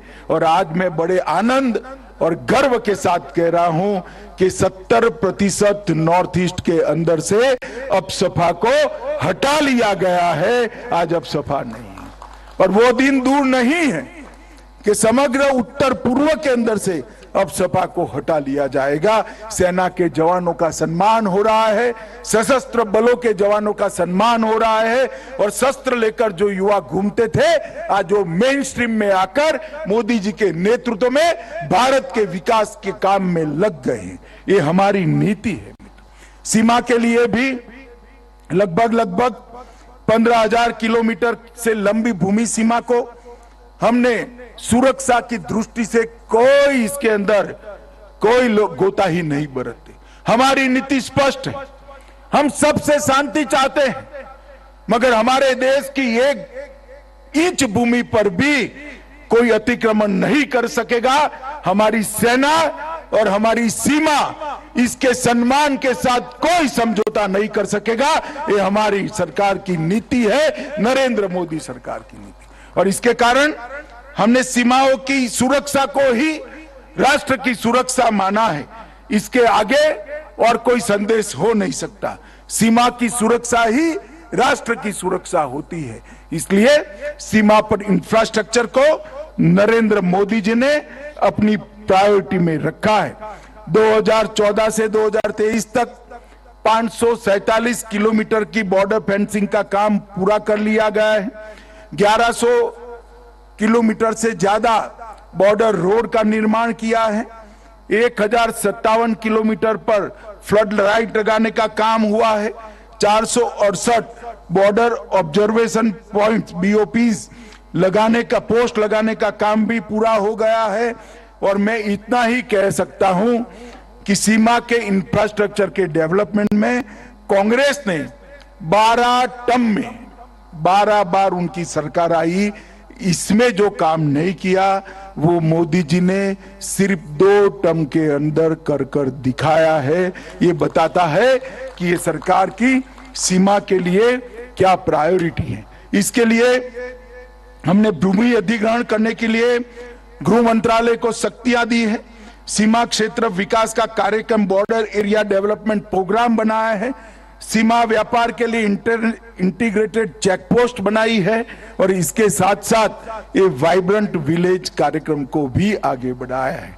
मित्रों, अरुणाचल के विकास के लिए भी लगभग अंतरराष्ट्रीय सीमा के 5 किलोमीटर के दायरे में आने वाले 180 गांवों को सभी मौसम में उपयोग में आने वाली सड़कों से जुड़ा है।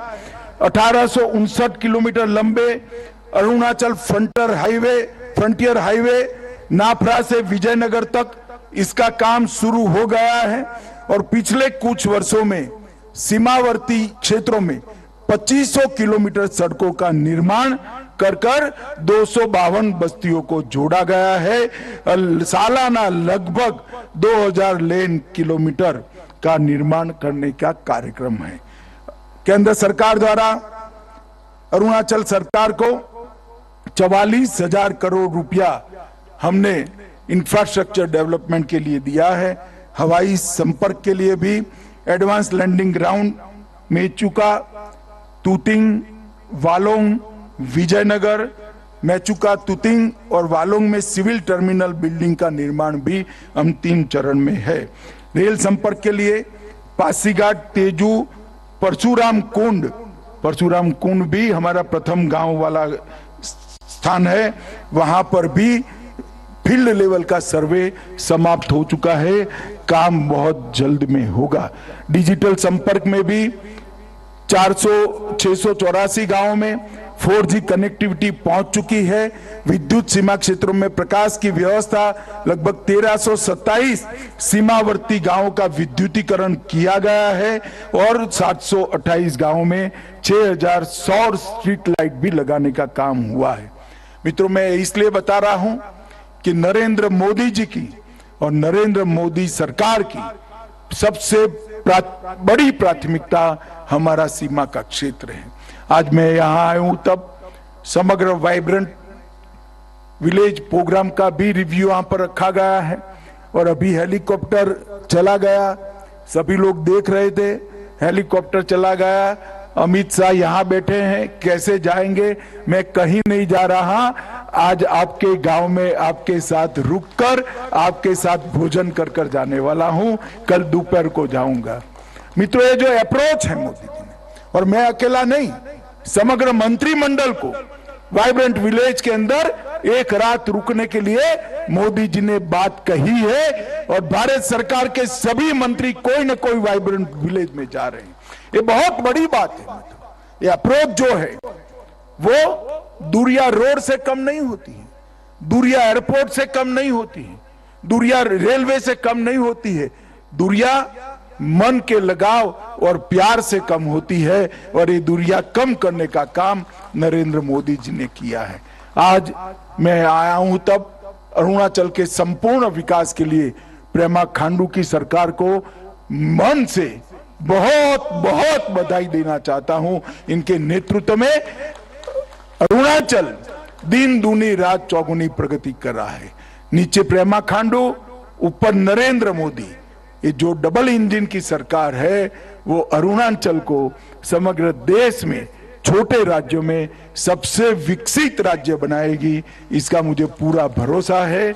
आज वाइब्रेंट विलेज के गांव वासियों को मैं हृदय से बहुत बहुत बधाई और शुभकामनाएं देना चाहता हूं। मोदी जी ने जो योजना बनाई है, आप भरोसा रखना, वो योजना को हम जमीन पर उतारेंगे और एक गांव को वाइब्रेंट विलेज बनाकर देश का पहला गांव कहलाने में आपको गर्व हो, ऐसा गांव बनाकर ही दम लेंगे। आप इतनी देरी होने के बावजूद इतने दूर दूर से पहाड़ियों पर से यहां तक आए हैं, इसलिए ये आओ भगत के लिए, इस स्वागत के लिए और आपके दर्शन करने का मुझे आपने मौका दिया, इसलिए मैं हृदय से भारत सरकार के प्रधानमंत्री और मेरी ओर से आप लोगों का बहुत बहुत धन्यवाद करता हूं, बहुत बहुत आभार व्यक्त करता हूं। मेरे साथ एक बार जोर से ये पहाड़ियों में सब जगह गूंज जाए, ऐसी जोर से बोलिए, भारत माता की। अरे जोर से बोलिए, मोदी जी तक आवाज जानी चाहिए। दोनों हाथ उठाइए, मुट्ठी भींचे और प्रचंड आवाज से बोलिए, भारत माता की, भारत माता की, भारत माता की, जय हिंद।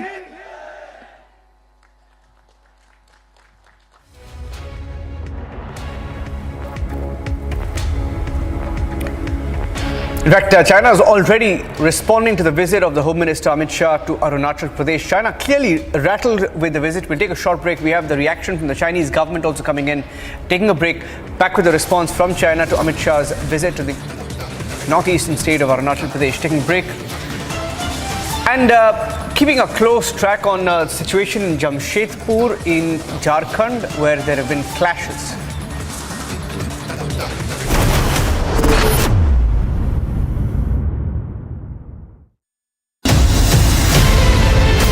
आप सभी देश के जन जन तक सही सूचनाएं पहुंचाने में अहम भूमिका निभा रहे हैं। जब नेशन फर्स्ट होता है तब हमारे संकल्प भी बड़े होते हैं और उनको सिद्ध करने के प्रयास भी व्यापक होते हैं। प्रधानमंत्री जी, हमने भी ठान लिया है, हमारा रिपब्लिक मीडिया नेटवर्क भी अपने कदम और भी तेज करेगा।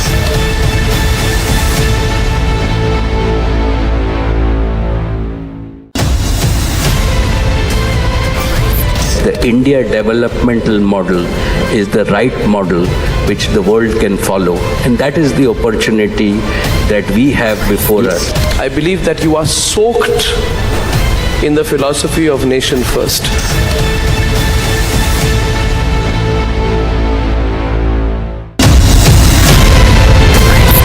इस देश में बहुत समय के बाद एक ऐसी सरकार आई है जो सरकार टिकाने के लिए नहीं चल रही, देश को सुधारने के लिए सरकार चल रही है। ये पहला एक बड़ा इवेंट हुआ है जहां पे आप इस पर विस्तृत तौर से इन डिटेल आप बात करेंगे, तो let us address all issues.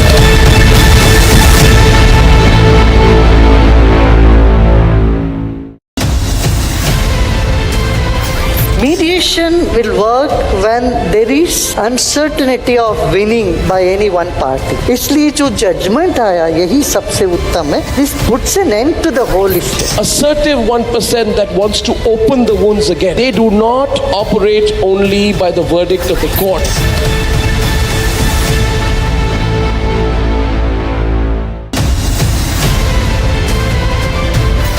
Dragging back economic fugitives, fantastic.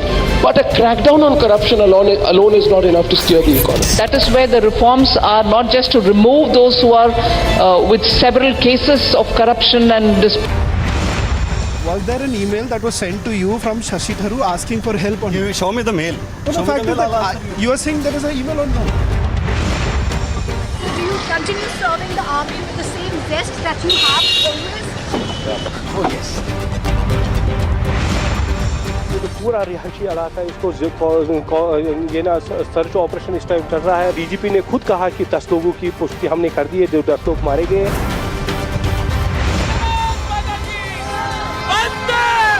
ये भारत के लोगों की जीत है।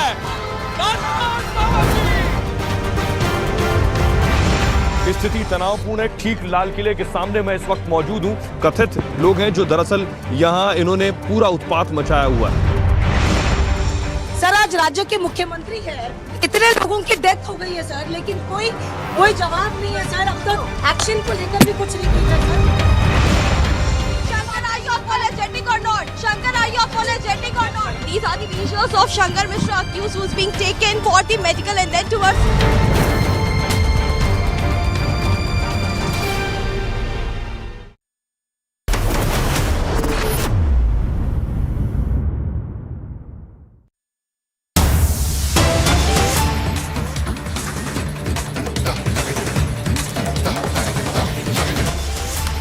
Getting in breaking news on the controversy after Ghulam Nabi Azad, former Congress leader who claimed that Rahul Gandhi meets with tainted businessmen during foreign visits. Jairam Ramesh of the Congress party has attacked the former Congressman Ghulam Nabi Azad. He has tweeted saying that with every passing day, Ghulam Nabi Azad falls to a new low to demonstrate his true character and his loyalty to Mr. Modi. His statements on the Congress leadership reflect his desperation to remain relevant. I can only say that he is pathetic.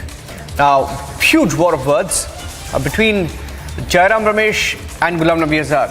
It's Congress versus former Congress. Some of the biggest names in the Congress party who worked with each other for decades fighting it out.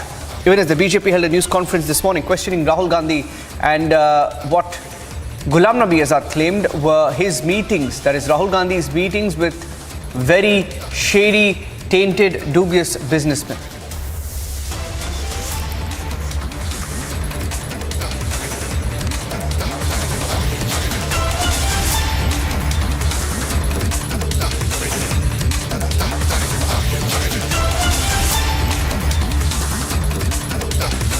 कोई अपनी बात नहीं कही।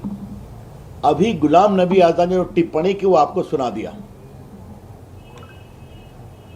इससे एक बड़ा सवाल उठता है कि राहुल गांधी हर 4-5 महीने के बाद विदेश जाते हैं। किससे मिलते हैं राहुल गांधी जी? क्योंकि बाकी तो जाते हैं तो क्या क्या बोलते हैं कि भारत के लोकतंत्र पर ही सवाल करते हैं, वो चर्चा हम लोग कर चुके हैं। लेकिन राहुल गांधी किससे मिलते हैं? ये अनडिजायरेबल बिजनेसमैन कौन है? ये देश जरूर जानना चाहेगा और हम चाहेंगे कि ये बात सच्चाई देश के सामने आनी चाहिए कि राहुल गांधी जी जब भी विदेश जाते हैं तो किस तरह के अनडिजायरेबल एलिमेंट से, बिजनेसमैन से, अवांछनीय बिजनेसमैन से वो मिलते हैं और उनके मिलने का एजेंडा क्या होता है। और दूसरा सवाल ये उठता है कि जब भी राहुल गांधी विदेश से भारत लौटते हैं तो उनका और हमला तेज हो जाता है। जरा शांत रहिए। तेज हो जाता है भारत के ऊपर, प्रधानमंत्री के ऊपर, भारत की प्रगति के ऊपर। आज तक राहुल गांधी जी ने पिछले 9 साल में भारत की विकास यात्रा में एक भी अच्छे शब्द नहीं कहे। चलिए उनका विषय है, लेकिन आज भारत दुनिया की 5वीं इकॉनमी बन चुका है, इंग्लैंड से आगे निकल चुका है। भारत का आईटी सेक्टर, भारत का डिजिटल सेक्टर, भारत का स्टार्टअप सेक्टर। याद करिए कि जब कोरोना काल में मेड इन इंडिया वैक्सीन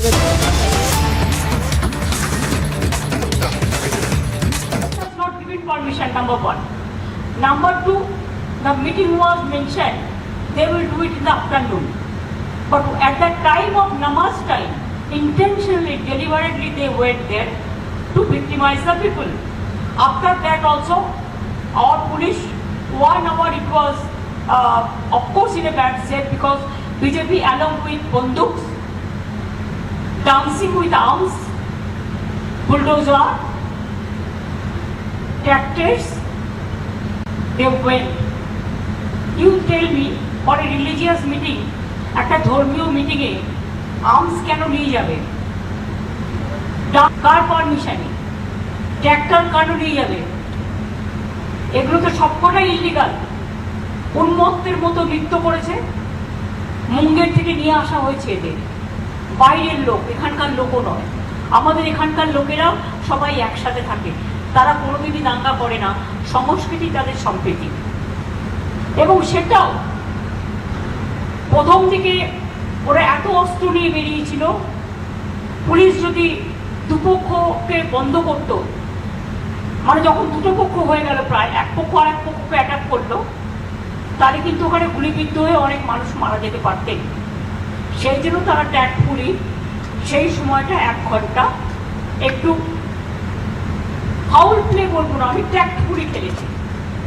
এবং তারপরেই আস্তে আস্তে উভয় সম্প্রদায়ের, হিন্দু মুসলিম উভয় সম্প্রদায়ের মানুষের সৌহার্দ্য বিনিময় এটা সেটেল হয়েছে।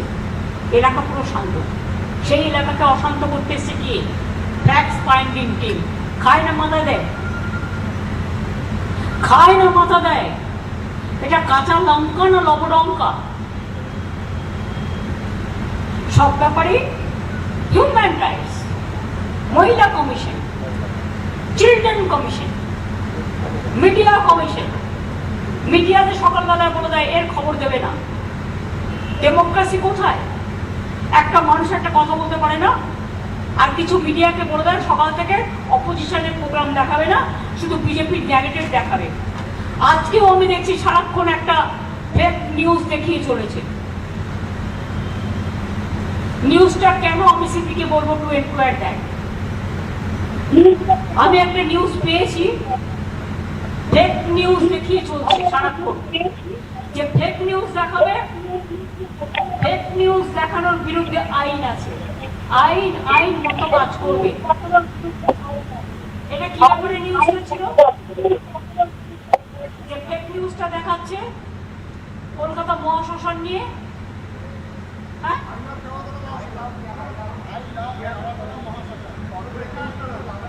কে লিখেছে? ভাই তুমি ছড়িয়ে দিয়েছো, হয়ে গেছে তোমার খবরের জন্য। যদি কেউ কাউকে ভালোবাসে, এবং এটা হয়নি বলছে, একজন হয়নি, মিথ্যে কথা। শ্মশানকে কেউ কখনো ভালোবাসি বলতে পারে? যেখানে শেষ দিন মানুষের শেষ দেখা হয়, মানুষের দুঃখের জিনিস চলে যায়, সারা জীবনের ব্যথা, হৃদয় বিদারণ, তার মর্মে মর্মে উপলব্ধি করে, এমন কোনো দিন নেই, এমন কোনো পরিবার নেই যার কোনো there is no family or members like that who have not got help. সব করে তাদের আমি ধিক্কার জানাই, ধিক্কার জানাই, ধিক্কার জানাই। and I condemn what they are doing. I condemn their action. কালকে থেকে কিছু লোক তোমাদের মিডিয়ার মতো একাংশ অনেক ফেক নিউজ চালাচ্ছে। আমি কিছু Since yesterday, a few people are trying to spread fake news. I won't allow fake news. তোমরা আমায় গালাগালি দাও, আমি মেনে নেবো, কিন্তু হেড স্পিচের বিরুদ্ধে কিন্তু অ্যাকশন হবে। If you love me, I'll love you back. But if you are spreading hate speech, I'll take action.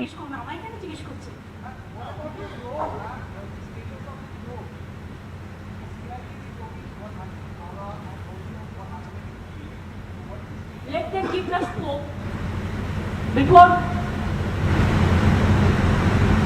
birth. How do you fix the name? Wait for that. Matter is in court. I think they have submitted their report quietly, and it is nothing a serious matter.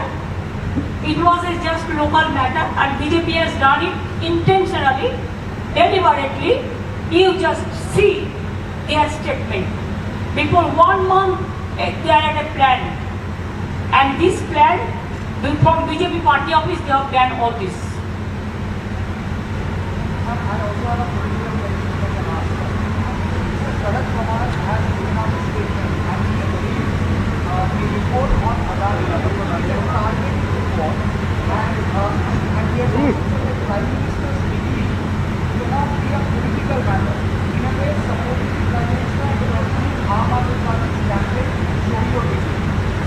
I will not speak anything about it. It is a personal matter, and I am not going to court right now.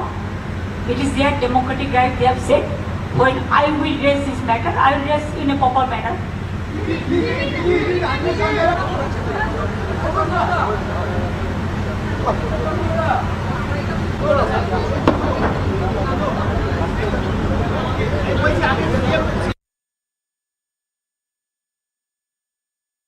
West Bengal Chief Minister Mamata Banerjee there responding to the 6-member fact-finding committee that put out its detailed findings on the violence in West Bengal on Ram Navami, on the alleged violation of human rights in West Bengal. The panel that was led by former Patna High Court Chief Justice Narasimha Reddy has in its interim report said that the riots during Ram Navami procession were pre-planned, orchestrated, instigated, and the fact-finding panel also sought an NIA or a National Investigation Agency investigation or a probe into the violence. An NIA probe has been sought. Here are the headlines this evening as we get you the breaking news updates of that report and more.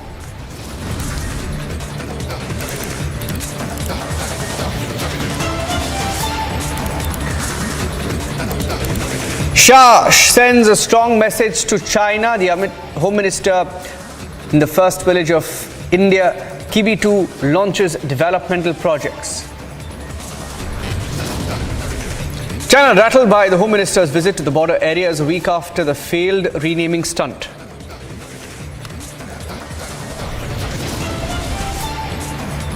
इसके सामने आनी चाहिए कि राहुल गांधी जी जब भी विदेश जाते हैं तो किस तरह के अनडिजायरेबल एलिमेंट से, बिजनेसमैन से, अवांछनीय बिजनेसमैन से वो मिलते हैं. BJP raises Ghulam Nabi Azad's statement to question Rahul Gandhi on his alleged links with undesirable businessmen.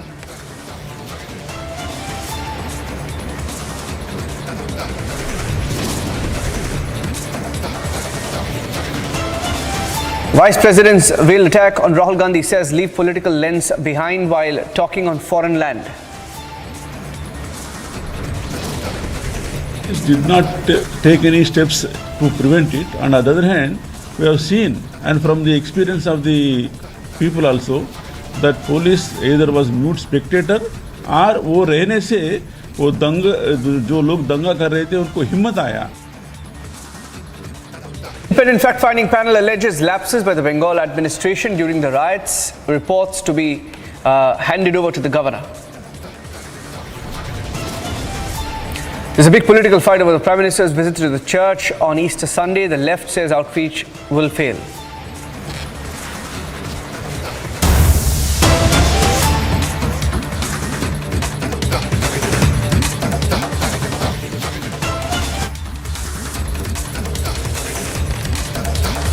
The big political fight this evening as after Ghulam Nabi Azad, former Congress leader, the Ghulam Nabi Azad had earlier claimed in an interview that Rahul Gandhi engaged with tainted businessmen, with a dubious businessman during foreign visits.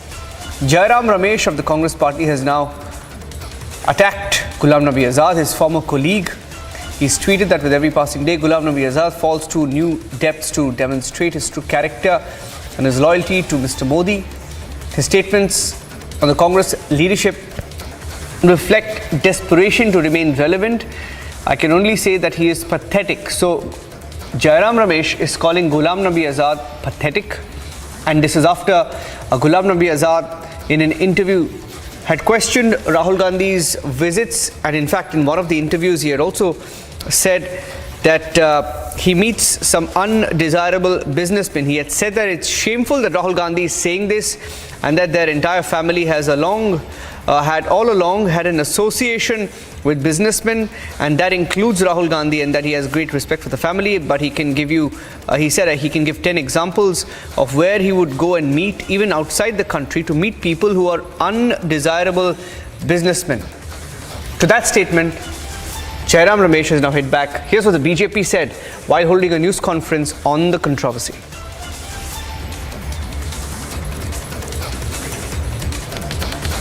मैंने कोई अपनी बात नहीं कही, अभी गुलाम नबी आजाद ने जो टिप्पणी की वो आपको सुना दिया। इससे एक बड़ा सवाल उठता है कि राहुल गांधी हर 4-5 महीने के बाद विदेश जाते हैं। किससे मिलते हैं राहुल गांधी जी? क्योंकि बाकी तो जाते हैं तो क्या क्या बोलते हैं कि भारत के लोकतंत्र पर ही सवाल करते हैं, वो चर्चा हम लोग कर चुके हैं। लेकिन राहुल गांधी किससे मिलते हैं? ये अनडिजायरेबल बिजनेसमैन कौन है? ये देश जरूर जानना चाहेगा, और हम चाहेंगे कि ये बात सच्चाई देश के सामने आनी चाहिए कि राहुल गांधी जी जब भी विदेश जाते हैं तो किस तरह के अनडिजायरेबल एलिमेंट से, बिजनेसमैन से, अवांछनीय बिजनेसमैन से वो मिलते हैं, और उनके मिलने का एजेंडा क्या होता है। और दूसरा सवाल ये उठता है कि जब भी राहुल गांधी विदेश से भारत लौटते हैं तो उनका और हमला तेज हो जाता है। जरा शांत रहिए।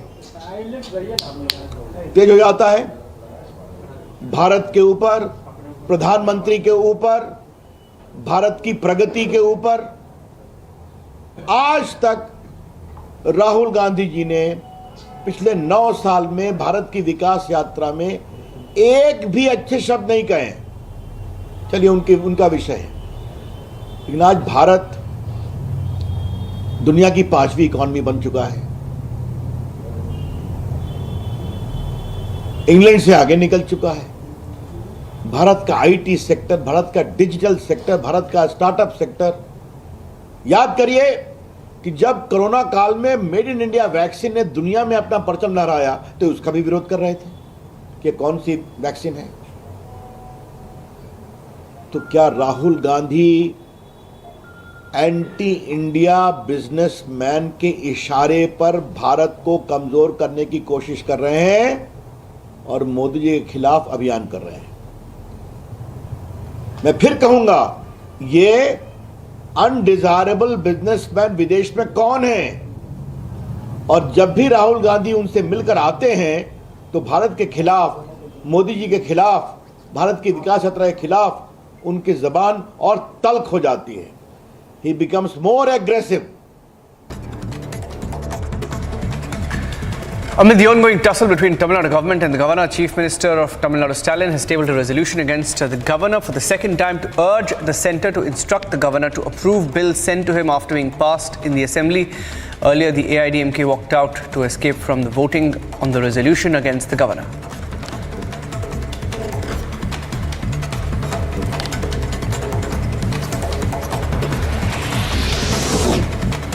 Khalistani supporter Amritpal's aide Papalpreet Singh has been arrested in an operation led by Punjab Police SOG. The operation was also aided by Delhi Police Special Cell.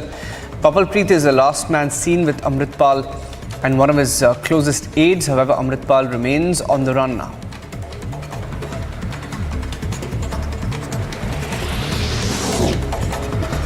Amritpal's legal team reached Assam's Dibrugarh. Team of advocates include Deep Sidhu's brother Mandeep Sidhu. Also, the legal team is trying to meet Waris Punjab Day members who are lodged in a jail in Assam.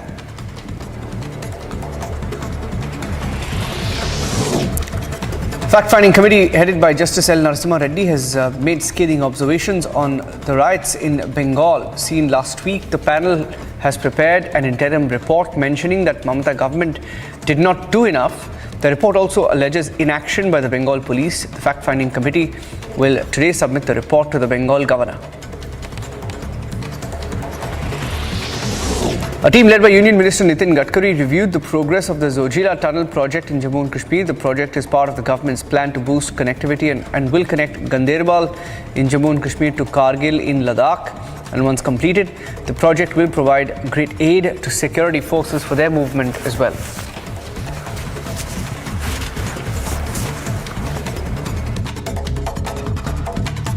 It is really a great pleasure for me to interact with you. This is to be a state-of-art project, and with the cooperation of Honorable LG Saab and the state government of Kashmir, it is to be very helpful for us. And this is the one of the important thing which is our dream, Kashmir se Kanyakumari.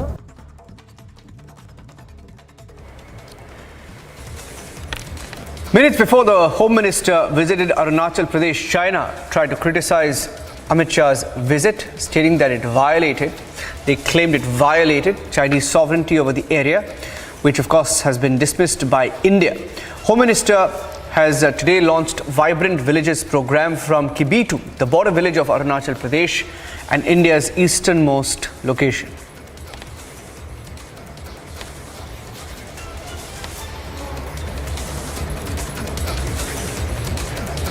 लगभग 15,000 kilometre से लंबी भूमि सीमा को हमने सुरक्षा की दृष्टि से कोई इसके अंदर कोई लोग गोताही नहीं बरतते।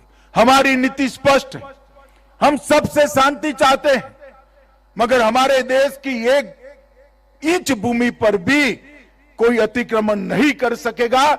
हमारी सेना और हमारी सीमा इसके सम्मान के साथ कोई समझौता नहीं कर सकेगा। ये हमारी सरकार की नीति है, नरेंद्र मोदी सरकार की नीति, और इसके कारण हमने सीमाओं की सुरक्षा को ही राष्ट्र की सुरक्षा माना है।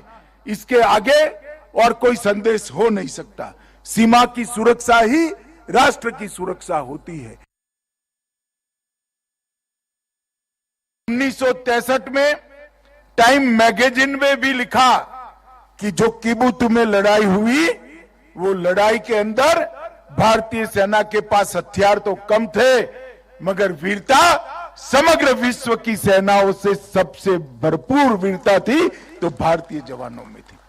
और मित्रों, आज पूरा देश निश्चिंत होकर सो रहा है, चाहे हमारी किसी भी सीमा हो, अरुणाचल का प्रदेश हो, लद्दाख का प्रदेश हो, कश्मीर हो या कोई भी प्रदेश हो, हम निश्चिंत होकर देश के मध्य भाग में, देश के उत्तरी भाग में सो रहे हैं। इसका कारण हमारे हिमवीर आईटीबीपी के जवान और हमारी थल सेना का पराक्रम और उनका त्याग और बलिदान है। उन्हीं के कारण कोई भी हमारी सीमा पर आंख उठाकर देख नहीं सकता। और आज हम गर्व के साथ कहते हैं, वो जमाने चले गए जब भारत की भूमि का कोई अतिक्रमण कर सकता था। आज 100 की सुई की नोक जितनी भूमि का भी अतिक्रमण कोई नहीं कर सकता, क्योंकि आईटीबीपी और भारतीय सेना यहां पर उपस्थित है।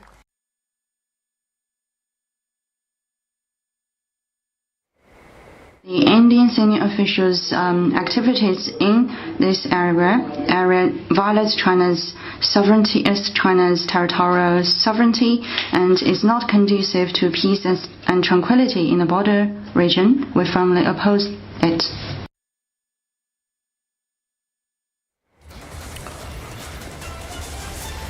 The work on the strategic Zojila Tunnel and all-weather connection between the Kashmir Valley and the Ladakh region is ongoing at a rapid pace, and over 40% of the drilling has already been completed. Now, the tunnel project through the mighty Zojila Pass at an altitude of over 11,500 feet on the Srinagar to Kargil Leh National Highway is of strategic importance, as the highway remains closed during winters due to heavy snowfall and cutting off the Ladakh region from Kashmir. Now, Nitin Gadkari, along with the team, reviewed work that's underway on the tunnel.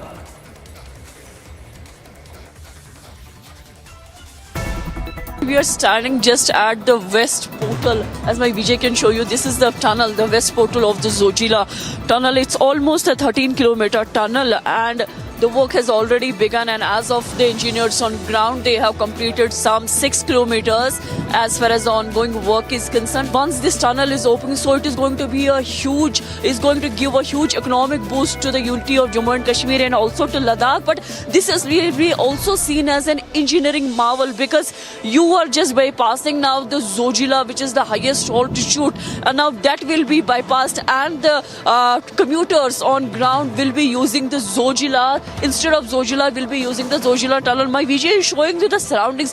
Snow-clad mountains, and normally the temperature here is, even this time, it's in minus. So you have the winds which are quite chilly. Then the temperature is quite very low here, and you have the oxygen issues as well once you come to these kind of heights. But it is going to give a bigger boost to the economy of J&K and also to the Ladakh, and particularly if you face any kind of eventuality, within no time you can reach to the Minimarg, which is around 40 kilometers from here. So that means some 40 kilometers will be reduced. That period will be covered in 13 to 14 minutes. So we are seeing the men and machinery on ground, although there are multiple tunnels that are there the work is going on, and it's around thousands of workers are working here day and night. Because right now, as far as this Zojila tunnel is concerned, the boring of the tunnel is going on, which will be completed by 2024. And when we talk about this tunnel, it will be completed in 2026. That is the deadline. But we are seeing the way the push is being made. Maybe it will be inaugurated before 2026. So in a way, it's one of the largest tunnels of India and the highest tunnels of the Asia, because this is going to give a major boost to the economy and also will help the troops, because it's going to give a booster shot in their arms as far as the movement of troops on this tunnel is concerned. And ladies and gentlemen, it's India's biggest news event, and it's back this year. The third edition of the Republic Summit will be held in the national capital this month in April. The biggest names, the biggest newsmakers, the biggest agents of change, the people who've helped transform India. Transformation in India. The time of transformation is our theme this year, and that is the Republic Summit, coming soon in April. So stand by for what will be by far India's biggest news event by miles.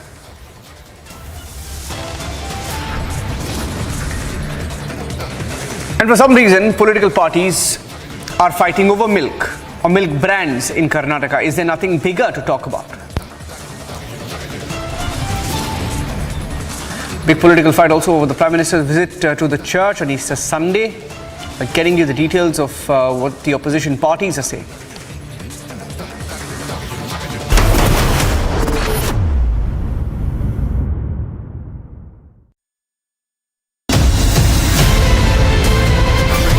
The India developmental model is the right model which the world can follow, and that is the opportunity that we have before us. I believe that you are soaked in the philosophy of nation first.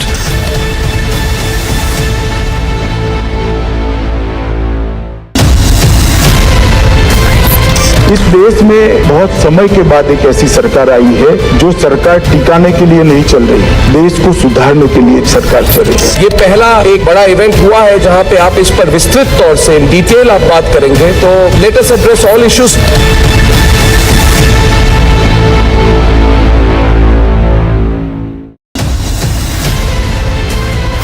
Mediation will work when there is uncertainty of winning by any one party. इसलिए जो judgment आया यही सबसे उत्तम है. This puts an end to the whole issue. Assertive 1% that wants to open the wounds again. They do not operate only by the verdict of the court.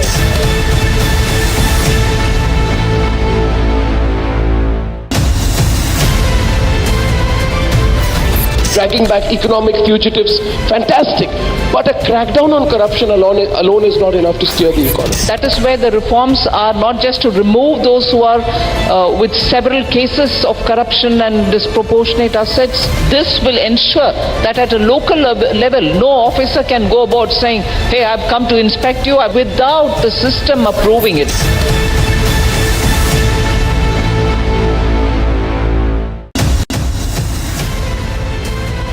Mediation will work when there is uncertainty of winning by any one party. इसलिए जो judgment आया यही सबसे उत्तम है. This puts an end to the whole issue. Assertive 1% that wants to open the wounds again. They do not operate only by the verdict of the court.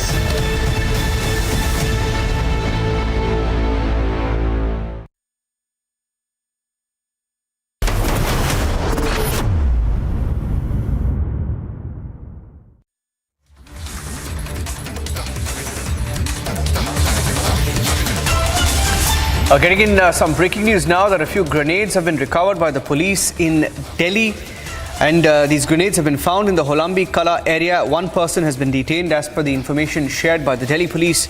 According to the DCP of Delhi, the hand grenades were country-made and have been recovered from the outer north region. These were country-made hand grenades found in a box. And certain people have also been detained by the Delhi police. First pictures coming in of the area from where these grenades were recovered. Those are the first images of the area where the grenades were found. And we will get you the full details of it.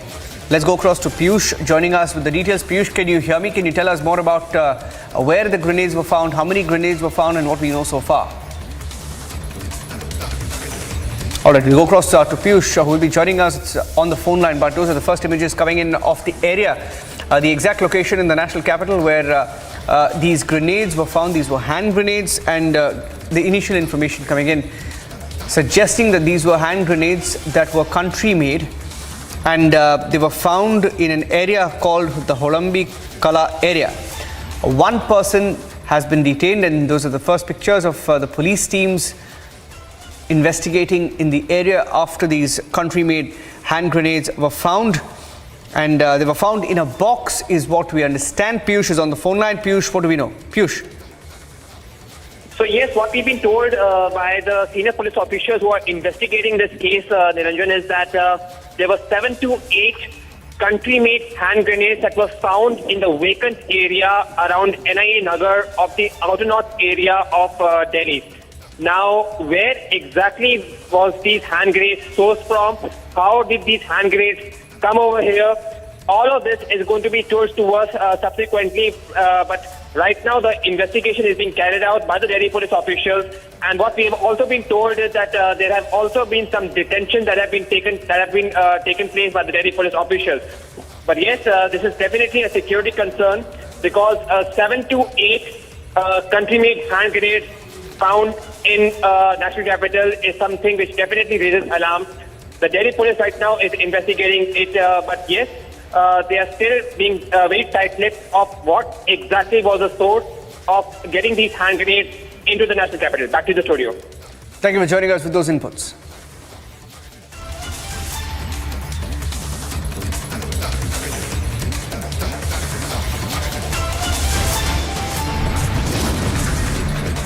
Short break on Republic. Coming back with details also of what the Vice President said earlier. He tweeted an veiled attack on Rahul Gandhi, saying that no dignitary who visits India ever complains about their own country. A message perhaps to Rahul Gandhi. More also on the independent fact-finding panel which alleged lapses by the Bengal administration during the riots. The report being handed to the governor.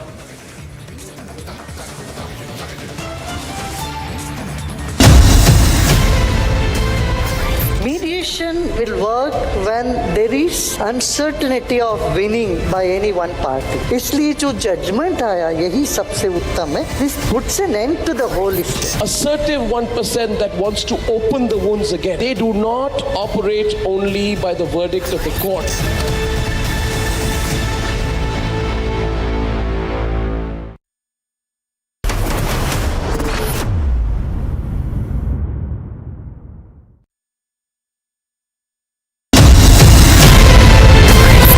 इस देश में बहुत समय के बाद एक ऐसी सरकार आई है जो सरकार टिकाने के लिए नहीं चल रही, देश को सुधारने के लिए सरकार चल रही है। ये पहला एक बड़ा इवेंट हुआ है जहां पे आप इस पर विस्तृत तौर से इन डिटेल आप बात करेंगे, तो let us address all issues.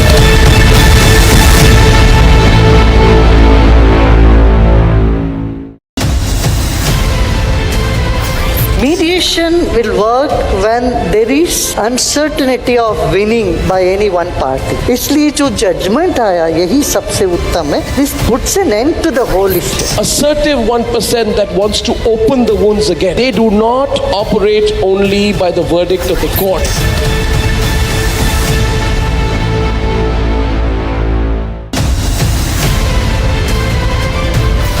Dragging back economic fugitives, fantastic. But a crackdown on corruption alone is not enough to steer the economy. That is where the reforms are not just to remove those who are with several cases of corruption and disproportionate assets. This will ensure that at a local level, no officer can go about saying, hey, I've come to inspect you without the system approving it.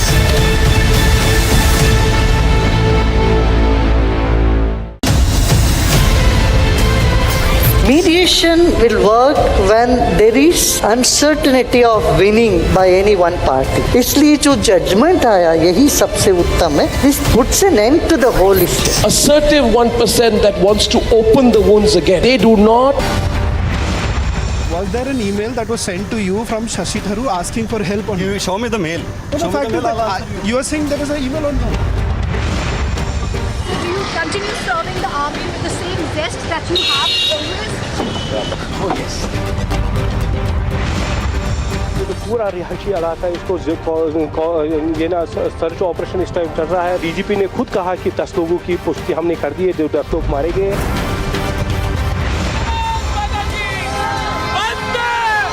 ये भारत के लोगों की जीत है।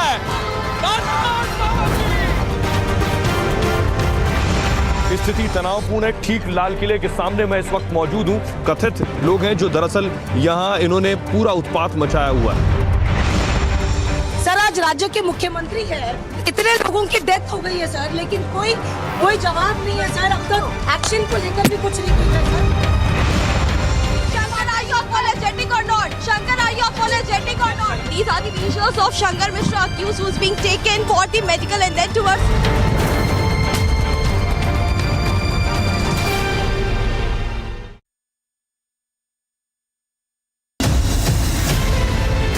आप सभी देश के जन जन तक सही सूचनाएं पहुंचाने में अहम भूमिका निभा रहे हैं। जब नेशन फर्स्ट होता है तब हमारे संकल्प भी बड़े होते हैं और उनको सिद्ध करने के प्रयास भी व्यापक होते हैं।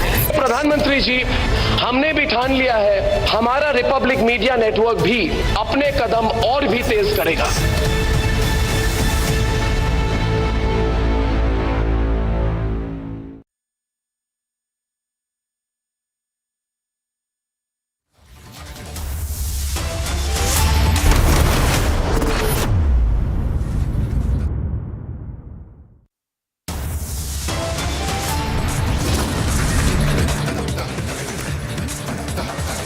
Amit Shah sends a strong message to China from the first village of India. Kiwi 2 launches development projects.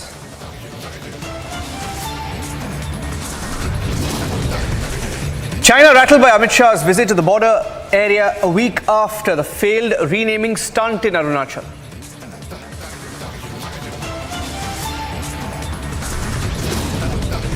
बात सच्चाई देश के सामने आनी चाहिए कि राहुल गांधी जी जब भी विदेश जाते हैं तो किस तरह के अनडिजायरेबल एलिमेंट से, बिजनेसमैन से, अवांछनीय बिजनेसमैन से वो मिलते हैं। BJP raises Ghulam Nabi Azad's statement to question Rahul Gandhi on his alleged links with undesirable businessmen.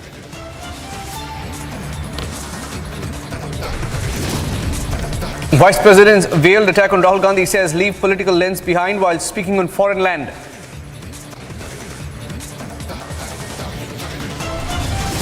The police did not take any steps to prevent it. On the other hand, we have seen, and from the experience of the people also, that police either was mute spectator और वो रहने से वो जो लोग दंगा कर रहे थे उनको हिम्मत आया Independent fact-finding panel alleges lapses by Bengal administration during the riots. A report will be handed over to the governor.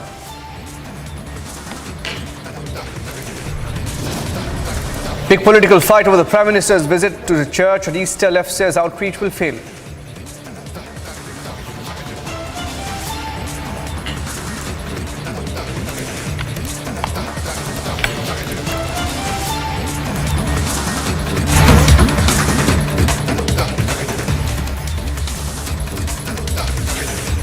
It's the biggest news story that no one is talking about, the big political story developing in Maharashtra. The big mystery over what Ajit Pawar will now do in the state of Maharashtra. In fact, sources telling Republic that Ajit Pawar is looking to explore options once again. Speculations on the rise, especially after Ajit Pawar's disappearance for a day last week.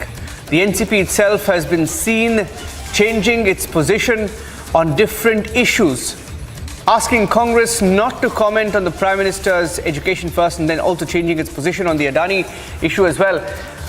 Speaking on this issue, the Congress party says it's keeping a close watch on the developments. There are some very interesting developments in the state of Maharashtra, which no channel is talking about. Ajit Pawar at least making 3 to 4 statements in the last 2 weeks itself, seems to be open to jumping ship. Will he jump ship once again? Now that's the big speculation.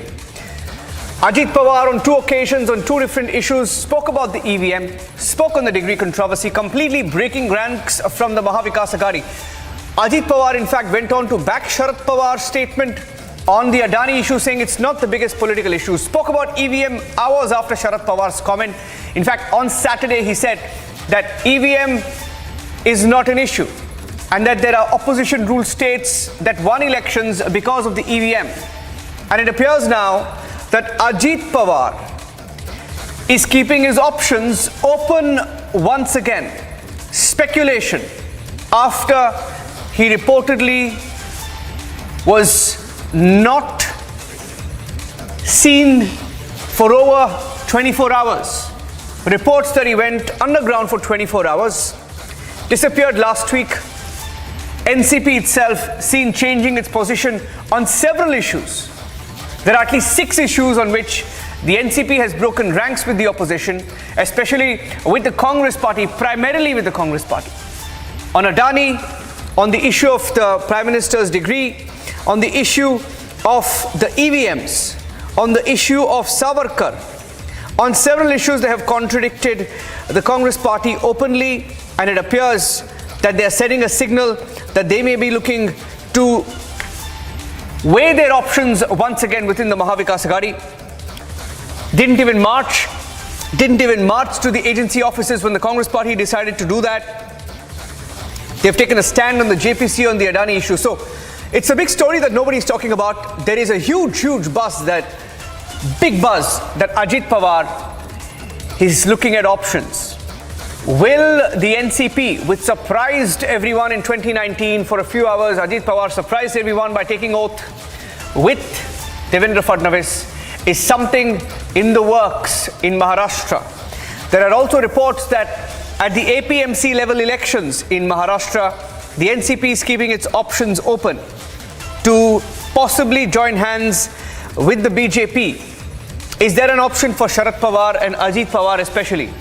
Can we see some sort of a shift in what the NCP will do ahead of the local elections in Mumbai as well? Shavan is joining us live on the story. Shavan, I think there have been more than 5 signals in the last 1 week itself, 1 to 2 weeks, over 5 to 6 issues in which they've openly disagreed with the Congress party or the opposition. Shavan.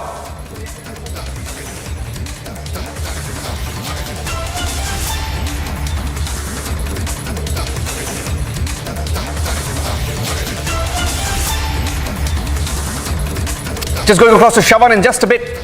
But there is a big buzz. In fact, we're keeping our focus on the story in Maharashtra. There's a big buzz in Mumbai, in fact, as we keep our close watch on the development. Shravan is back. Shravan, is there more? Is there more? Is Ajit Pawar keeping his options open again? It is. Niranjan, if you can. Well, in fact, there's a massive speculation as to what lies ahead. Will the NCP now break away from the Mahavikas Aghadi? If you carefully look at what the former Deputy Chief Minister of Maharashtra, Ajit Pawar, essentially has to say. Number one, he does not attend an official program. Number two, with regards to the Prime Minister's degree, he perhaps was one of the first leaders in Maharashtra to basically say that this is a non-issue. A matter which was then backed by NCP Supremo Sharad Pawar, who once again said that there is absolutely no issue when it comes to the Prime Minister's degree. Now, if you look at the well-crafted statements that have essentially been made by Sharad Pawar, remember, over the last few months, the Congress party and in particular the others, the Trinamool Congress and others in the opposition have essentially been demanding a JPC on the Adani matter. In fact, when it comes to Sharad Pawar, remember, he's made it very clear that whether at all can you really trust a Hindenburg research, who's really behind it. These are some questions that have now been raised by Sharad Pawar himself, and that is the reason why all eyes on what exactly is going to now happen in the Mahavikas Aghadi. Earlier in the day, Maharashtra BJP President Bawankule himself has made this statement that in the upcoming 2024 elections, you would have several of the opposition leaders who would be joining the Bharatiya Janata Party. Now, whether this is going to happen as far as Ajit Pawar is concerned, that's not known. But there are enough indications that we are looking at. One, with regards to the statements that have been made by Ajit Pawar and the discomfort that Ajit Pawar himself has had with this entire alliance. And it was out in the open back in 2019, that this entire alliance with the Shiva Sena and, for that matter, the Congress party appeared to be quite unnatural and something that we have seen that entire discomfort on his face. Now, when it comes to the support that he enjoys amongst the NCP leaders, there is a clear faction. One faction which has been openly supporting Ajit Pawar, and that the number seems to be swelling. Now, which is it, the other side, that is Supriya Sule herself. Remember, if you see the division within the NCP, it is Ajit Pawar who handles the Maharashtra-related affairs of the NCP. And when it comes to Delhi, it is Supriya Sule. It is Supriya Sule who seems to be quite uncomfortable with the positioning that has been taken. There has been no word that has been, made by Supriya Sule at this point in time, but it's very clear that there is a discomfort that one can sense right now, and Ajit Pawar constantly is making one statement after the other. If you really see him being the LOP in Maharashtra Assembly too, he hasn't been so very vocal as much as he has in the last few days, starting from the Prime Minister's education, then on the Adani matter. He has openly supported what Sharad Pawar had to say, and that has certainly sent the opposition parties in a complete tizzy. We've asked that question of the Vadra Congress in Maharashtra. Nana Patole himself is saying that they are looking into this entire matter. Close watch on what's really going to happen in the upcoming civic polls, because if you see right now, the litmus test for them, for the Mahavikas Aghadi, would essentially be the BMC elections, which unlikely to happen anytime soon. But having said that, if the Mahavikas Aghadi gets a setback in the form of NCP pulling out, remember, then there is no alliance to begin with. Now, whether at all Ajit Pawar will break away with a few of his MLAs, few of his supporters, the numbers are in double digits, but whether that's going to happen or not is something that Ajit Pawar, he himself, is exploring. One thing that that we can say with certainty is that he's already exploring multiple options. At this stage, he hasn't made any word about what lies ahead, what's the future like, but it is abundantly clear that the Mahavikas Aghadi is in trouble.